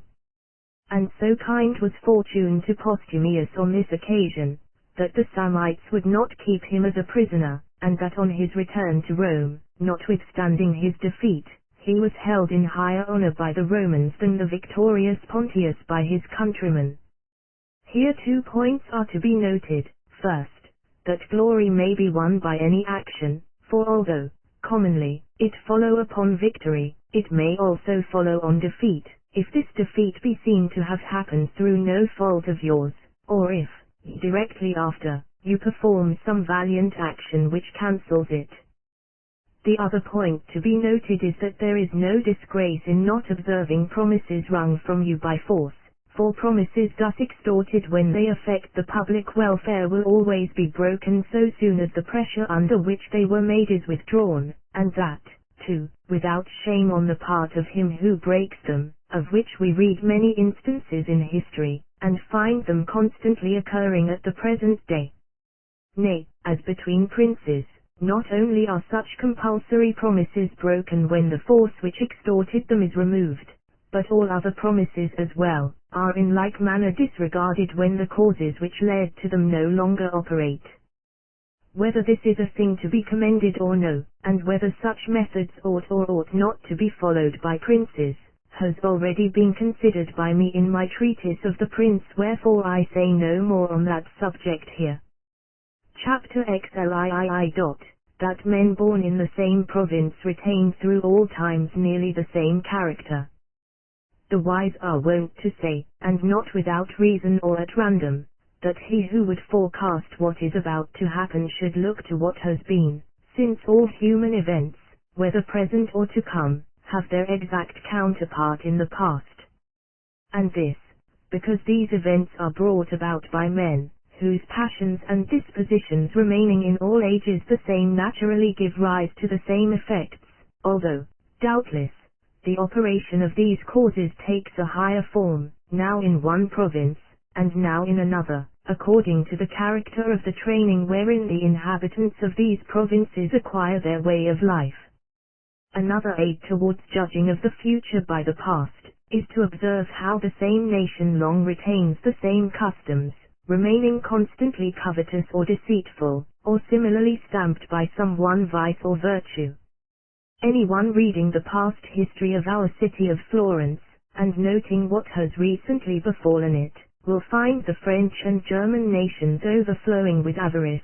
pride, cruelty, and perfidy, all of which 4 vices have at divers times wrought much harm to our city. As an instance of their perfidy, every one knows how often payments of money were made to Charles VIII of France, in return for which he engaged to restore the fortresses of Pisa, yet never did restore them, manifesting thereby his bad faith and grasping avarice. Or, to pass from these very recent events, all may have heard of what happened in the war in which the Florentines were involved with the Visconti, Dukes of Milan, when Florence, being left without other resource, resolved to invite the emperor into Italy, that she might be assisted by his name and power in her struggle with Lombardy. The emperor promised to come with a strong army to take part against the Visconti and to protect Florence from them, on condition that the Florentines paid him 100,000 ducats on his setting out, and another 100,000 on his arrival in Italy, to which terms the Florentines agreed. But although he then received payment of the first installment and, afterwards, on reaching Verona, of the second, he turned back from the expedition without effecting anything, alleging as his excuse that he was stopped by certain persons who had failed to fulfill their engagements. But if Florence had not been urged by passion or overcome by necessity, or had she read of and understood the ancient usages of the barbarians, she would neither on this, nor on many other occasions, have been deceived by them, seeing that these nations have always been of the same character, and have always, in all circumstances, and with all men alike, used the same methods. For in ancient times we find them behaving after the same fashion to the Etruscans, who, when overpowered by the Romans, by whom they had been repeatedly routed and put to flight, perceiving that they could not stand without help, entered into a compact with the Gauls dwelling in the parts of Italy south of the Alps, to pay them a certain sum if they would unite with them in a campaign against the Romans. But the Gauls, after taking their money, refused to arm on their behalf, alleging that they had not been paid to make war on the enemies of the Etruscans, but only to refrain from pillaging their lands. And thus the people of Etruria, through the avarice and perfidy of the Gauls, were at once defrauded of their money and disappointed of the help which they had counted on obtaining. From which two instances of the Etruscans in ancient times and of the Florentines in recent, we may see that barbaric races have constantly followed the same methods, and may easily draw our conclusions as to how far princes should trust them. Chapter XII. That where ordinary methods fail, hardihood and daring often succeed. When attacked by the Romans, the Samnites, as they could not without help stand against them in the field, resolved to leave garrisons in the towns of Samium, and to pass with their main army into Etruria, that country being then at truce with Rome, and thus ascertain whether their actual presence in arms might not move the Etruscans to renew hostilities against Rome, which they had refused to renew when invited through envoys. During the negotiations which, on this occasion, passed between the two nations, the Samnites, in explaining the chief causes that led them to take up arms, used the memorable words, "They had risen because peace is a heavier burthen for slaves than war for freemen in the end." Partly by their persuasions, and partly by the presence of their army, they induced the Etruscans to join forces with them. Here we are to note that when a prince would obtain something from another, he ought, if the occasion allow, to leave him no time to deliberate, but should so contrive that the other may see the need of resolving at once, as he will, if he perceive that refusal or delay in complying with what is asked of him, will draw upon him a sudden and dangerous resentment. This method we have seen employed with good effect in our own times by Pope Julius II. In dealing with France, and by M. de Foix, the general of the French king, in dealing with the Marquis of Mantua.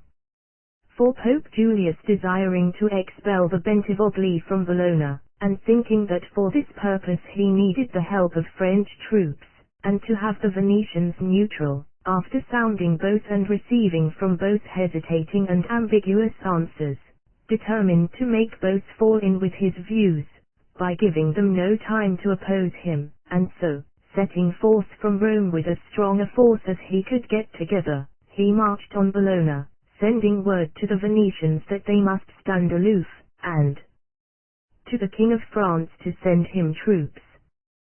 The result was that in the brief time allowed them, neither of the two powers could make up their mind to thwart him, and knowing that refusal or delay would be violently resented by the Pope, they yielded to his demands, the king sending him soldiers and the Venetians maintaining neutrality. M. de Foix, again, being with the king's army in Bologna when word came that Brescia had risen, could not rest till he had recovered that town. But, to get there he had to choose between two routes, one long and circuitous leading through the territories of the king, the other short and direct. In taking the latter route, however, not only would he have to pass through the dominions of the Marquis of Mantua, but also to make his way into these through the lakes and marshes wherewith that country abounds,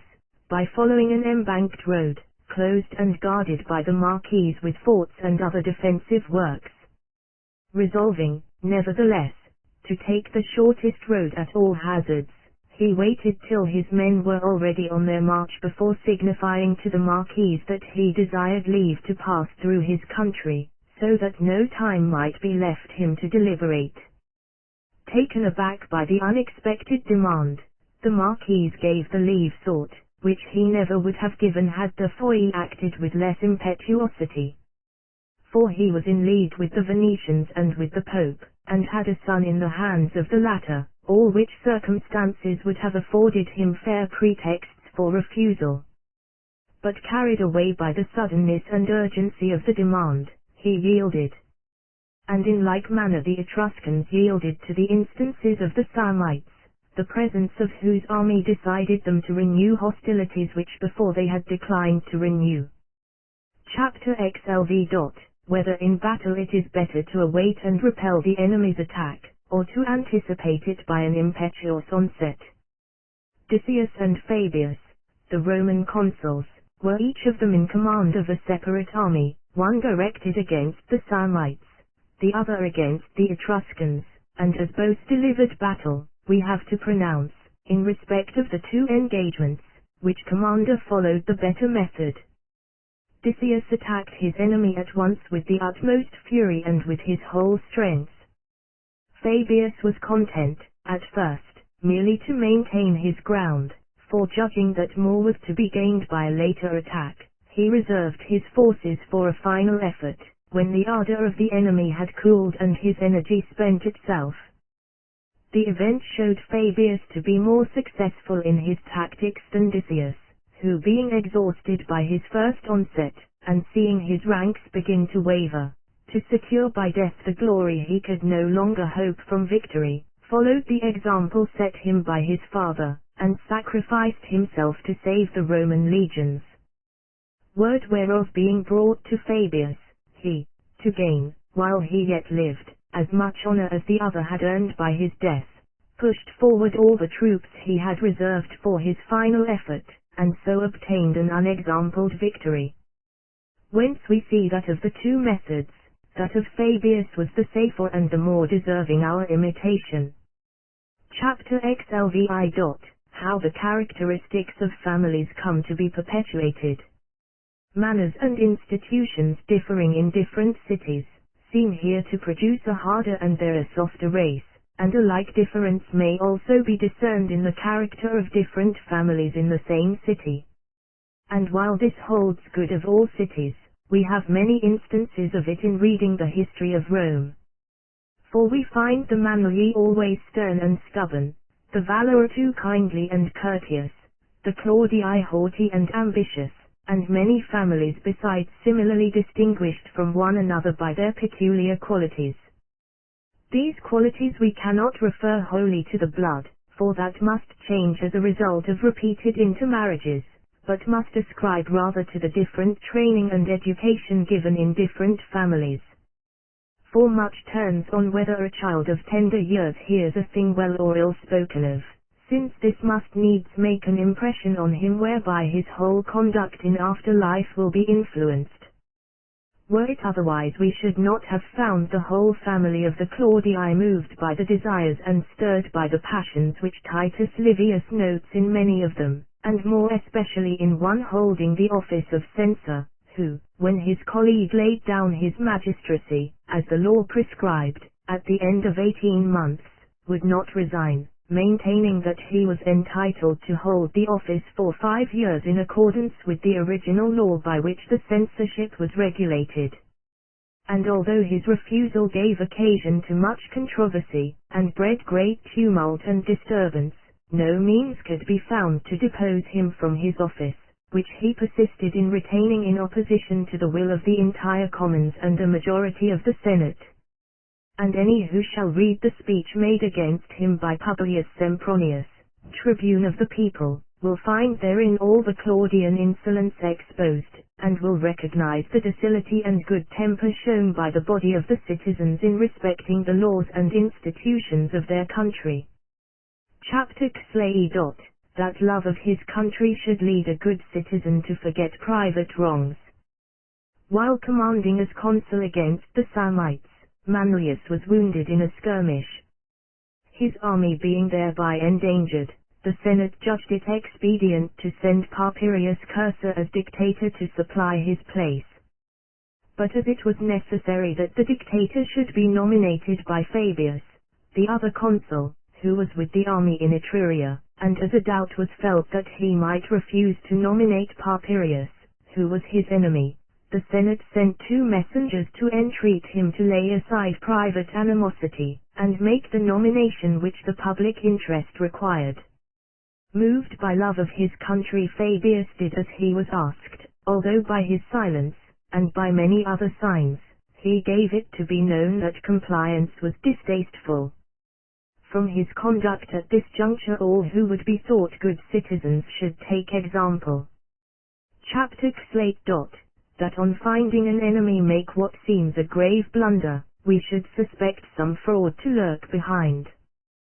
The consul having gone to Rome to perform certain ceremonial rites, and Fulvius being left in charge of the Roman army in Etruria, the Etruscans,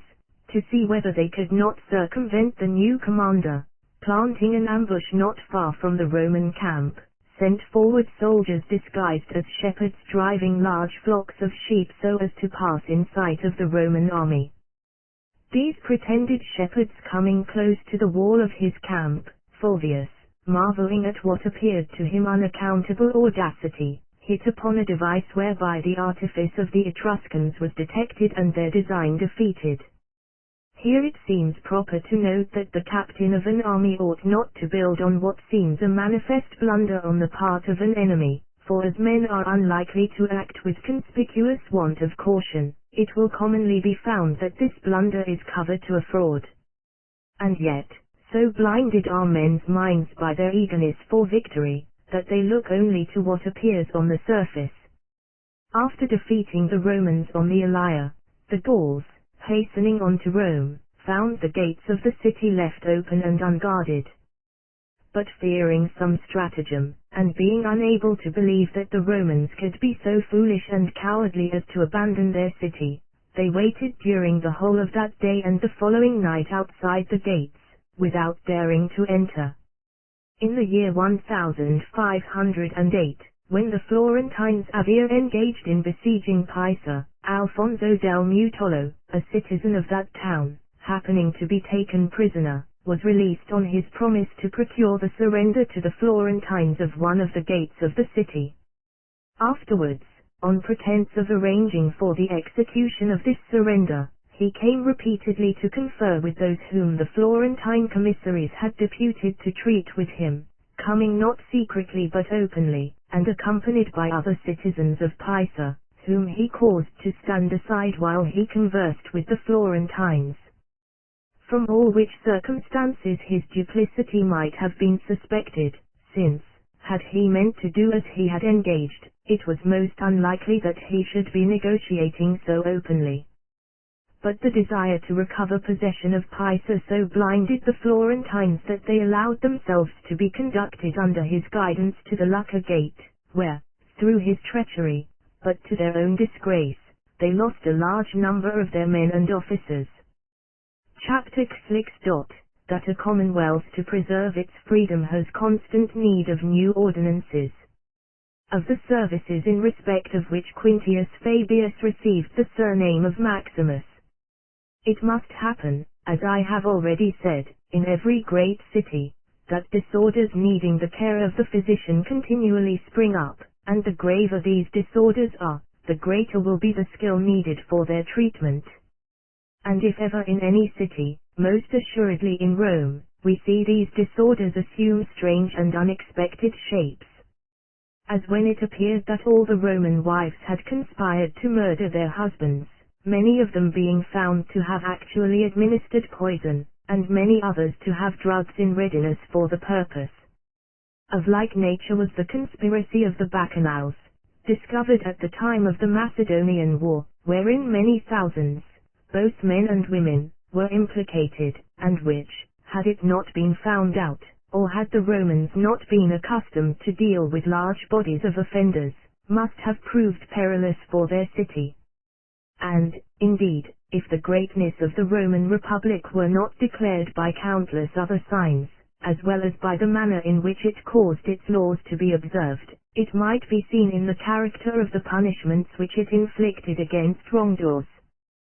For in vindicating justice, it would not scruple or hesitate to put a whole legion to death, to depopulate an entire city, or send 8 or 10,000 men at a time into banishment, subject to the most stringent conditions, which had to be observed, not by one of these exiles only, but by all. As in the case of those soldiers who fought unsuccessfully at Cannae, who were banished to Sicily, subject to the condition that they should not harbor in towns, and should all eat standing. But the most formidable of all their punishments was that whereby 1 man out of every 10 in an entire army was chosen by lot to be put to death. For correcting a great body of men no more effectual means could be devised, because, when a multitude have offended and the ringleaders are not known, all cannot be punished, their number being too great, while to punish some only, and leave the rest unpunished, were unjust to those punished and an encouragement to those passed over to offend again. But where you put to death a 10th chosen by lot, where all equally deserve death, he who is punished will blame his unlucky fortune, while he who escapes will be afraid that another time the lot may be his, and for that reason will be careful how he repeats his offense. The poisoners and the bacchanals, therefore, were punished as their crimes deserved. Although disorders like these occasion mischievous results in a commonwealth, still they are not fatal, since almost always there is time to correct them. But no time is given in the case of disorders in the state itself, which unless they be treated by some wise citizen, will always bring a city to destruction. From the readiness wherewith the Romans conferred the right of citizenship on foreigners, there came to be so many new citizens in Rome, and possessed of so large a share of the suffrage, that the government itself began to alter, forsaking those courses which it was accustomed to follow, and growing estranged from the men to whom it had before looked for guidance. Which being observed by Quintius Fabius when censor, he caused all those new citizens to be classed in 4 tribes, that being reduced within this narrow limit they might not have it in their power to corrupt the entire state. And this was a wisely contrived measure, for, without introducing any violent change, it supplied a convenient remedy, and one so acceptable to the Republic as to gain for Fabius the well-deserved name of Maximus. The end.